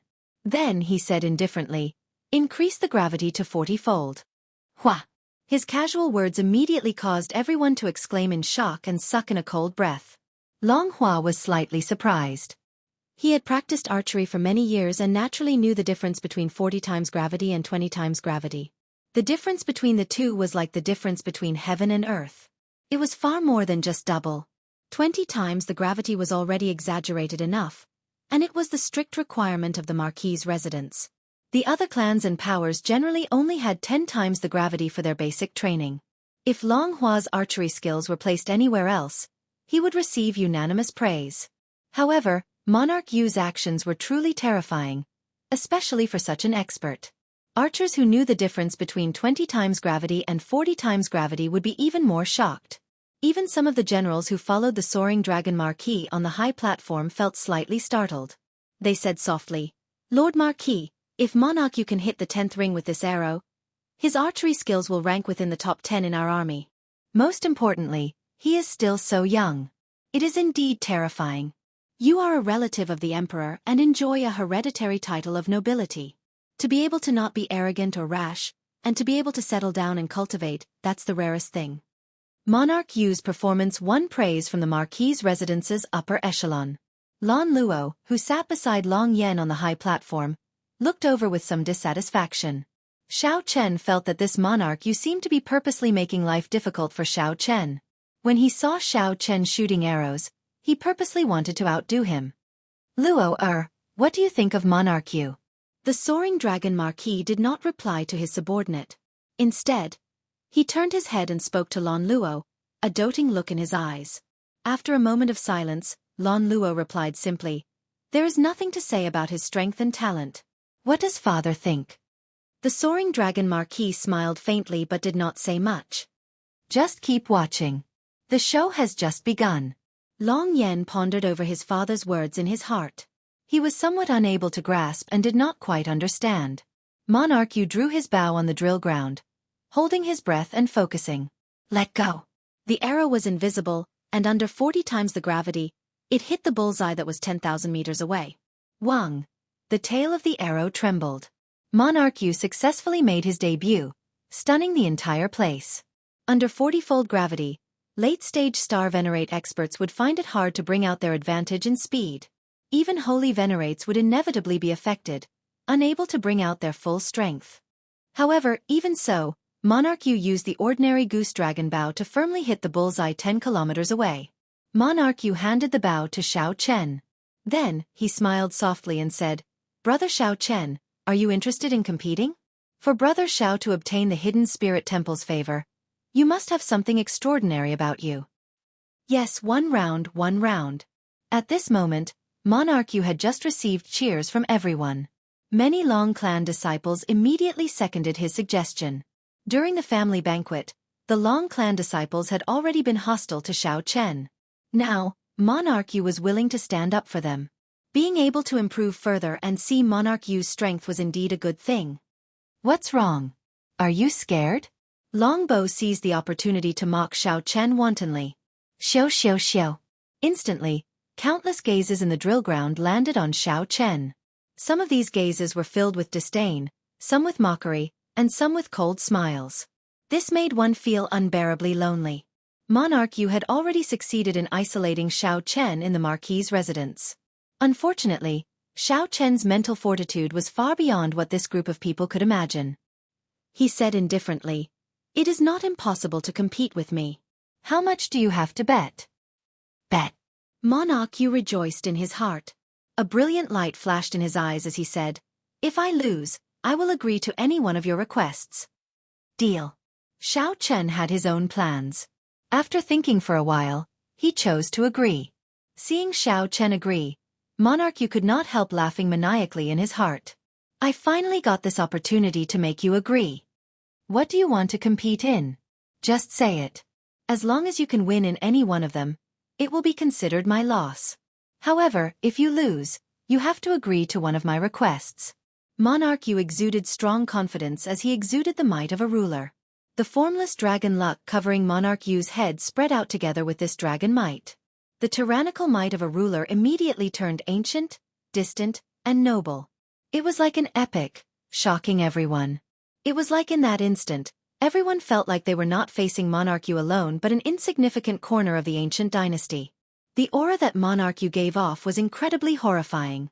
The sudden appearance of the dynasties might force the people near Monarch Yu to move back, not daring to look at him directly. The might of the dynasty. In the end, Monarch Yu is the son of a duke, possessing the royal clan's bloodline. When he gets serious, he looks completely different. Many people felt extremely shocked in their hearts. Now, they looked at Monarch Yu with some respect. As Xiao Chen observed in secret, he deeply felt the vastness and ancientness of a dynasty. This Monarch Yu had used less than a 10,000th of it, and he already had such a terrifying deterrence. The accumulations of a dynasty were indeed horrifying. At the same time, Xiao Chen thought to himself, this monarch Yu is overly serious. Could it be that everything he did was to trample on me before everyone? In what way did I provoke the other party to be so wary? With this thought, Xiao Chen's expression turned grave, and he could not help getting serious. If this monarch Yu wanted to use Xiao Chen as a stepping stone for himself like the others, then he would have found the wrong person. In that case, he would have found the wrong person. Xiao Chen's expression turned slightly cold as he said indifferently, I think that monarch Yu's archery skills are pretty good. Let's compete in archery. Let's see whose archery skills are better. This person really overestimates himself. Monarch Yu showed off a little earlier. Even under 40-fold gravity, he could still easily hit the bullseye. Clearly, he was holding back, yet he took the initiative to compete with Monarch Yu. Did a donkey kick him in the head? He is really stupid. Haha. All sorts of disdainful voices could be heard. Many of the Long family's disciples and the Marquis Mansion's guards looked at Xiao Chen. They all felt that there was something wrong with Xiao Chen's mind. Xiao Chen had already casually mentioned Monarch Yu's strong suit. Competing with me in archery? Monarch Yu was stunned for a moment. Then he smiled and said, As you wish. Men, increase the gravity tenfold. Boom. In the shooting range, the gravity reached a frightening 50 times, and the space around them began to distort. Under such circumstances, it would undoubtedly be even more difficult to hit the bullseye. What was even more difficult was that the slightly distorted space. If the arrow wanted to pass through it, it would have to hit the bullseye. It was as difficult as ascending to heaven. What a great monarch Yu. If he can still hit the bullseye under 50-fold gravity, his talent in archery is truly terrifying. Monarch Yu's actions startled everyone. Under 50-fold gravity, even a holy venerate would find it hard to escape easily. If he could hit the bullseye in this situation. In other words, Monarch Yu possessed the strength to kill a holy venerate. Monarch Yu held up the goose dragon bow and shouted. Then, he drew the bowstring, and the dynasty's might soared continuously. Boom! The dynasty's might eventually turned into a golden dragon chi and soared into the sky. In an instant, all the clouds in the sky were swept away. The clouds no longer existed, and a sky full of stars suddenly appeared in this bright and clear world.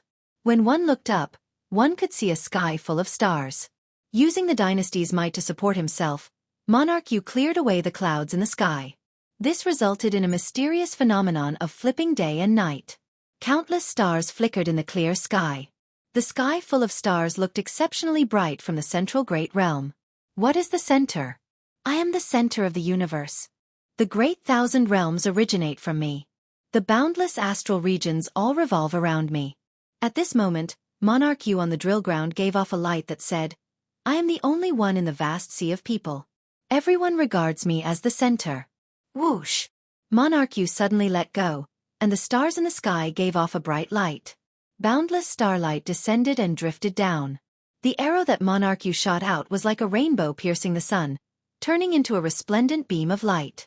The arrow swept everything in its path, undefeatable. The twisted space did not affect it at all. Boom! In the next instant, a deafening sound rang out. The target made of precious divine materials was shattered. The target made of precious divine materials shattered without any suspense. The entire drill ground trembled slightly under the aftermath of this arrow. Many of the weaker cultivators were horrified by the remnant might. Monarch Yu's entire body shone with resplendent light, looking like a sovereign. His long hair fluttered, and starlight surrounded him. Monarch Yu smiled coldly and tossed the goose dragon bow rudely at Xiao Chen. Then he said coldly, How are you going to compete with me in archery? I want to see how you can defeat me. Whoosh! Xiao Chen caught the bow. The force contained in it shook the surroundings and kicked up a strong wind. Everyone felt Monarch Yu's rage and disdain. At this moment, Monarch Yu's aura reached its peak since he entered the Marquis's residence. Clearly, it was Monarch Yu who was being rude. However, everyone felt that Xiao Chen should not have provoked him. Monarch Yu's archery skills were already very strong. Yet he purposely challenged this. He was simply seeking death. How can I defeat you? Xiao Chen smiled coldly in his heart. Naturally, he already had a plan on how to win. Chapter 1858. Since Xiao Chen was the one who suggested archery, He naturally had absolute confidence in defeating his opponent. The light from Monarch Yu's body slowly faded, and the clouds in the sky slowly gathered. The scene of the blazing sun shining together with the stars disappeared. Everyone stared at Xiao Chen, who had retrieved the goose dragon bow. They wanted to see how capable he was to defeat Monarch Yu. Of course, aside from Lon Luo and the soaring dragon Marquis, no one else in the drill ground felt that Xiao Chen could win. Even Long Yan, who thought highly of Xiao Chen, shook his head in his heart. Xiao Chen was of the royal bloodline, the son of a grand duke. The moment he made a move, he would receive the protection of the dragon's luck. Furthermore, he could enjoy the resources of the royal clan. Monarch Yu's conditions and starting line were truly enviable. Even though Long Yan was the eldest son of the soaring dragon Marquis, he could only be envious and could not compare. More importantly, the arrow that Monarch Yu shot was indeed startling, inspiring lingering fear in everyone. Even a regular holy venerate would not dare to take this arrow lightly. Long Yan, who knew why Monarch Yu wanted to trample on Xiao Chen, could not help worrying for him. What's wrong? Do you not dare to, or are you too ashamed to make a move? Joy flashed in Long Bow's heart. When he thought about how Xiao Chen would embarrass himself in front of everyone, he could not help mocking him. Haha! If you really can't do it, just admit defeat. Losing to Monarch Yu is not embarrassing. After all, he is a relative of the royal clan. A country bumpkin like you cannot compare to him. That's right. To think that he really dares to compete with Monarch Yu. If it were me, I would just admit defeat. Given Monarch Yu's demeanor, he would not make things difficult for him. Just admit defeat. Admit defeat. Admit defeat. Admit defeat. Admit defeat. Suddenly, cheers rang out in the drill ground. Most of the Long clan disciples had already been subdued by Monarch Yu's demeanor. Now that they saw Monarch Yu's stunning display, they already felt great admiration for him. Furthermore, Monarch Yu left a good impression on everyone. Nearly everyone stood on Monarch Yu's side, smiling as they told Xiao Chen to admit defeat. The voices of people surrendering rose and fell like waves in the sea. If it was an ordinary person, under such intentional isolation, a flaw would have appeared in their mental state a long time ago, and it would be difficult for them to maintain their calm. However, Xiao Chen was very intelligent. Furthermore, he had seen through Monarch Yu's tricks long ago. In the end, the person he would trample on would be himself. Naturally, there was no change in his expression. He said softly, "If there is really an undefeatable enemy, it is not a big deal to admit defeat and admit one's inadequacies." When Monarch Yu heard that, he smiled faintly. Then, he said in a gentlemanly manner, "Brother Xiao is rather tactful. Since you already admit defeat, then the bet is voided. Just do something small for me. Are you deaf or are you out of your mind? My big brother is laughing at you for overestimating yourself. It's far from enough to make him admit defeat. You can't even tell this? You really have a low IQ. What kind of *T royal prince are you? Hee hee." The little monk, who was lying on Xiao Chen's shoulder, rolled his eyes and said with disdain. Monarch Yu's harsh words, coupled with the little monk's mischievous face, angered him somewhat. This was especially so when Monarch Yu said, "Hee hee," at the end. He nearly lost control of his demeanor. Just as Monarch Yu was about to say something, he suddenly heard a crisp sound. An arrow silently pierced through the distorted space and struck the bull 10 kilometers away. Compared to Monarch Yu's arrow, which had a huge momentum and vast monarch might, the one that could reverse day and night, the arrow shook the world.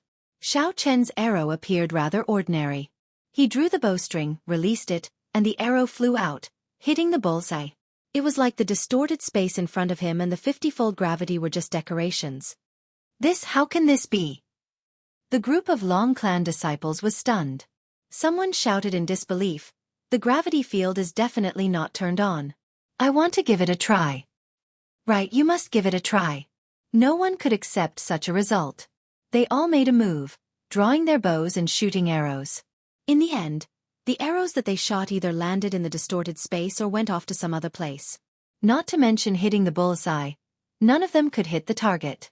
The cruel truth stunned the group of Long clan disciples. Their faces revealed even more incredulous expressions. How could an outsider be so much stronger than them? This was simply unacceptable. They could accept and understand that Monarch Yu was stronger than them. Monarch Yu was a relative of the royal family, the son of a duke, blessed by the luck of the dragon. It was natural for Monarch Yu to be stronger than them. However, what did Xiaochen have? He had nothing. Compared to them, he was completely worthless.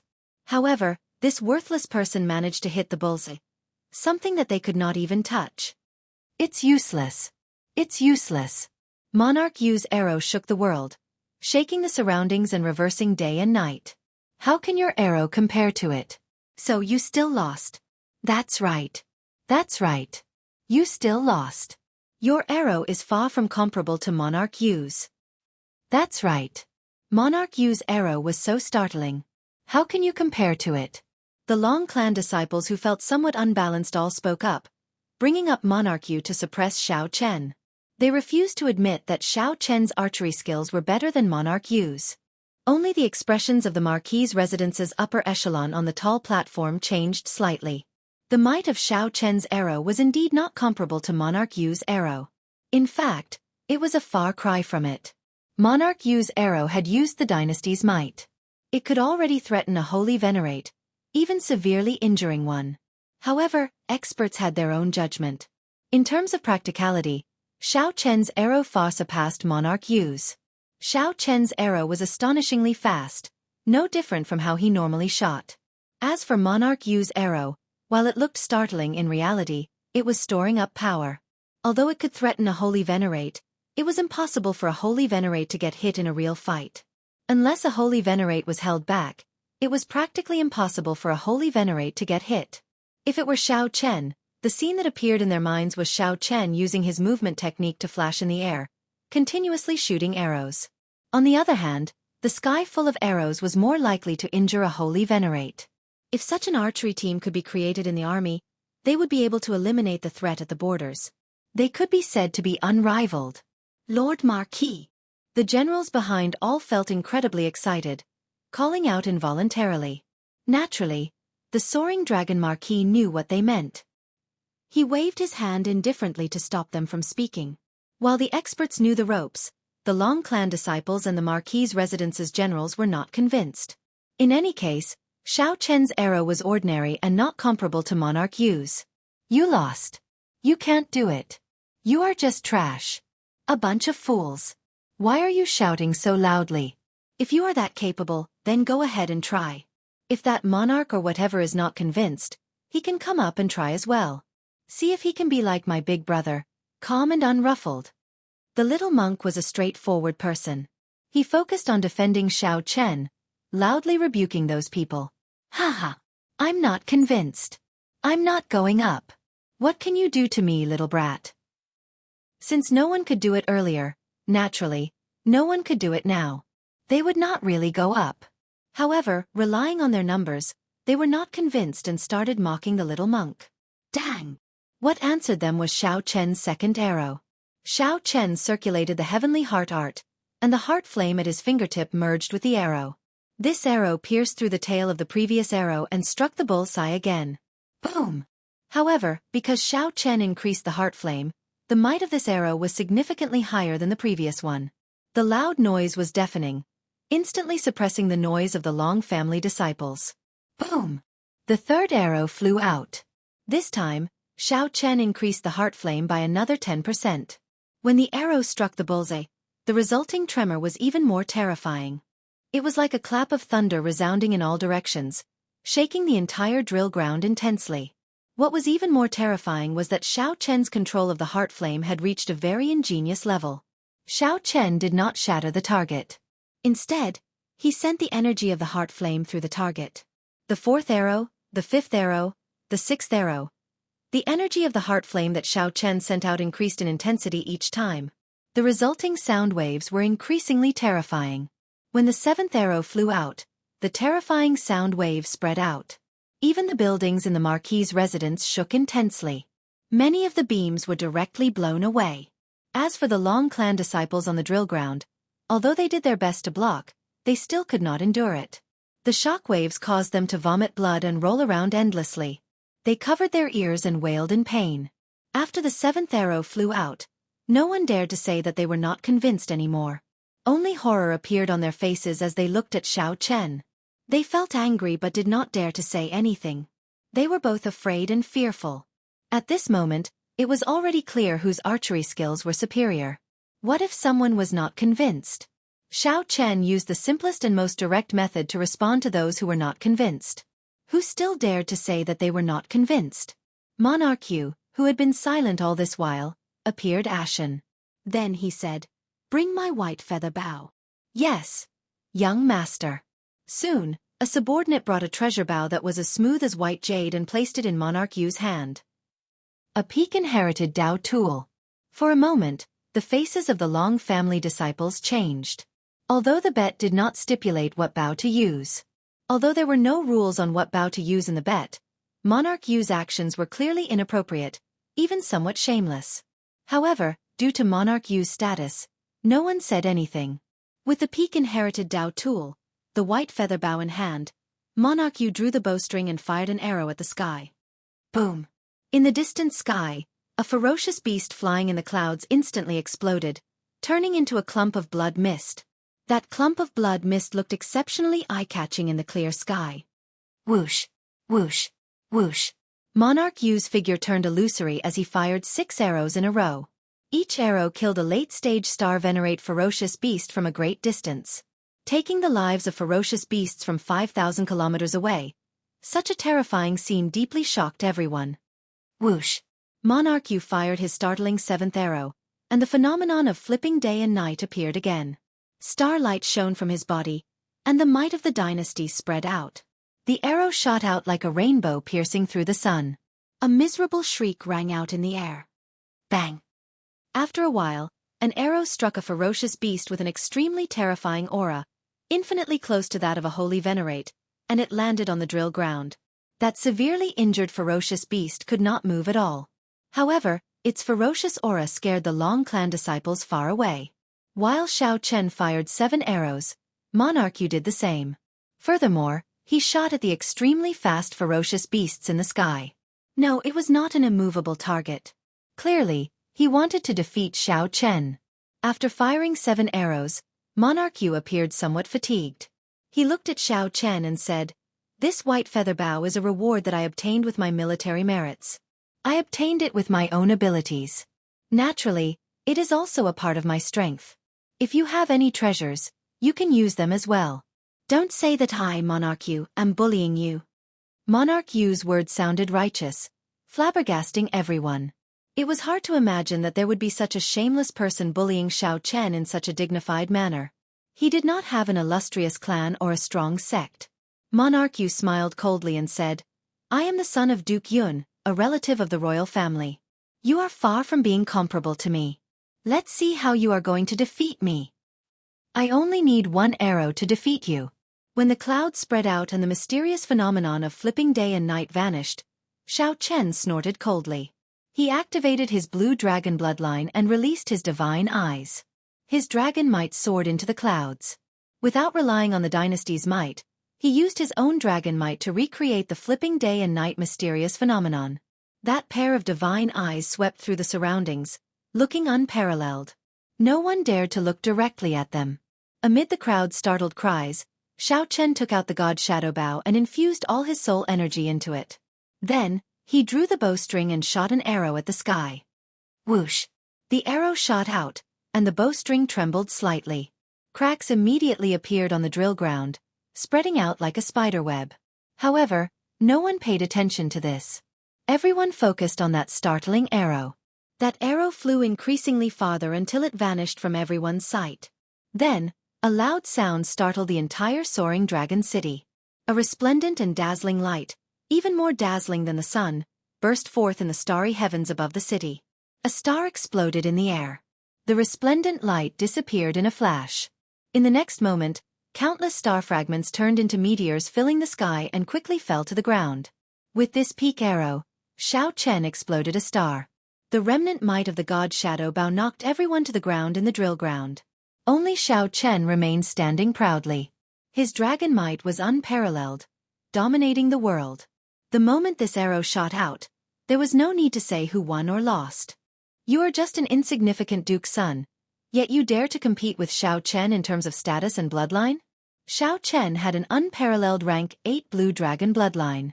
Even the princes of the dynasty might not be strong enough before Xiao Chen if they were not related. No matter what Monarch Yu's purpose was, he had chosen the wrong target to use Xiao Chen as a stepping stone. Chapter 1859. Meteors fell from the sky. Xiao Chen held the god shadow bow in his hand, shocking the surroundings. This arrow directly blew up a star the size of a city. In the starry heavens, even a powerful holy venerate could achieve such a feat with their full power. He had only destroyed a city with a single sword strike, but the problem was that he was not in the starry sky, but in a city. Even at such a high altitude, he was still able to shoot down a formation with one arrow. This was a little exaggerated and shocking. This was especially so for Xiao Chen, who was also a star venerate. Above the Marquis's mansion, the upper echelons who had seen much of the world were all moved, feeling slightly shocked. The only one who could remain calm was the soaring dragon Marquis. Up on the drill ground, Monarch Yu watched all this in a daze. Suddenly, his expression twisted. He glared at Xiao Chen and said, "You bitch! No wonder you wanted to compete in archery with me at the start. It turns out that you have a soul tool. What a good lowly commoner, to actually dare scheme against this king." Xiao Chen held his bow and said indifferently, "You can think whatever you want. However, you lost. You lost. Monarch Yu, you can't be this shameless. Previously, everyone was using the same bow and arrow, and your archery skills were obviously at a disadvantage." Long Hua, who had seen everything that had happened, couldn't help but angrily explain everything to Xiao Chen. The other disciples of the Long family had the same thoughts as him, but there was still a grudge in their hearts. He was too embarrassed to speak up for Xiao Chen. Even now, they still wanted to argue about who would win. Actually, it was already pointless. Even a fool could tell that Monarch Yu had lost. Whether he was willing to admit it or not, he had lost. Furthermore, he had lost miserably. In terms of face, he had lost everything in this battle. The aloof, dazzling Monarch Yu had fallen to the mundane world. Although his strength still surprised them, it was not enough for them to worship or respect him. He was just a mortal, and he was even somewhat shameless. First, he broke the rules and took out an inherited Dao artifact. Now, he refused to admit defeat. He even cursed with a face full of unwillingness, losing all of his poise. Monarch Yu had turned into a stranger that they did not recognize. Scram! This king didn't lose. This king is best at sword techniques. Defeat the sword in my hand first. Monarch Yu snorted coldly. In that instant, he drew his sword. The sword will was like the wind, whistling out. Long Hua's expression changed slightly as he quickly dodged. Monarch Yu's sword intent nearly injured him. Xiao Chen gently pushed off with his feet and put away the god's shadow bow. Then he moved back. Monarch Yu's sword intent was exceptionally strong. It contained an unimaginably tyrannical monarch's might. The surging sword intent was like a tsunami of flames surging over. This king will not lose. Monarch Yu showed a sullen expression as he leaped into the air and thrust his sword. On the tip of the sword, a scorching radiance burst out, as glaring as the sun. This was the famous heavenly flame sword technique of the Jianghu dynasty's royal court. The royal bloodline of the Jianghu dynasty's royal family had a strong affinity for fire-attributed energy. Aside from a few exceptions, most people would choose to cultivate fire-attributed cultivation techniques. With the addition of their bloodline, they could achieve twice the results with half the effort and cultivate much faster than ordinary people. Their comprehension and usage of fire-attributed cultivation techniques would also be much stronger. Monarch Yu's sword strike brought out the explosive power of the fire-attributed energy to the fullest.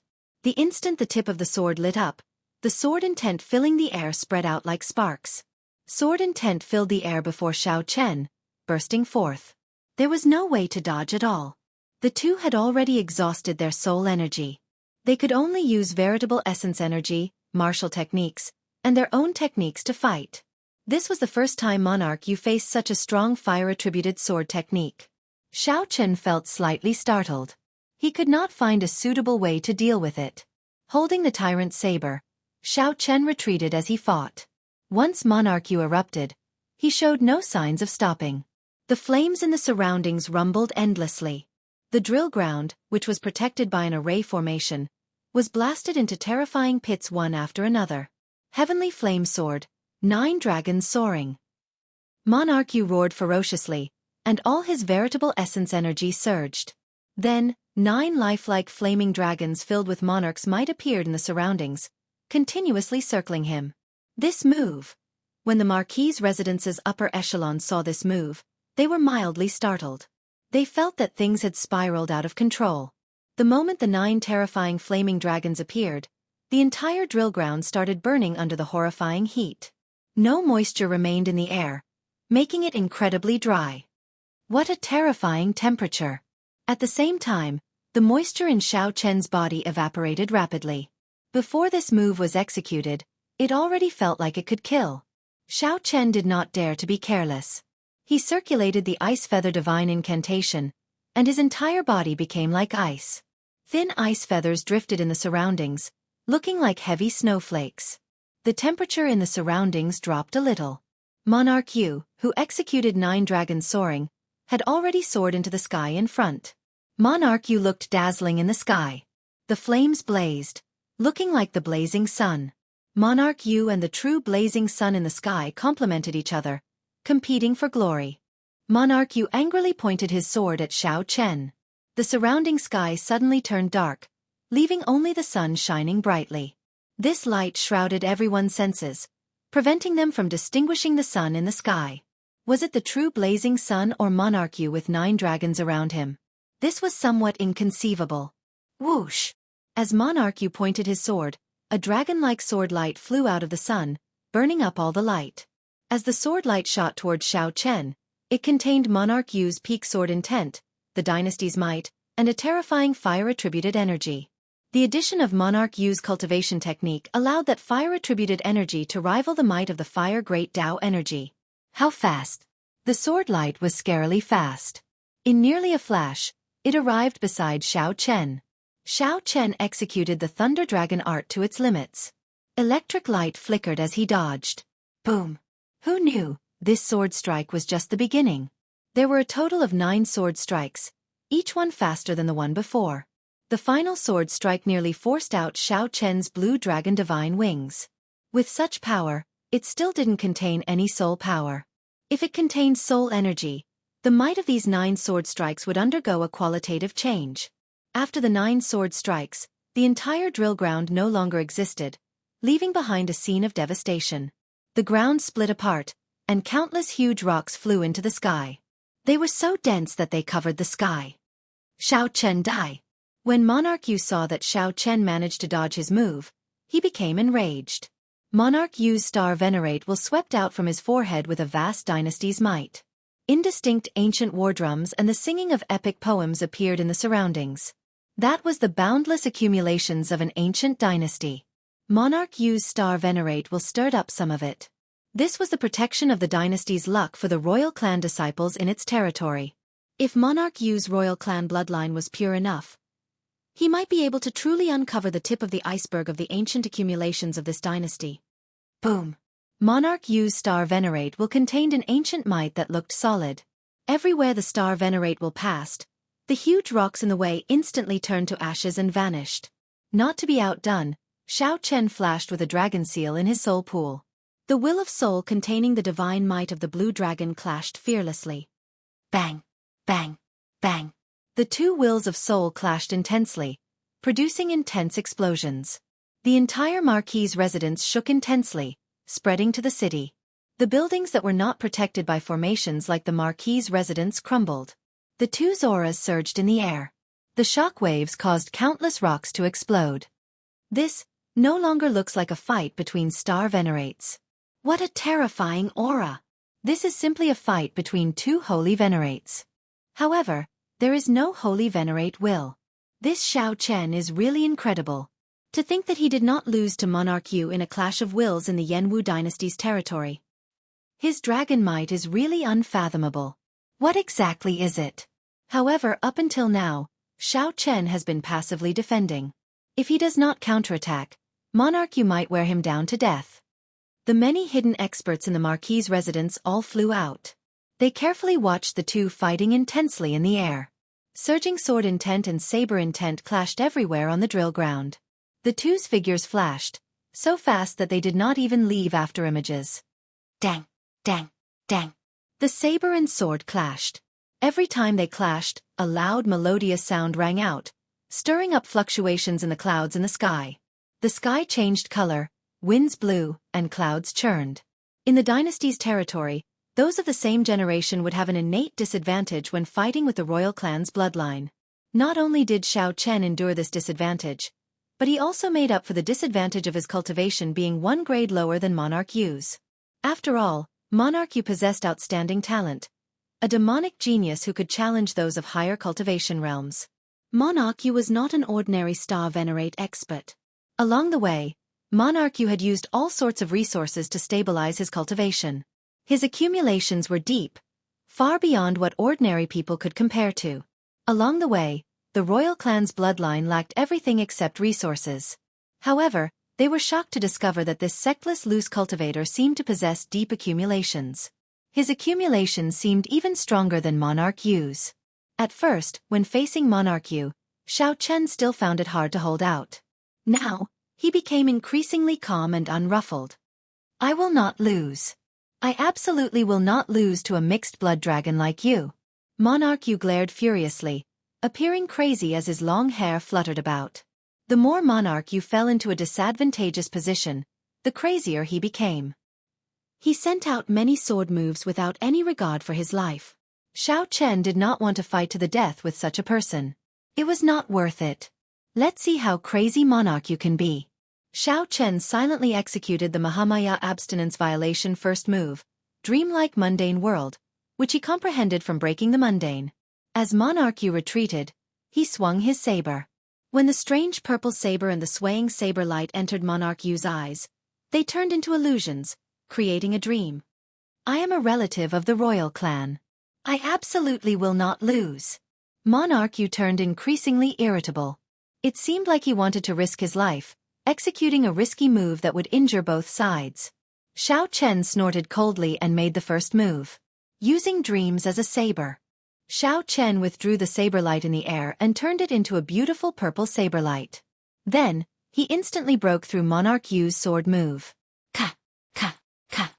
Crisp sounds rang out, sounding like treasure swords breaking. The beautiful purple saber light looked both real and fake, like a dream or illusion. When it appeared before Monarch Yu's eyes, it activated the dream that Xiao Chen left in his heart. Monarch Yu showed a confused look, standing there in a daze. However, the purple saber light did not show any intention of stopping. It pierced through Monarch Yu's exquisite armor.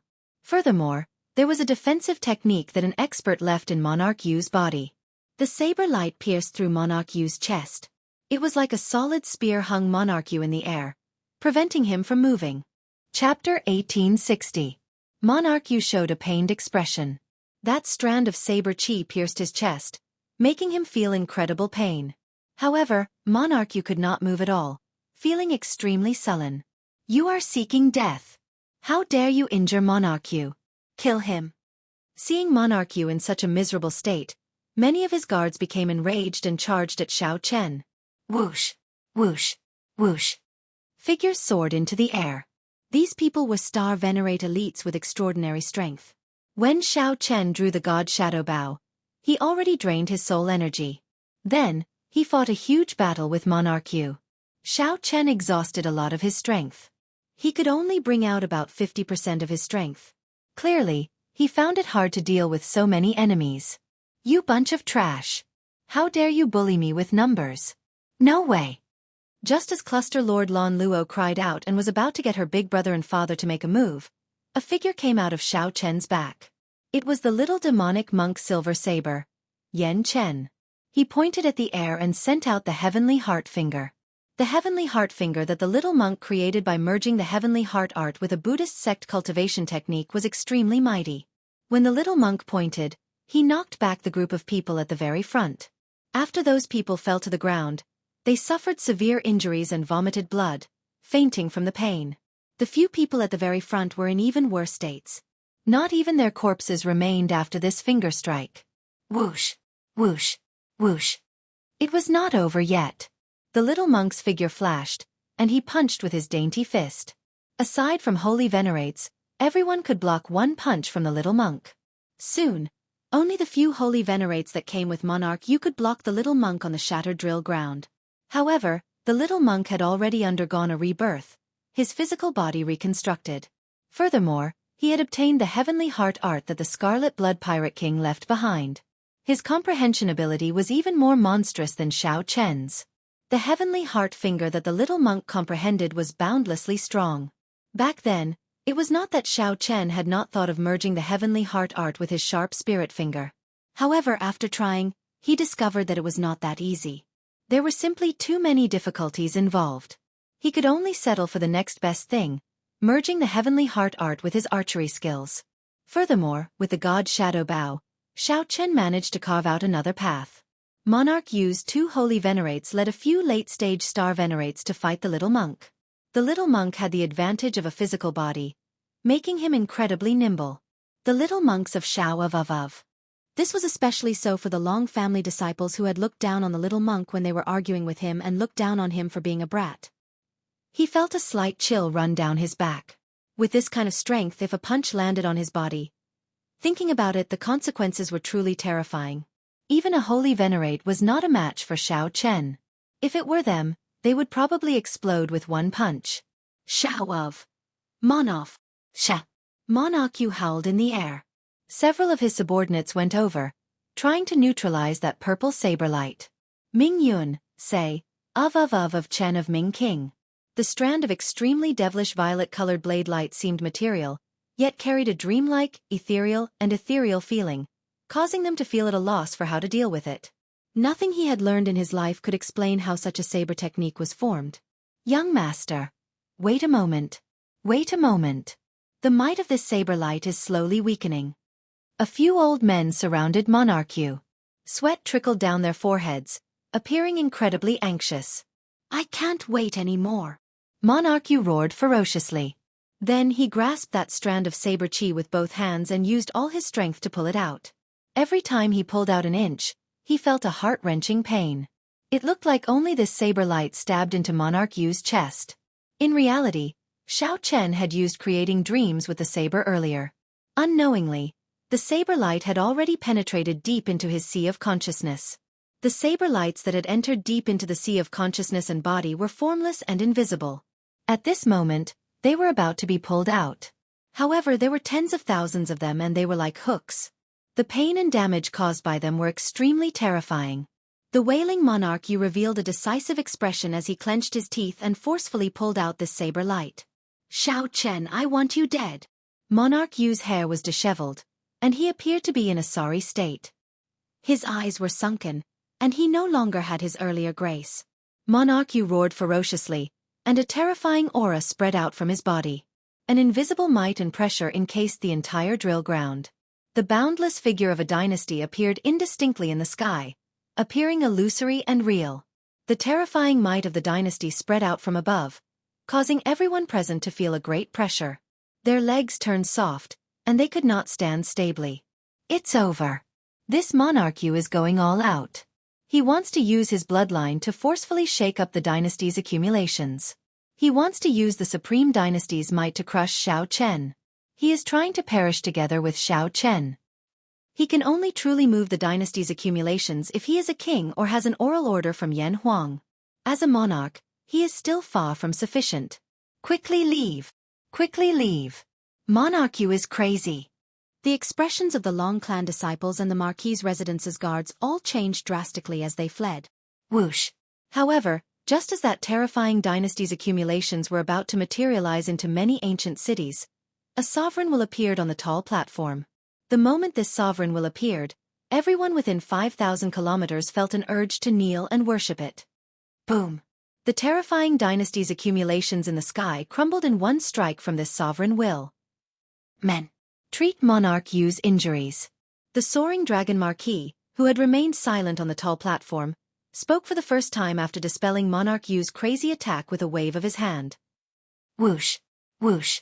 Whoosh. Many experts immediately rushed out of the Marquis's residence. They restrained Monarch Yu without saying anything and brought him away. All of you disperse. This practice ends here. The soaring dragon Marquis stood up. Without even looking at Xiao Chen, he led the Marquis's residence's upper echelon away. On the other hand, after Long Yan stood up, he gave Xiao Chen a deep look. Today, Long Yan was truly shocked by this white-robed bladesman's elegance. Perhaps even the prince's would not be as impressive. That's not right. Perhaps the prince's cultivations are higher than Xiao Chen's. However, the number of princes who could compare to Xiao Chen's elegance and tyranny could be counted on one's fingers, as rare as phoenix feathers and Qilin horns. When Long Yan saw Xiao Chen look over, he quickly turned around and left with his father. Whoosh! Lan Luo did not have any worries. She gently drifted over and landed beside Xiao Chen. Lan Luo frowned and asked, "Are you all right? I don't know what got into this monarch you, but he targeted you like that. I really misjudged this person. Earlier, I was still considering whether to join the Divine Sword Pavilion together with him." Xiao Chen looked to the front and replied indifferently, "Fortunately, the little monk helped me block these people. Your father also stopped Monarch Yu from risking his life. I'm fine." After Monarch Yu was brought away, his guards were no longer in the mood to fight. However, they could not leave just because they wanted to now. The little monk wanted to teach this group of people a lesson, so he did not let them leave. "Little ancestor, we were wrong. Let us go. Stop hitting them. You little child, why are you so unreasonable?" The two holy venerates held on bitterly. However, the late-stage star venerate old men were beaten into submission. When the little monk's tender little fists struck his body, he felt so much pain that he wished he were dead. His old bones felt like they would fall apart. "You are allowed to bully my big brother with numbers, but I am not allowed to bully you? Is there still any law or justice? I will not stop until I beat you up." The little monk spoke righteously, but he had a mischievous smile on his baby face. Actually, the little monk's hands were simply itching. He had held back for so long and had not made a move. This time, he could not stop himself. Such a scene flabbergasted the Long clan disciples. This was indeed a bona fide little ancestor. Anyone who saw it would have a headache. This father-son combination of Xiao Chen and the little monk was somewhat unrivaled. Each was scarier than the other. Who could imagine that the harmless-looking, incredibly cute little monk was actually even more violent than Xiao Chen? To think that they were even more violent than Xiao Chen, inspiring fear in others. When Lan Luo saw this somewhat strange situation, she also felt shocked. However, when she thought of something, she suddenly showed worry on her face. "Oh no! You offended Monarch Yu. The Duke Yun behind him will definitely not take this lying down. If he turns you into a wanted criminal of the dynasty, it will be problematic." However, Xiao Chen did not care. He said softly, "This is what your father wants to see." Lan Luo's expression changed drastically. Her chest heaved up and down in shock.